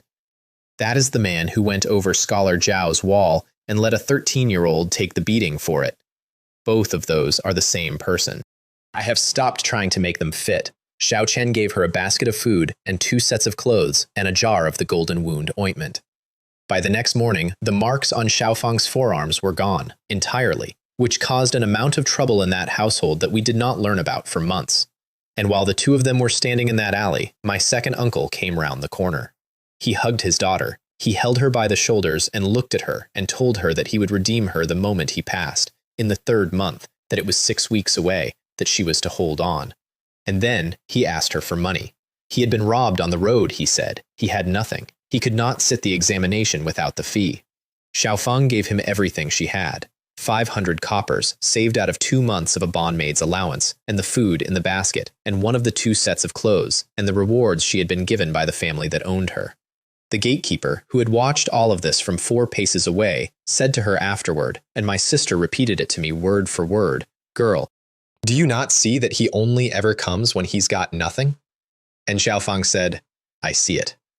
And then she said, "But I miss my mother and my father so much that I would rather they took everything, as long as they keep coming." I sat on the end of that bed for a while after my sister finished. There were 3 notices up on the wall by the county gate that week, and I had all 3 of them read to me by a public letter writer for 2 coppers, which was 2 coppers well spent. The first was the child examination. County round in the 3rd month, prefectural round in the 4th. The letter writer, unprompted, told me the numbers, because letter writers by the gate of a county office know everything.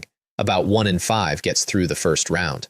Of the 4 and 5 who don't, most sit it again the next year, and the year after that, and go on sitting it until they are old men, because the alternative is to admit in public that 12 years of a family's grain went into a hole. The second notice said that pirate fleets and Japanese raiders were moving on the Shandong coast, and that all coastal counties were to prepare, and it was written in the flat language of a thing that gets posted every spring and is usually not true. The third was a recruitment. The Shenzhen camp, imperial establishment, the archery camp, was taking men. Generous pay, 10 taels on signing, land grant on completion. Iron Egg read that one about 4 times, moving his lips, having got the general shape of it from my reading it out. Changla. No, you don't know what I was going to say. 20 taels and 20 mu, and a bow in your hand every day, and you'd be the best of them inside a year. I turned around. And 1 stray arrow at a practice butt, or 1 fever in a camp of 2,000 men, and your mother has buried her only son, and your father has no legs. No. Xuanzu had also been looking at that notice, and had said nothing at all, which was worse. That goes for you, too. I know. That goes for you, too. We met the deserters on the forest road 2 days out of Qinglan. Beast instinct came up in that particular way it had when the thing ahead was people and not animals, a colder version, lower down, in the stomach. 5 men coming down the road toward us, army uniform, correct in every detail, spears, and the spears were not clean. Post station guard, the front one called out pleasantly. Bandits on this road. We'll escort you to the station. I looked at the carts. I looked at my sister sitting on the second one. That's a relief, I said. We were worried. Which warden's on at the station these days? Is it Zhang or Li? Li, he said. Warden Li. The warden of that post station was called Wu Dequan, and I had eaten his salted duck eggs 11 days earlier. I got down off the cart with a basket in my arms and walked toward them smiling and talking about my mother's buns, because my mother had made buns, and because there were 20 of them in that basket, and because a 14-year-old carrying food toward 5 armed men reads, to 5 armed men, as exactly one thing.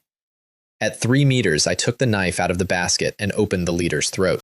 2 of them went down to arrows from Iron Egg and Xuanzhu behind me at 11 meters from a standing start, and Xuanzhu's was the better shot of the 2, and I told him so. The 4th one I took with the cleaver, thrown, at about 10 paces, which I had never practiced, and which the circle simply did for me. The 5th ran into the trees and got about 55 meters into thick pine before an arrow found him through all of it, along a line I could not see and did not need to. Plus 30. Xuanzhu was sick in the ditch afterward for a long time. Iron Egg went and sat on the bank next to him and put a hand between his shoulders and left it there. It's not on you, he said. It's on them. It's them lot that cut my Da's leg. Which is not strictly logical, since these were a different 5 men entirely, and which is the only useful thing anybody has ever said to me on that subject.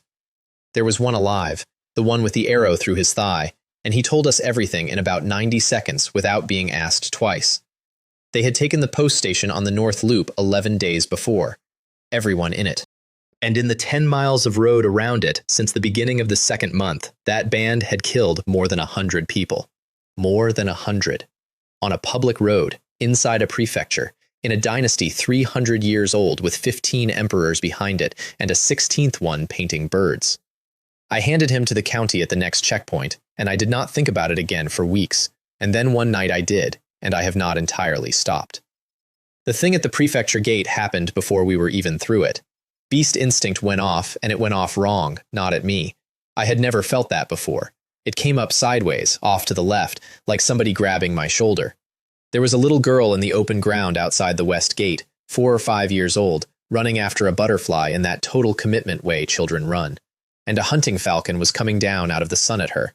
It was a trained bird. It had jesses. It had been slipped at a hair and had changed its mind, and it was coming down the way they do, which is not like a bird at all, and there was nobody within 30 meters of that child. And I got a face full of dust off the road at exactly that moment because a cart went past. I could not see. I want to be completely accurate. I could not see anything. My eyes were streaming, and the bird was somewhere between 50 and 70 meters up and moving at a speed nothing in my life had prepared me for. I shot at the sound. There is a noise a stooping falcon makes. It is not a cry. It is the air coming apart over its wings, a tearing sound that gets higher as it comes. Outside the circle. Blind. At a sound. Plus 50. The talons came down about 3 inches from the top of that child's head, and the whole thing hit the road in a heap and slid. I got my eyes clear in time to see the mother arrive, and to see the ring on the bird's leg. Somebody read it to me. A house name and the prefecture. The Fang family of Qingzhou. I picked the carcass up and threw it into the scrub at the side of the road, and told the mother to take her daughter and go, right now, and not tell anybody what had happened. She was a widow. Her husband had been a patrolman, killed on duty 3 years earlier, and there was a pension attached to that, and she had never received any of it, because the money went through 4 sets of hands before it reached a widow, and there were 4 sets of hands. She told me that standing in the road holding her daughter, in the flat voice of somebody who has explained it many times to people who could not help. And I could not help either. I had a 9th rank tally in my shirt and a cart of liquor, and I was 14, and going into a prefecture office to ask why a patrolman's widow had not been paid would have got exactly 1 person into trouble, and it would not have been the clerks. So I said nothing. I gave her what money was in my sleeve, which was the coward's version, and that woman comes back to me more often than most of the men I killed. Qingzhou Prefecture has walls 12 or 13 meters high and about 150,000 people in it. There were 5 separate queues at the gate that morning and 25 inspectors on them, because the coastal reports had come in and the standing order was to look for spies, and they were opening carts and unrolling bedding and asking people where they had been born. We were in that queue for about 10 minutes before a mounted officer came out through it at a trot, scattering everybody, and it was Patrol Inspector Gu, who had ridden out personally to collect me. The Southwest Directorate of the Qingzhou Patrol Inspectorate was 3 courtyards and a drill yard, with blue banners on the gate carrying the character for patrol, which I could not read, and which I made a point of learning that week. There were 4 Shaoqi in that directorate, including me, and about 40 men, and a permanent smell of horse. And Inspector Gu, on my first evening, threw a banquet for 30 men and put out the 2 jars of liquor I had given him at the ceremony in Yunxi. He got about 4 cups into that evening before it hit him what he had done. I watched it land. He was mid-sentence, laughing, and then he went very still and looked down into his cup and then across the table at me with an expression of the purest betrayal I have ever seen on a grown man's face. "Brother," he said, "brother, why did you not tell me?" "Tell you what?" "That this was," he gestured at the jar with his whole arm. "I have been keeping this for my father-in-law, who I do not like. There's 400 catties on a cart in your own yard, sir." Inspector Gu put his face in his hands. Then I went to the kitchen, which caused a certain amount of confusion since a Shaoqi does not cook. I cooked for 30 soldiers, and I did it because it was the single cheapest thing I could possibly have done that evening. Pork with mountain mushrooms, the spicy rabbit, and flatbread with stewed donkey meat, which I had eaten in a previous life at a roadside at 2 in the morning and had been chasing ever since. The meat braised for hours in a spiced broth, chopped fine with the fat still in it, packed into a flatbread straight off the griddle. The juice runs down your wrist and into your sleeve, and you do not care. And rice, which is the part they talked about. Plain rice, cooked, and then the rendered fat off the pork poured over it while it was still going, so that every grain came apart and shone amber. Old Liu, who had been in that directorate for 19 years, ate 3 of those flatbreads and then put his chopsticks down, picked the 4th one up in both hands, and said to the room with his mouth full, This is what a man is supposed to eat." By the end of the evening, all 4 Shaoqi and both clerks were trying to convince me to move to the prefecture permanently, and Inspector Gu had begun making a case that the directorate needed a full-time cook at official expense, and I let all of it happen. Because here is what that evening actually was. 30 men from a military yard in the prefectural capital had drunk my liquor and eaten my food. Every one of them had a family and a favorite drinking house and colleagues in 3 other directorates and 2 garrisons. Inside 3 days, every military compound in Qingzhou knew the name of that liquor. I did not pay 1 copper for it, and there is no amount of silver that would have bought it. The fortune teller was on the 4th day, on a corner by the drum tower, and I stopped because Xiao Chan wanted to, and for no other reason. He was old, and he had a stall with a cloth on it, and he did the version where you write a character, and he tells you your fate from it, which is a con with a long and honorable history. I could not write. That was the joke. I could not write anything. So he had me copy one out of a book with a brush, stroke by stroke, and I picked the one my father drew in ash at the gate every New Year. No, not that one. I picked the other one. The one that means home and household and family, all three at once. I drew it badly. It took me a long time. And the old man looked at it and stopped smiling. Do you know how this character is made? No. There is a roof on the top. He touched it with one finger, not the brush. The roof shelters what is underneath. That is the whole idea of it. That is why the same word means the building and the people in it. All right. And underneath the roof there is a pig. There's a what? A pig. That is the old form. A house with an animal in it is a household. A house with nothing in it is a shed. He was not being funny. He had gone somewhere else entirely. But look at how you have drawn it. The stroke of the roof is too heavy. It presses. And in the lower part, the middle upright, look where you have put it. It runs straight down through the middle.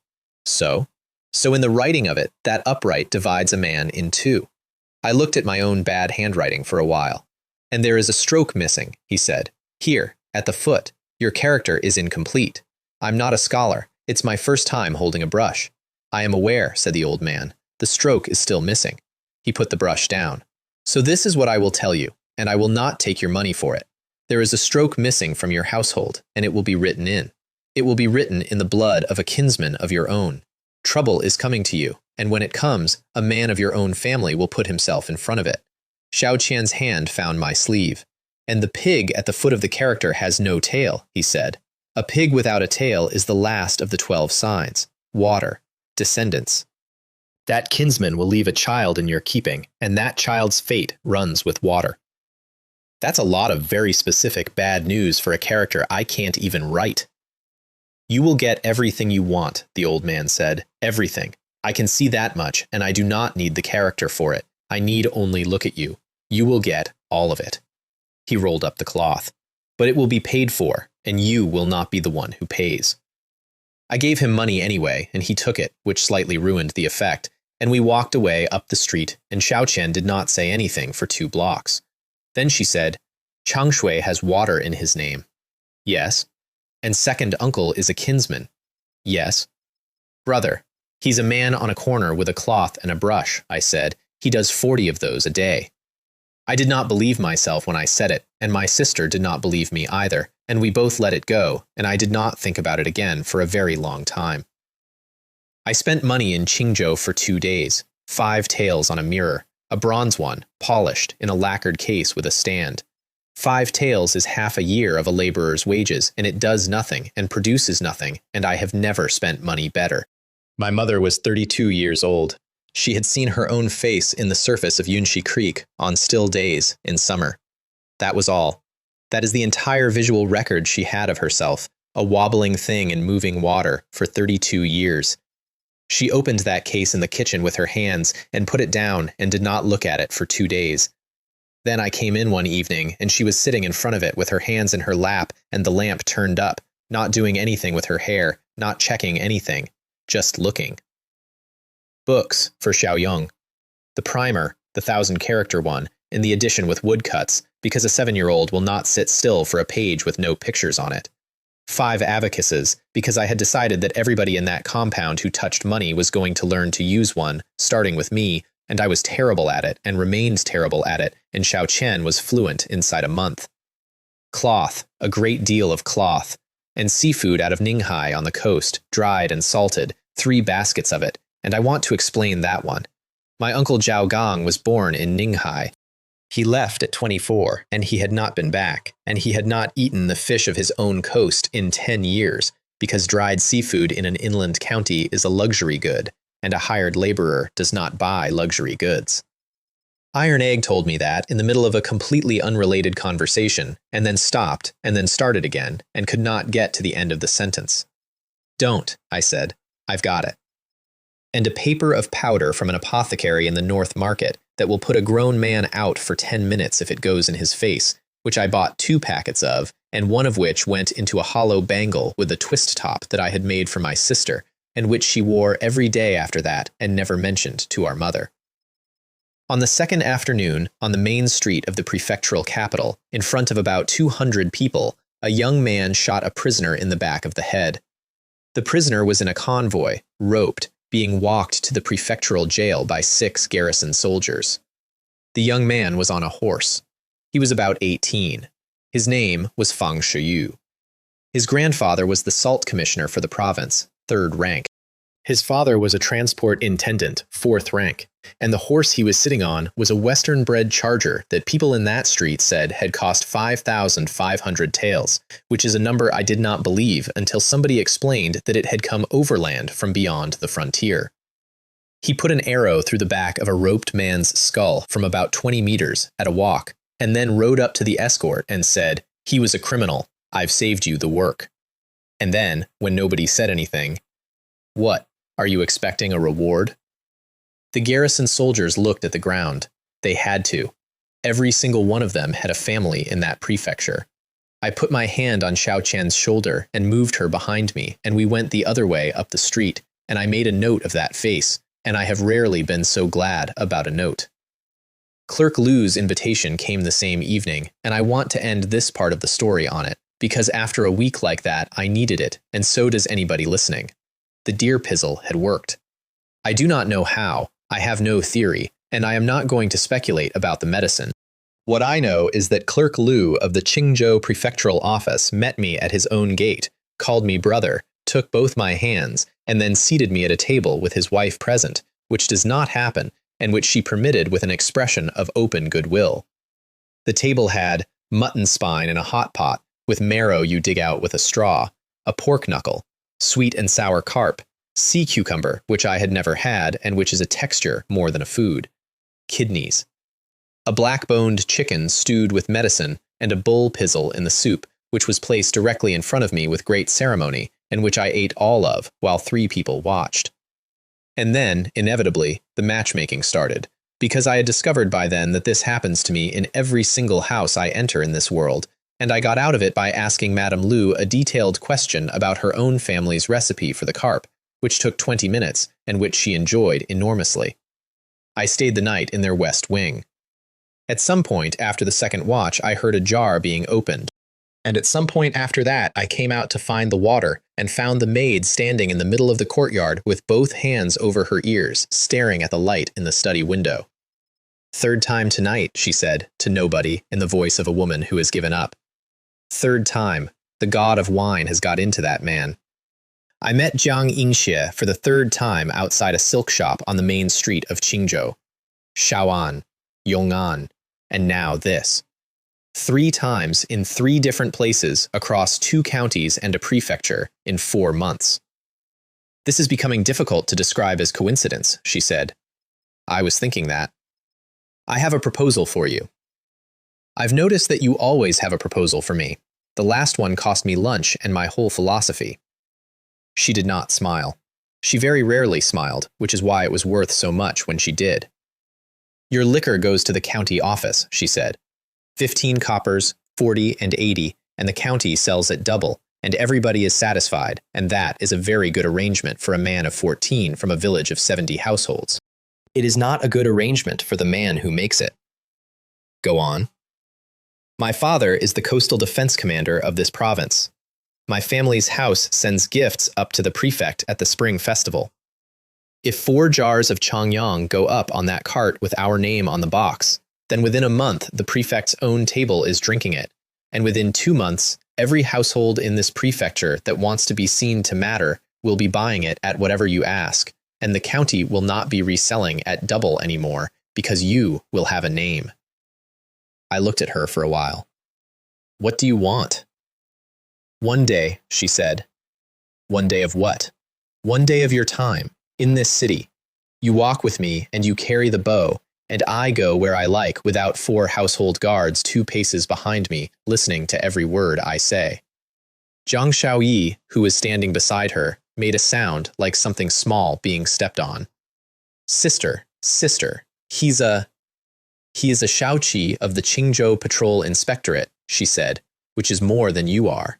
And behind me, at approximately the volume of a foghorn, my 10-year-old sister said, "Go on, brother." There is no dignified way to recover from that. I did not attempt one. We went to the Shenzhen camp on the last day of that week because the young lady wanted to see the trials, and because I had never in my life said no to her about anything. The Shenzhen camp took men once a year, 10 taels on signing and 20 mu of land at the end of the term, and there were about 1,000 people on that ground, candidates, families, and a great many spectators who had come for the same reason people come to anything. There was a mounted course, and butts at 10-meter intervals out to 60, and a company of camp archers running it. We had been there about 20 minutes when a young man on a Western charger came across the ground at a walk and stopped in front of me. That bow, Feng Shiyu. Iron pearwood, Lingnan stock, and there are perhaps 6 of them in this prefecture. He was smiling. My falcon came off the Westgate Road 8 days ago and did not come back. There was a shaft in it when they found it in the scrub. Armor-piercing, 4-sided head. The crowd around us had gone quiet in that particular way. So it was you. It was. You killed a trained falcon of the Fang household. Your falcon stooped on a child. I said it loudly because 1,000 people were standing there and because I was not going to fight this on his ground. 2 years old, maybe 3, on the open road outside the West Gate, running after a butterfly with nobody within 30 meters of her. That bird was 3 seconds off the top of her head. I could not see because a cart had just thrown dust in my face, so I shot at the noise it was making and I got lucky. Yes, it was me. Silence. That falcon, said Feng Shiyu, cost 400 taels. Then I hope the child grows up to be worth it. He stopped smiling. You shoot then, he said. The trial course, foot and horse, same as the candidates. If I win, your life belongs to me, and I'll take it in front of these people, or I won't, as I choose. If you win, take the horse. The horse. 5,500 taels of horse. It was an enormous bet, and it was not a bet at all, because everyone standing there knew he was a Fang, and I was nobody, and because he had been trained since he was 6 by masters his grandfather paid for, and because I was a village boy with a bow and no name. Done, I said. Foot first, 10 meters, both center, 20, both center, 30, both center, and the crowd began making noise. Because at 30 meters in a crosswind, 2 out of 2 in the gold is a good day for a camp archer. 40, both center. 50 meters. Feng Shiyu shot first and put it in the gold, but at the top edge, with the shaft standing about 2 fingers off the middle. It was, and I mean this without any qualification, an extremely good shot. There were men in that camp who could not have made it. My circle was at 43 meters. I put mine in the middle. 7 meters outside the line, and I put it in the middle. And I have turned that over a great deal since, and the only explanation I have is that Zheng Long taught me to shoot in a forge in Huayan Township for free, and I had been doing what he told me every single day since. The noise from that crowd went on for a while. Then the mounted round, and this is the part where I should have lost. I had been on a horse exactly twice in my life. Both times were the same day, both times I was sick, and both times somebody else was steering. Feng Shiyu went first, and he was magnificent. I am not going to pretend otherwise. He went down that course at a canter and put 5 arrows into 5 butts at 10, 20, 30, 40, and 50 meters without breaking the horse's rhythm once, and the crowd went up like a wave, and he came back to the start with his chin up, and he had earned it. They brought me a camp horse, and the camp horse would not stand still. It went sideways when I came near it. It put its ears flat. The groom got hold of the bridle and it went up, and the second horse they brought did exactly the same thing, and the third one, and there was laughter starting on the far side of the ground. I could not work it out for about a minute and a half. Then I put my hand in my coat and found the thing I had put there 4 days earlier and completely forgotten. The core out of the Wolf King's chest, still warm. 4 weeks in a silk wrapping in a box under a floor, and then 4 days in my pocket, and still, on a cold spring morning, warm. I do not know what that thing was. I never found out. What I know is that every horse on that ground could smell what was in my coat, and every horse on that ground had decided that whatever had produced it was not something they intended to have on their back. I put it in Xiao Chan's hands and told her to stand well back. The fourth horse let me on. And then I found out that a mounted archery course is not a shooting problem, it is a not falling off problem, and that I could do exactly one of those two things. So I stopped trying to do it properly. I went down that course lying backward along the horse's spine, with my shoulders on its rump and my knees hooked, shooting up and out from under its neck, which is not a technique, which is not in any manual, and which I did because it was the only position where I did not have to balance. 10 meters. In. 20. In. 30. 40. 50. In. And then I did not pull up, and the campmaster shouted something because the course ends at 50 and the 60-meter butt is only there to mark the end of the run. I kicked that horse in the ribs on the wrong side, deliberately, at a gallop. It threw me. I came out of the saddle at about 60 meters from the last butt, sideways, upside down, with the ground coming around, and I shot from there, inverted, in the air, off a horse, at a target I was seeing upside down at 60 meters, which is 17 meters outside my circle. I hit the middle. Then I landed in the mud on my back, hard, and lay there for a moment being unable to breathe while 1,000 people made a noise I could feel in the ground underneath me. Iron Egg got to me first and picked me up bodily and shook me, which did not help.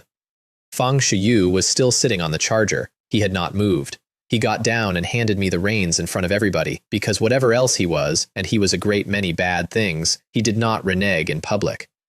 And I did the only genuinely intelligent thing I did that day. I turned to his steward and said, "What'll you give me for it?" There was a silence of the very particular quality. "Starting price is 10 taels, I said, loudly, since I'm told he cost 5,500, and I'd hate to be greedy. "Do I hear 10? Somebody in the crowd shouted 11, thinking it was a joke. The steward said, 100 taels. Sold. 100 taels for a 5,000 tael horse. I made 100 taels in 90 seconds, and Fang Shiyu got his horse back for 2% of its value, and every single person on that field understood exactly what had happened. I had let him keep the animal his grandfather had given him and had charged him a price that made it a transaction instead of a mercy. He looked at me across the reins. "Why?" "Because I don't want your life," I said, "and I've got nowhere to keep a horse like that, and because in about a year I'd like to be able to walk down a street in this prefecture without your family in it." I did not get that last part. It was worth trying. Something else happened that spring, 400 miles away on the water, and I did not learn about it until much later, and it is the reason for everything that came after in that province. Jiang Cheng, coastal defense commander of Shandong, took his fleet out against the pirate confederation off Laizhou. He had about 70 real warships, and he needed 400, so he requisitioned every fishing boat on 200 miles of coast, put spars and painted cloth on them, and anchored them in 3 lines behind a headland at dusk. The pirates came in to take a harbor they thought was undefended, saw 400 masts come around the point in the morning haze, and turned to run. And by turning to run in a channel they lost their order, and Jiang Cheng's 70 real ships went into them. 3,000 dead, 100 ships burned or sunk, 2 of the 5 Confederation chiefs killed. It was the greatest coastal victory in 40 years, and it was won with painted fishing boats by a man who had thought about it for 11 months. And while his fleet was at Laizhou, a Japanese squadron went into Dengzhou. 2 counties burned, 10 government grain ships taken off the quay, and 300 women and children carried onto the boats and away over the water. And there is no part of that sentence I can soften, and I am not going to try. His officers came to him that night and told him what he already knew. A report of a great victory and a great disaster in the same week would be read in the capital as a defeat. The eunuchs of the inner court had been waiting 2 years for a reason, and if he wrote it plainly, he would be recalled, and the coast would be given to somebody who had bought the post. Write the victory, they said. Leave the rest. Jiang Cheng had spent his entire life telling his son and his daughter that a man may be broken and may not be bent. He sat with it until the small hours, and then he said, "Write it that way." Somebody in that room wrote a private denunciation and got it to the capital regardless, and the emperor of the great Qin dynasty read it in his bedchamber and held it over a candle and watched it burn and went back to bed. That is the country I was making liquor in. I want that on the record before the next part, where everybody starts calling me lucky. We came back south with the carts empty and 140 taels of silver, and we stopped for the night at the post station on the North Loop. The warden gave us a room and 5 dishes of meat and 4 salted duck eggs, and my sister gave me hers, and Iron Egg encountered a salted duck egg for the first time in his life and had to be talked through it. And then 4 men came in at dusk with baskets and hampers, calling themselves ginseng gatherers. I looked at their baskets through the wall in the dark, because that is a thing I can do, and 2 of those baskets had something alive in them, small, curled up, asleep. Poachers. Which in Great Chin is not a crime, only a disgrace, and which is a thriving trade. You draw the mother off with carrion, and you take the young, and you sell them to great houses as curiosities. There is a beast in that country called the Crimson Fire Bear, and my second uncle used to tell the legend about it when he still spoke to us. The founding emperor of the dynasty was beaten in the field and went into the mountains, and 2 red bears found him and fed him on honey, and he lay up there for 3 months until the enemy went home, and came out and took the empire. He gave them the name in gratitude, and there has been an unwritten rule ever since that you do not harm one, you walk the other way. They appear about once in a century. They sell, to the right household, for several hundred taels. At the second watch, beast instinct went off harder than it has ever gone off before or since. It came out of the dark toward the outer wall of that post station, and it was moving without any sound at all, and when it stood up, it was over 3 meters tall. There was a rack of torches along the wall for keeping animals off. It walked through them. I do not mean around. It knocked the rack over and walked across burning pitch on all 4 feet, and did not hurry, and I lay on that floor with an armor-piercing shaft on the string and understood that I was not going to be using it. Then it picked up 2 burning stands, 1 in each front paw, and threw them into the station and set the place alight, and went into the room where the 4 poachers were. I put Zhao Chen's head under the blankets and held it there. Iron Egg wanted to help. Iron Egg actually reached for his bow, and I got a hand on it, and I have never been so glad of anything in my life, because 30 seconds later, one of the station archers went at that bear with a steel blade, and I watched an armor-piercing arrow from another one go into its back and stop at about 3 centimeters. 3 centimeters. It probably did not get through the fat. The archer did not get up. The bear took its cubs out of the basket and carried them out of the burning station in its arms, and 10 archers were waiting in the yard, and it went straight through them, and then it was gone up the road with the 2 of them, and the whole thing had taken maybe 4 minutes. We put the fire out with sand until dawn because there was not enough water. The warden lost most of his station and his job with it.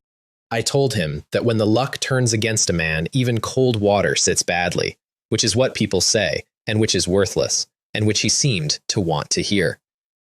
In the morning, on the road out, I put my hand over my sister's eyes for the first 30 paces. Iron Egg and Xuanju both lost their breakfast. And a mile on, Xiao Qian said, "Brother, look." There was a small red thing lying in a hollow beside the road with 3 arrows in it. A miniature version of the thing that had come over that wall.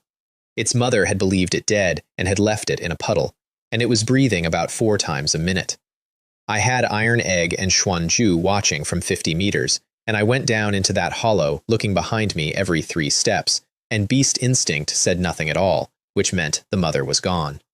I asked the 3 of them whether we should. All 3 said yes at the same time, and Xiao Qian said, "If we keep him, then when the Wolf King comes again we won't be frightened," which was not the reason, and Xuanju said, "Heaven put him there for us," which was also not the reason, and the actual reason was that all 3 of them were children, and it was small, and it was dying.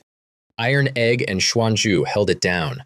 Xiao Qian got out the golden wound ointment and a gourd of liquor. I pulled 3 arrows out of that animal one at a time, and it screamed like a child every time, and my sister poured spirit into the holes with her face turned away and her eyes on it out of the corner, and packed the ointment in with 2 fingers. It opened its eyes about an hour later and made a small sound at her and put its nose in her hand. By the time we got home, it was eating out of a rice bowl, and my sister had named it Little Fire, and my mother had lost the argument about whether it was staying before she knew there was an argument. It grew in 11 weeks from something you could carry in a coat to something that could put its chin on the kitchen table. It could open the kitchen door. It learned to open the kitchen door in 4 days. Its entire relationship with my family was conducted through food, and it was not affectionate, it was commercial. It would sit in the doorway and look at you and not move until terms were agreed. My mother would put a bowl down for it, with heartbreak, containing pork ribs, and stand there and say, out loud, that a bowl like that would have kept the family for half a year in the 12th month. And Little Fire would carry the bowl to the corner in both front paws, sitting up, and eat it with an expression of complete moral seriousness, and then come back and stand in the doorway again. He caught the Pirate King for me about a month after that, which I have never been allowed to forget. There was a notice up in every township in the prefecture by then, 200 taels for the man they called the White-Faced Fox, Xu Ming, one of the 5 chiefs of the Confederation, who had come ashore somewhere south of Laizhou after the battle and had not been seen since. 200 alive, 150 dead, which tells you the authorities badly wanted to talk to him. Every road in 3 counties had checkpoints on it. Everybody was looking for a pirate, which meant everybody was looking for a man in a boat, or a man with a sword, or a man with a foreign look about him. We were walking the cart road below de Longshan, and there was a woodcutter coming the other way with a bundle of brush on his back. And Little Fire, who at that point was about the size of a large dog and was riding on the cart because he had decided walking was beneath him, stood up and growled. He had never done that at a person. He did it at dogs, and he did it at the oxen, and he did it at anybody who came near a food bowl. He had never once done it at a stranger on a road, so I looked at the woodcutter properly. The hands were right, black to the wrist, cracked, ingrained, exactly the hands of a man who cuts brush. Somebody had done a very careful job on those hands, and when he shifted the bundle, the palms came up, and the palms were smooth. A man who cuts wood every day has a palm like the sole of a shoe. I took the tally out of my shirt and threw it into the road in front of him. Pick that up and read it out. And he picked it up and read it. Qingzhou Patrol Inspectorate, Southwest Directorate, Shaoqi, Wang Chang. And then he stopped. We looked at each other for a moment across about 6 meters of empty road. You're going to say I've made a mistake, I said. Yes.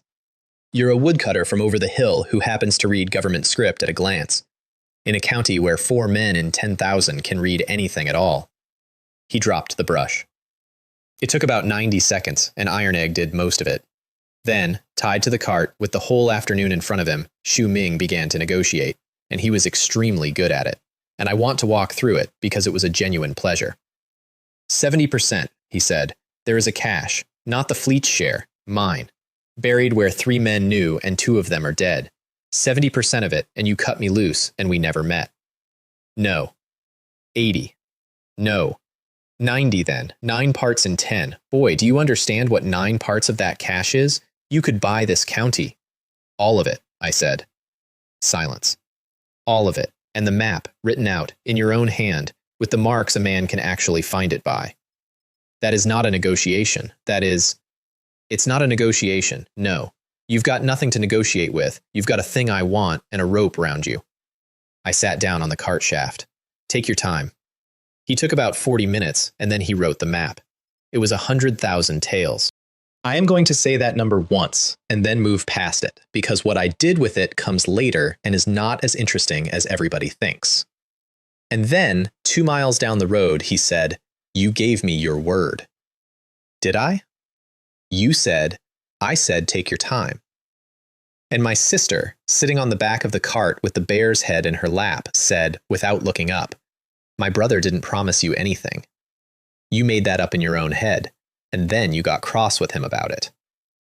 He started shouting after that, at some volume, about a variety of subjects, and it was going to carry a long way on a quiet road, so I gagged him with 2 of my mother's sorghum flatbreads, which had been in the cart for 3 days and had reached the consistency of roof tile.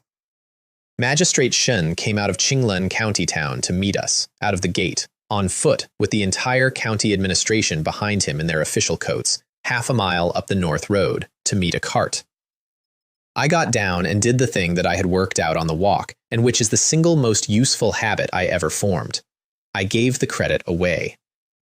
I told him in front of his own clerks and about 400 townspeople that the white-faced fox had been taken inside Qinglen County by a patrol acting on the county's own standing alert, that Registrar Huang's checkpoint order on the South Road had shut every route but the one he took, and that 2 cavalrymen of the Qingzhou camp named Liu Dachui and Kong Sanxi had been the first to raise the description that let us recognize him. Not one word of that was true except the last part, and the last part was only true if you squinted. It cost me nothing, A magistrate who has personally taken a pirate chief inside his own county writes a very different report than a magistrate whose county was walked through by a boy.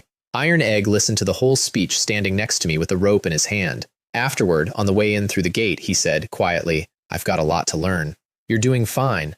"No," he said, "I mean it. I'd have said I did it." Then we went to the Sun House to get my cousin, and everything I had built that spring nearly came apart in an alley.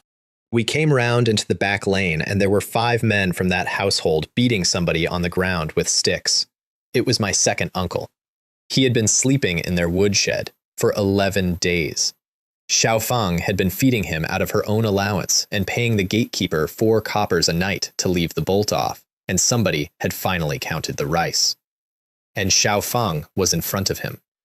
11 years old, on her knees, over her father, with her arms out, and one of them put a foot into her stomach to move her, and she went over sideways and did not get up straight away, and when she did, there was red at her mouth.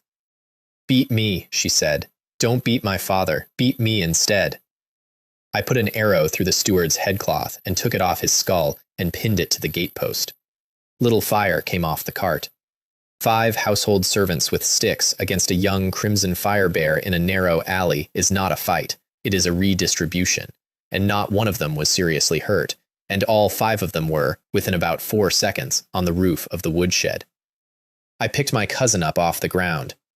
Then the steward came back out into that alley with about 20 more, which was brave, and said the thing that made the rest of the afternoon inevitable.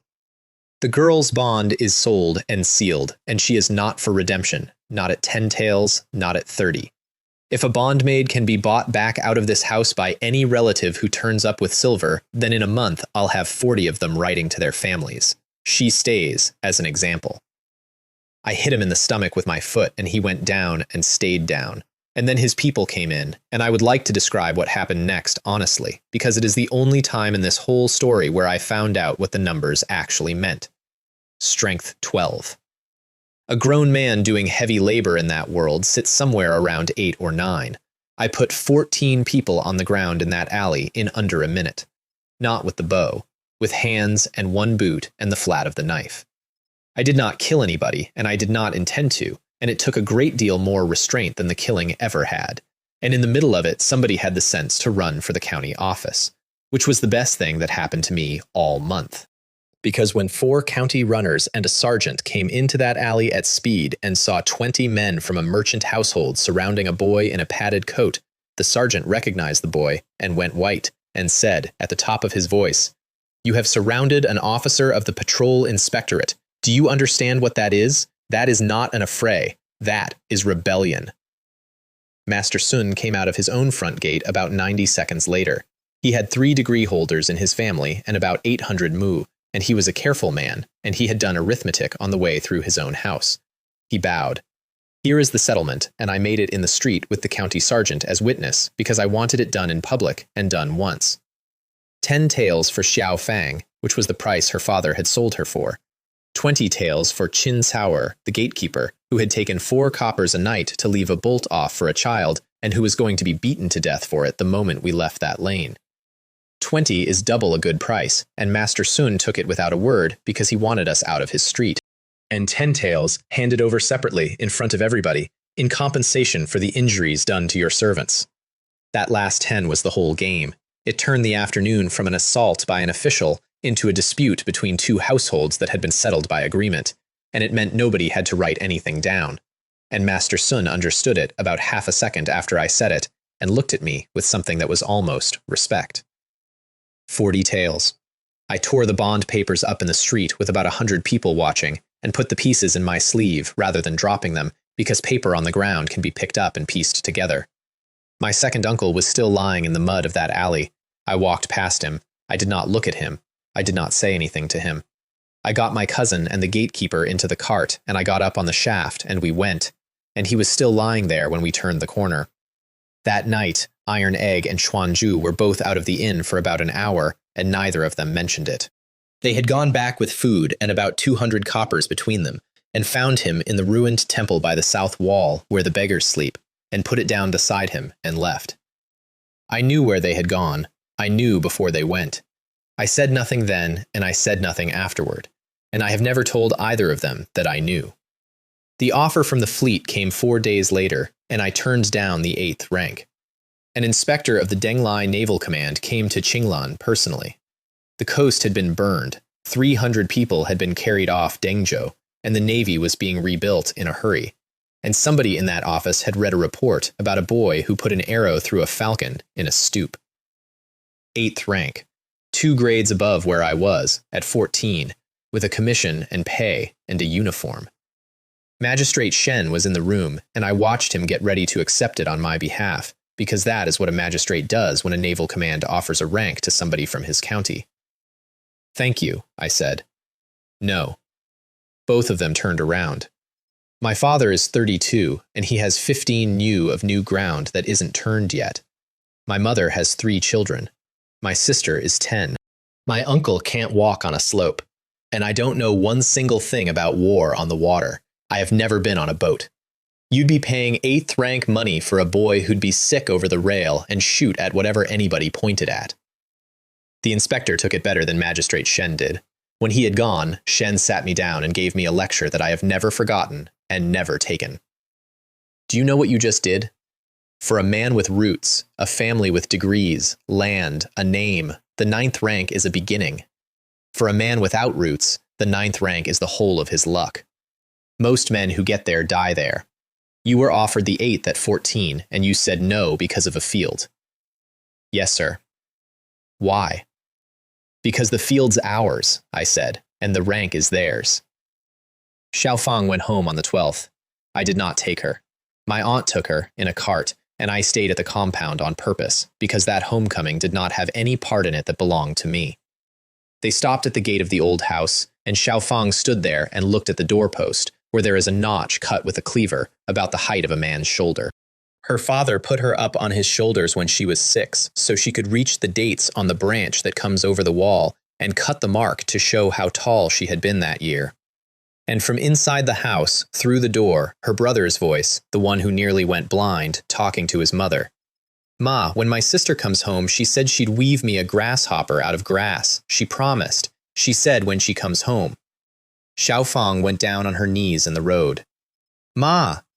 Second aunt came out of that house so fast she took the door with her, and the first thing she said, out of everything a mother could possibly say to a daughter she had sold, was, "You've got thin."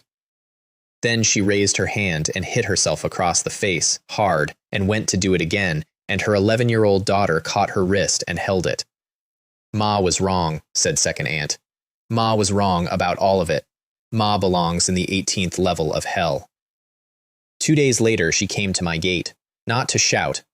She came at about the hour when the whole village passes on the way to the fields, and she got down on her knees in the dirt outside the compound, and she bowed her head to the ground, and she counted them out loud, 30 of them. "Wang Changlei, thank you for saving my daughter. I did not go out. I want to be honest about that. I sat in the west wing with the ledgers, and I listened to her count to 30, and I did not go out. And Xiao Qian came and stood in the doorway and looked at me, and I said, if she wants to bow, let her bow. I didn't ask her to. My father went out, and my father, who had not raised his voice in my hearing in 14 years, who had let his own household throw 5 people into the snow without a word, stood in the gateway and roared at that woman loud enough to bring the far end of the village out. Are you trying to shorten my son's life? Dead silence in that lane. 30 kowtows. He's 14. Do you know what 30 kowtows from an elder does to a boy that age? Do you know what the village will say he took from you? Is that gratitude, or is that a curse with a bow on it? She was still on the ground.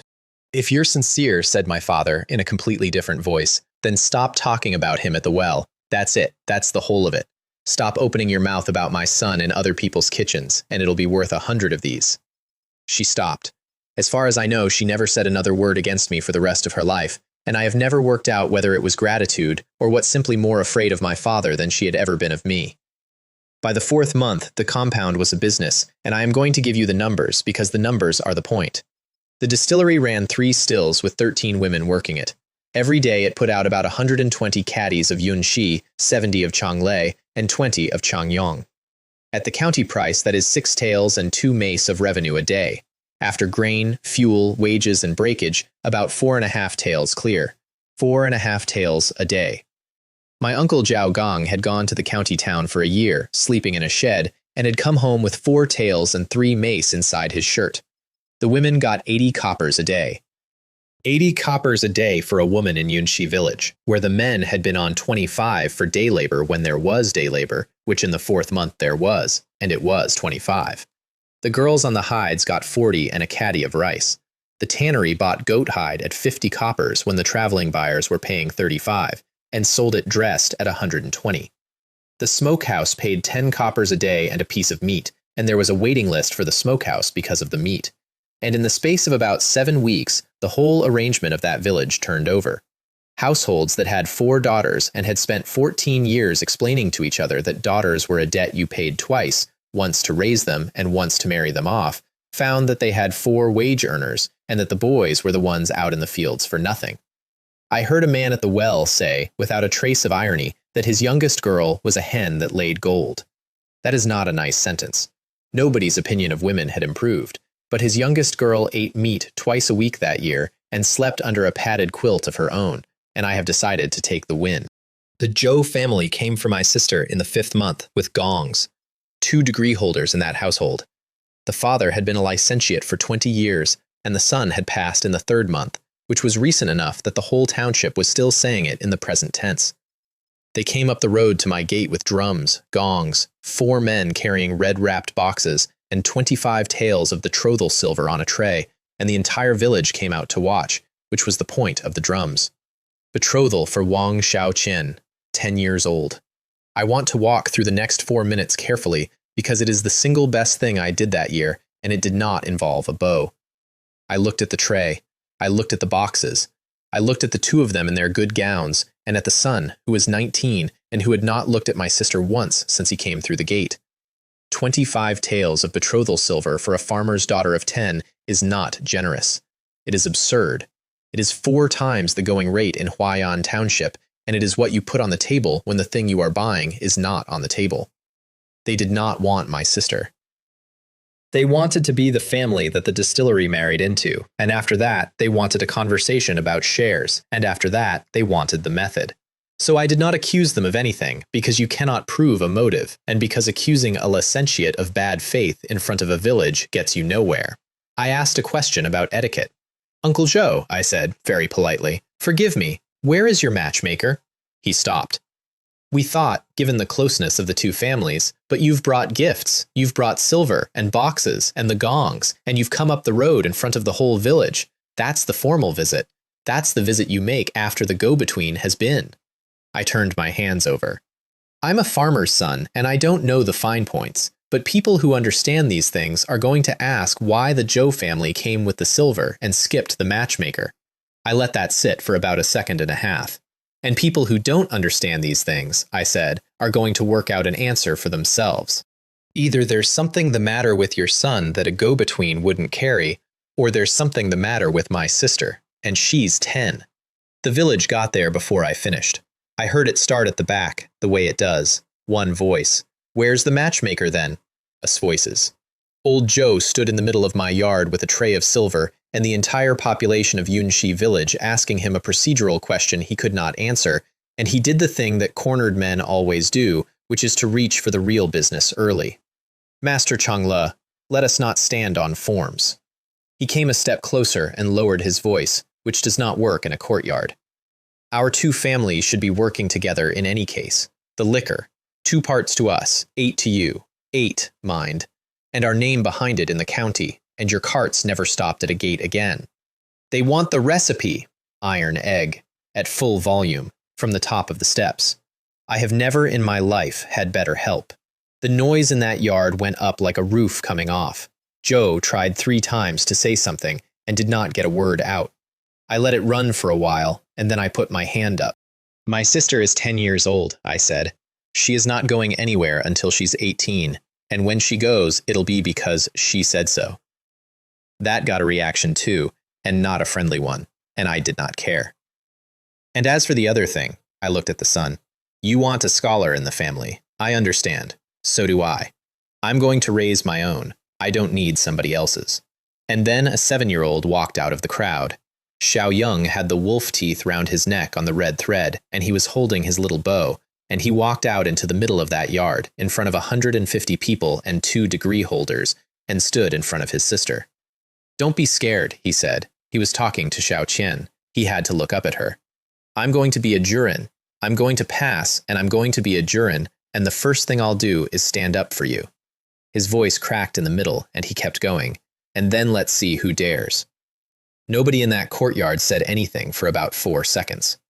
Then my mother went down on her knees on the ground in front of her youngest child and put her arms around him and did not let go for a long time. I sent 3 jars of liquor after the Zhou family that afternoon, by a servant, with a note of apology for the misunderstanding, because a licentiate with a grievance in a county where you sell things is a permanent expense. And I walked out to the gate with them to see them off, and at the gate I put my hand on the hilt of the knife, not drawing it, not raising my voice, so that only the 2 of them heard me. On the way up the road, I said, one of your men was telling my carter what your household intends to teach my family. Who was that about? Old Joe said it was nobody. Old Joe said it was a servant's foolishness. That's what I thought, I said, and bowed, and they went. The decree came on the 9th day of the 6th month, and it came with 3 separate offices in it. That is not normal. That does not happen. A man of the 9th rank gets promoted a half grade at a time by attrition and by outliving people. 3 parties arrived in Yunxi on the same morning: the prefecture, the Shandong Surveillance Commission, and the Dunglai Naval Command, which had not forgotten being told no. Acting Deputy Patrol Inspector of the Qingzhou Patrol Inspectorate, Instructor of the Qinglan County School, and Probationary Centurion of the Dengzhou Garrison, with the right to 5 personal retainers, a mount, and armor from the government stores. The middle one is the one that mattered, and nobody outside that county understood it. The first and the third were military. Military rank in Great Qin is real, and it is also, socially, nothing. Soldiers are fed and used and looked down on by every man who owns a book. Instructor of the county school is a civil post, which meant that as of the 9th of the 6th month, every licentiate in Qinglan County, every shu cai, every degree holder, every man who had spent 15 years learning to look through a farmer as though he were weather, was required by protocol to bow to me.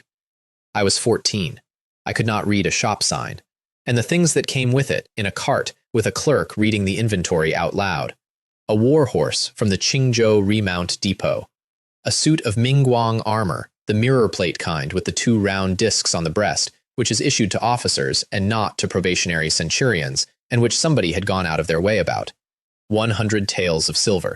And 200 mu of sea fields at Dengzhou. 200 mu. Coastal land, salt flat land. Worth very little as it stood, and worth a great deal to a man with time and fertilizer. And I heard that part read out and went completely still, because there was only one household in Shandong that had that land to give, and I had refused their thanks twice. The Zhou family found out about all of this about an hour before the ceremony. Old Zhou and his son came up the road on foot with no gongs at all and knelt outside my gate, and I did not go out, and they knelt there until the officials arrived, and then they got up and moved to the side of the road and bowed again as the party went past, and then bowed a 3rd time to me. I bowed back, properly, politely, in front of everyone, because a man who has been made to kneel in public and is then also mocked will spend the rest of his life on it, and a man who has been made to kneel and is then treated with perfect courtesy will spend the rest of his life telling people you were courteous. Iron Egg tested the armor in the yard, full swing, with a steel blade on the breastplate, from a man with strength 8 and shoulders like a gate. A scratch, a bright line across the lacquer, about the depth of a fingernail. Then I put an armor-piercing shaft into it at 20 meters from the iron pear-wood bow. It dented the plate about the width of a thumb, and the arrow came apart into splinters, and one of those splinters went past my father's ear, and he did not flinch, and everybody stood around that breastplate afterward in complete silence. That is what 100 catty bow does to government armor. Nothing. I have thought about that a great deal. Every fight I had won that year, I had won by putting something sharp into a person who was not wearing anything. The whole of my career up to that point was a function of the fact that bandits cannot afford steel. The horse was called Wu Zhui, black, with 4 white feet, which is a color combination that has a name and a superstition attached in that country. 16 hands. Government brand on the near quarter, top grade, since had plaited his mane into 5 braids for the delivery, which is a thing they do for horses of a certain quality, and he arrived at my gate looking like an object that had been sent to the wrong address. He threw me 3 times. Not bucked, through. First time into the wall. Second time into the yard. Third time over his own shoulder and into the haystack, from which I emerged with my ears ringing and hay in my mouth and my eyes streaming. An iron egg made the mistake of laughing. I walked back over and put my hand out for the fourth time. He looked at me for a long moment, and then he put his head down and let me take hold, and he never once tried it again, and for the next 2 years, that animal would come across a field at a whistle and would not let anybody else within 3 meters of the saddle. Little Fire watched all of it from the top of the wall, and then Little Fire disappeared, for 3 days. He went up onto the roof of the east wing, where he could be seen from the entire courtyard, and lay there, and would not come down, and would not eat, and would not answer when my sister called him, and every so often would look over the edge to check whether anybody had noticed that he was not there. My mother put a bowl out at the foot of the ladder on the first evening, gone by morning, Bear still on roof. On the third afternoon, I took a bowl up the ladder myself and sat on the tiles next to him and did not say anything for a while, and eventually he put his chin on my knee with an air of enormous grievance, and that was the end of it. He hated that horse for the rest of his life. He also started hunting, not with me, for himself, and then for us. The first time I saw him do it, I lay on my stomach in the scrub for 20 minutes and watched a young crimson fire bear take a sika deer in open ground, and I want to describe it because I have never seen an animal do anything cleverer. He flattened his ears, then he went over his own shoulders and flanks with both front paws, smoothing that bright red fur down flat and wet, which turned him from a red animal into a dark lump. He sat down and he stopped being a bear at all. He became a mossy rock at the edge of a clearing. Then he went round, downwind all the way, at a crawl, taking about 11 minutes, into the deer's blind quarter behind the shoulder, and came in on a curve, not straight, so that the deer's first sight of him was already at 4 meters, and hung on to its head by the ears. Afterward, he sat on its neck with his front paws on his knees and looked around the clearing with an expression of enormous public dignity. The day before that, the two of us had taken a mountain tiger. It came out of the Da Ching side, which is not its ground, and which is exactly why it was hungry, and it had already taken 2 goats from a hamlet on the East Creek. I went after it because it was going to come to Yunxi in about 4 days, and because beast instinct is not a warning system if you only listen when it is convenient. 5 arrows. The first 2 did what arrows do to a tiger, which is to make it faster. The knife went in under the ribs on the near side when it was on top of me, and the reason it was only on top of me and not through me is that 180 catties of bear had hold of the back of its neck, plus 200. The head went up over the gate of the compound, under the plaque, which is a thing I did purely for effect and which worked on absolutely everybody. The skin went on my mother's Kong. She sat on it every evening for the rest of the time I knew her, and told visitors that her son had brought it down with a knife, which was not true, and which I never corrected because the true version required explaining the bear. My second uncle failed for the 6th time in the 6th month. 12 years, 6 attempts at the county examination for the licentiate degree, which is the first of the 3, which is the one you have to pass before you are allowed to begin. 3 mu of the family's land had been sold to keep him at it. A daughter had been sold. The notice went up in Qinglan, and somebody carried the news to Yunxi before he got home, which is the cruelest part of the whole system. Everybody in the village knew before he walked through the gate. Second aunt met him in the lane. And I have to say something in her defense here, because she has been the villain of most of this story, and this is the one moment where I understood her. She did not sound triumphant. She sounded like something coming apart. 12 years! In the lane, in front of maybe 40 people. 12 years, and 3 mu of your father's land, and I sold. She could not say it. Then she said the thing that finished him, and she did not mean to, and that is what makes it the worst thing anybody said to anybody that year. Look at your nephew. He looked up. You've both got the same surname. You're both Wang, and he's 14, and he can't read, and he's on the state's payroll with 3 offices, and every licentiate in this county has to bow to him. And when you finally pass, if you ever pass, you'll have to call that boy teacher. My second uncle turned around and looked at me, because I was standing at the end of the lane and had been for some time. Is that true? I could have softened it. I have gone over that moment many times, and I could have softened it, and I did not. Instructor of the county school, I said. It came on the 9th. He put his hand out to the wall, and something went in his chest, and he coughed, and there was a mark on the back of his hand afterward that he covered with his sleeve. That night, he asked for a fire in the yard. He burned the commentaries on the 4 books, the annotated edition, the one that had cost 2 taels and that he had carried to 6 examinations. He burned his notes.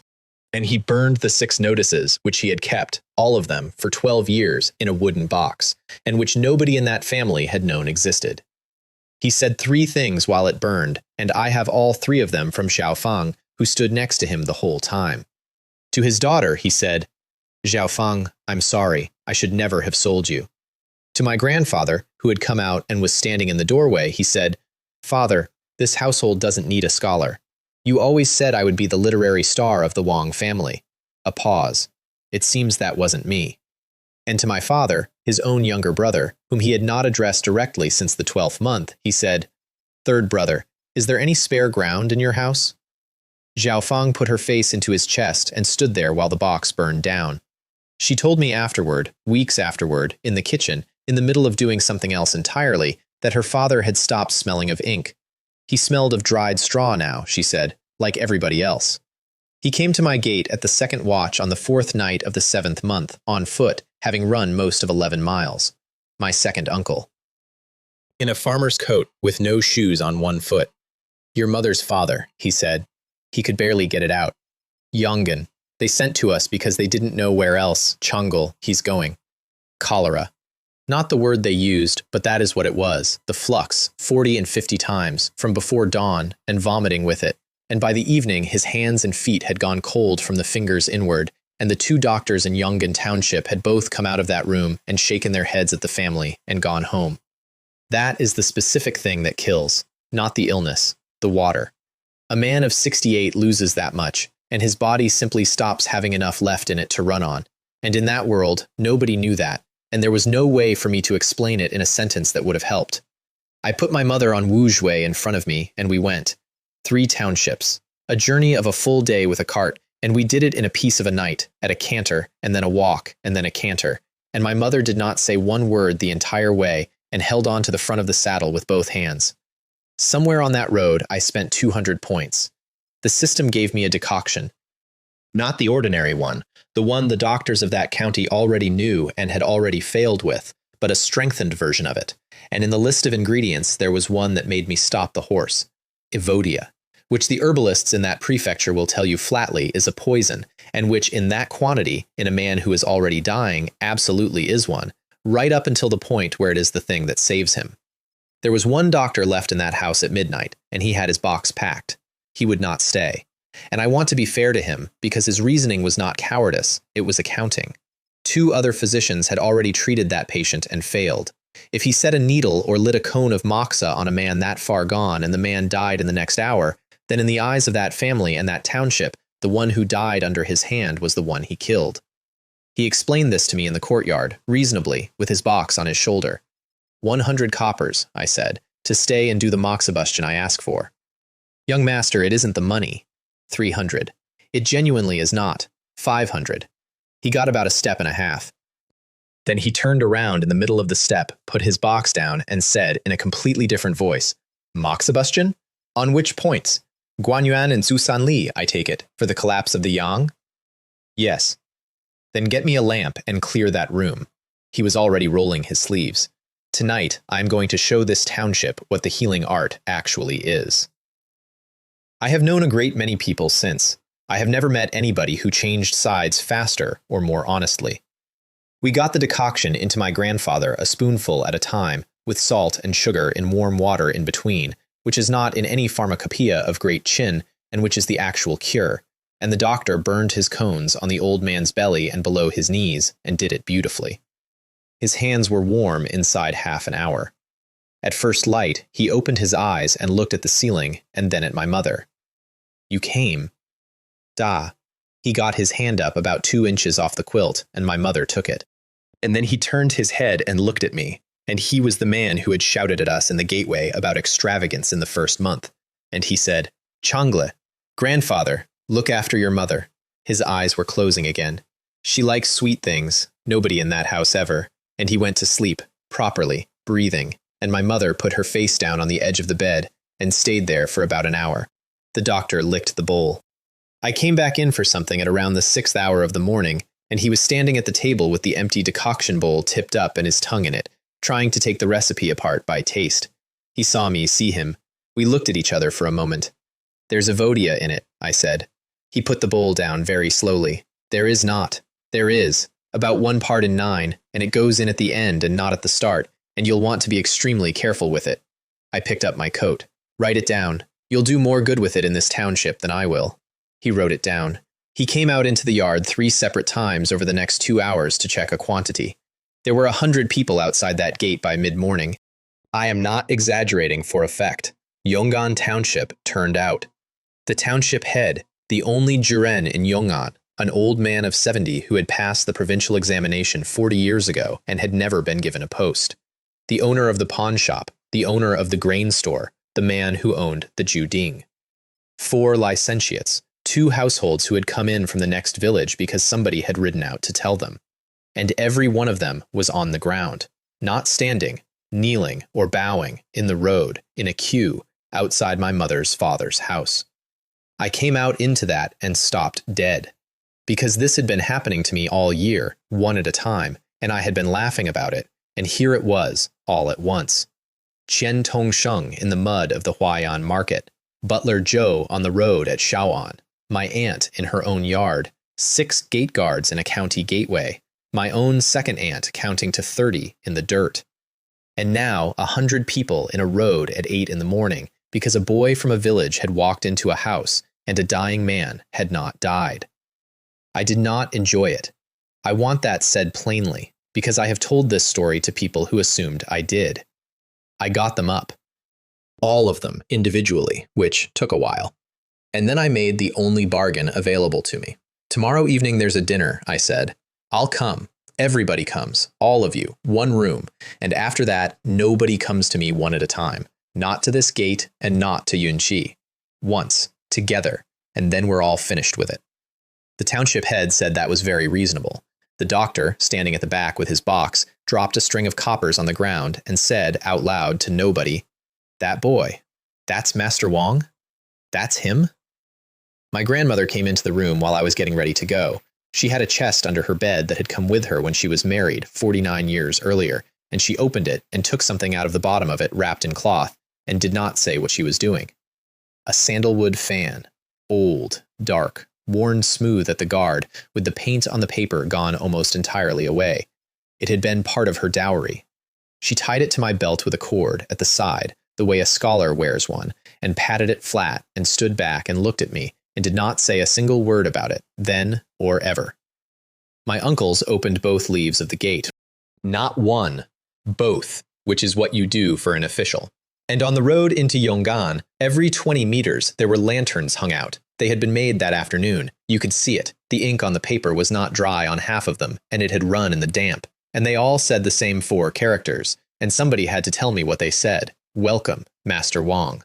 Halfway along that street, a little girl of about 6 came out of a doorway with a steamed bun in her hand, and somebody's elbow caught her, and the bun went into the dust of the road. She looked at it. Then she looked up at the horse. I got down. I picked it up and rubbed the dust off it against my sleeve and handed it back to her, and she took it with both hands, and then went completely rigid with terror, because a man on a black war horse had got off it and spoken to her. So I put a handful of coppers into her other hand and got back on the horse and left before she could start crying, which she did anyway, about 4 seconds later, at the top of her lungs. The banquet was at the Jiu Ding, same restaurant, upper floor. 3.5 months earlier, I had climbed those stairs behind a girl in a good coat and a boy with an ebony bow, and the staff had been quietly certain that I was somebody's servant. They had closed it. For one party. They had washed the floor of the upper room twice and put out new mats and taken down the ordinary lanterns and put up better ones. And the waiter came out of the kitchen with a tray and looked at the guest of honor and recognized the village boy who had shot the ceiling ornament and dropped an entire dish of cold chicken on the stairs. Nobody laughed at him. Everybody in that room understood, in about 1 second, that the story of this evening was going to include that tray, and that they had all made a version of the same mistake. I poured wine on the floor 3 times before anybody sat down. Once for heaven and earth, which is what you do. Once for the harvest of Yongan Township, which was a month off, and which everybody in that room had money riding on.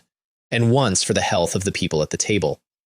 Then I drank from an empty cup and put it down, and the old Jurin saw me do it, and something moved at the corner of his mouth. I was 14.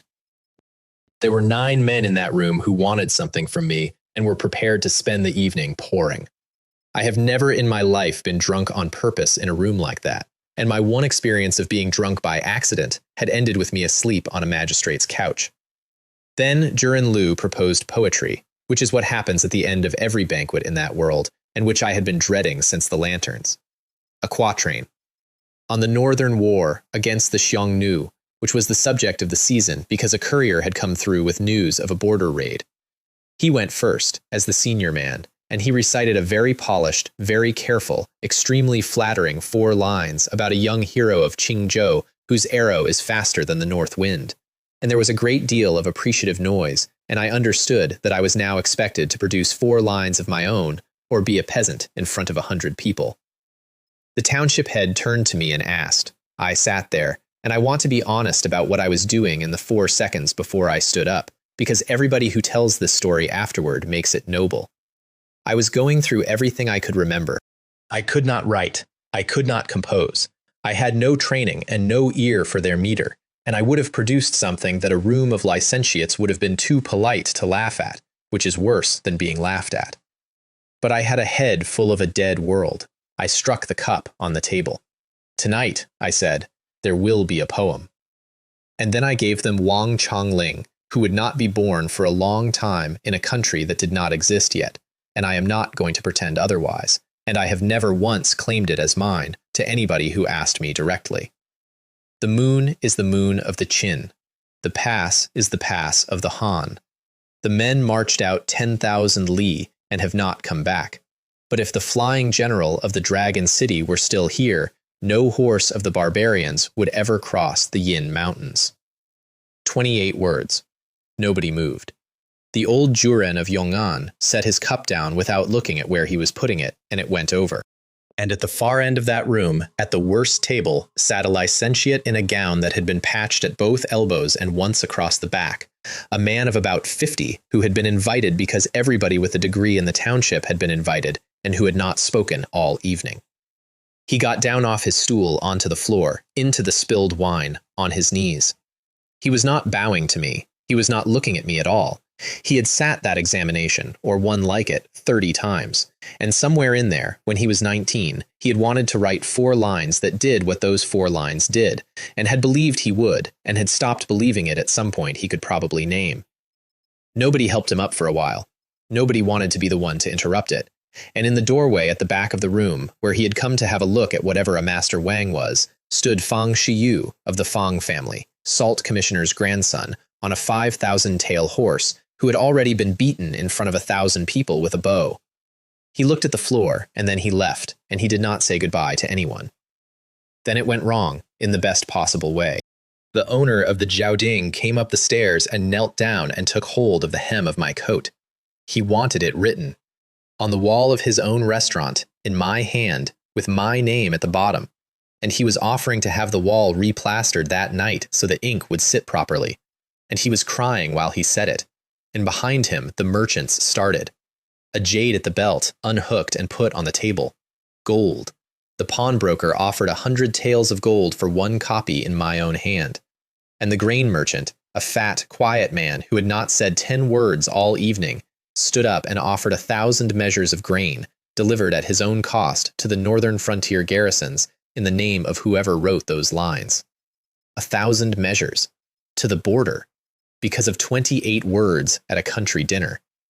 And I sat there with a brush being pushed into my hand and could not write a single character of it. I had drawn 1 character in my life, badly, at a fortune-teller's stall, and an old man had looked at it and told me a stroke was missing. The room was waiting. Permit me to write it for him. She had come up the stairs during the poem, and I had not seen her. Jiang Yingshui crossed that room and took the brush out of my hand, and the whole of the upper floor of the Jiaoding got up, because the township head knew, and the Juren knew, and half the merchants knew, and it went around that room in about 6 seconds. The commander of the coastal defense of Shandong had won at Laizhou, and the throne had answered it, and the answer had come down in the 6th month. The daughter of that house had been given a title, Princess of Yong'an. She wrote it on a fresh sheet with a brush made from the mane of a warhorse, which is a stiff brush and a soldier's brush and not a scholar's, and she wrote it standing, and I watched her do it from about 4 feet away. She wrote the first line without looking up. She wrote the second line without looking up, and when she came to the flying general of the Dragon City, she stopped and looked at me for about as long as it takes to breathe in, and then wrote it. Then the last line, to the end, to the In Mountains, and she put the brush down. We went home the day after. I want to tell you what came off that road when we came over the last rise above Yunxi, because it is the only accounting I care about. 7.5 months earlier, 5 people walked out of Wang Mansang's gate into the snow at midday with a plow and no field, 3 catties of rice, 2 chickens, 2 ducks, and not 1 copper coin. My father had a rock in his hand. My mother stood in front of me. My sister was afraid to take a second red bean cake. Coming back up that road, there was a warhorse and 2 yellow oxen and a compound of 2 moo with a red deed on it and a wall 150 people built in the first month and a plaque over the gate in gold on black lacquer that 4 men from the prefecture had put up and a tiger's head under it. And in the crowd at the gate, at the back, not near the front, stood my grandfather. He had come down the lane to watch. He did that most days by then. He never came in and nobody ever invited him, and he stood at the edge of the road with his hands behind his back and looked at the board over the gate for a while, and went home. I got down off the horse, and Xiao Qian came out through everybody at a dead run and hit me somewhere around the ribs. 10 years old, 2 inches taller than she had been at the New Year, a red thread in her braid. And her face, I looked down at my sister's face in the road outside our own gate with the whole village shouting, and her cheeks were the exact color of red bean paste. That was the whole of it. That was what all of it had been for, and I had got it, and it had taken 7.5 months. Iron Egg picked up my saddlebag and told 4 separate people before I got through the gate that his cousin had beaten a fang of Qingzhou with a bow in front of 1,000 men, had taken a mountain tiger with a knife, and had written a poem so good a grain merchant sent 1,000 measures to the northern border for it. By the 8th month, the version going around Huayan Township was that I had shot down the sun, and Iron Egg was the only person who did not think that was an exaggeration. So, that is the story of the winter my family got thrown out of the house. Everybody who hears it wants to know what happened to the 100,000 taels under the pirate's map, and whether the Japanese came back to Dengzhou, and what the 200 moo of sea fields turned into, and what a crimson fire bear grows into, and what happens to a 14-year-old with 3 offices and no education. And there are answers to all of that, and they are for another day. I will tell you the thing that stays with me instead. Somewhere in the 9th month, I was sitting in the yard with the ledgers, and Xiao Qian was on the step with the abacus, and my father was outside the wall walking the 15 moo with a stick, and Xiao Yong was reading out loud to the bear, badly, from a book with pictures in it. And I thought about an old man on a corner in Qingzhou Prefecture with a cloth and a brush who would not take my money. There is a stroke missing from the character for home, he said. It will be written in. It will be written in the blood of a kinsman of your own. Trouble is coming, and when it comes, a man of your own family will put himself in front of it, and he will leave a child in your keeping, and that child's fate runs with water. You will get everything you want, all of it, but it will be paid for, and you will not be the one who pays. I have got a great deal of what I wanted since then, rather more than I asked for, actually, and every single time something good arrives at that gate, I find myself counting the people inside it.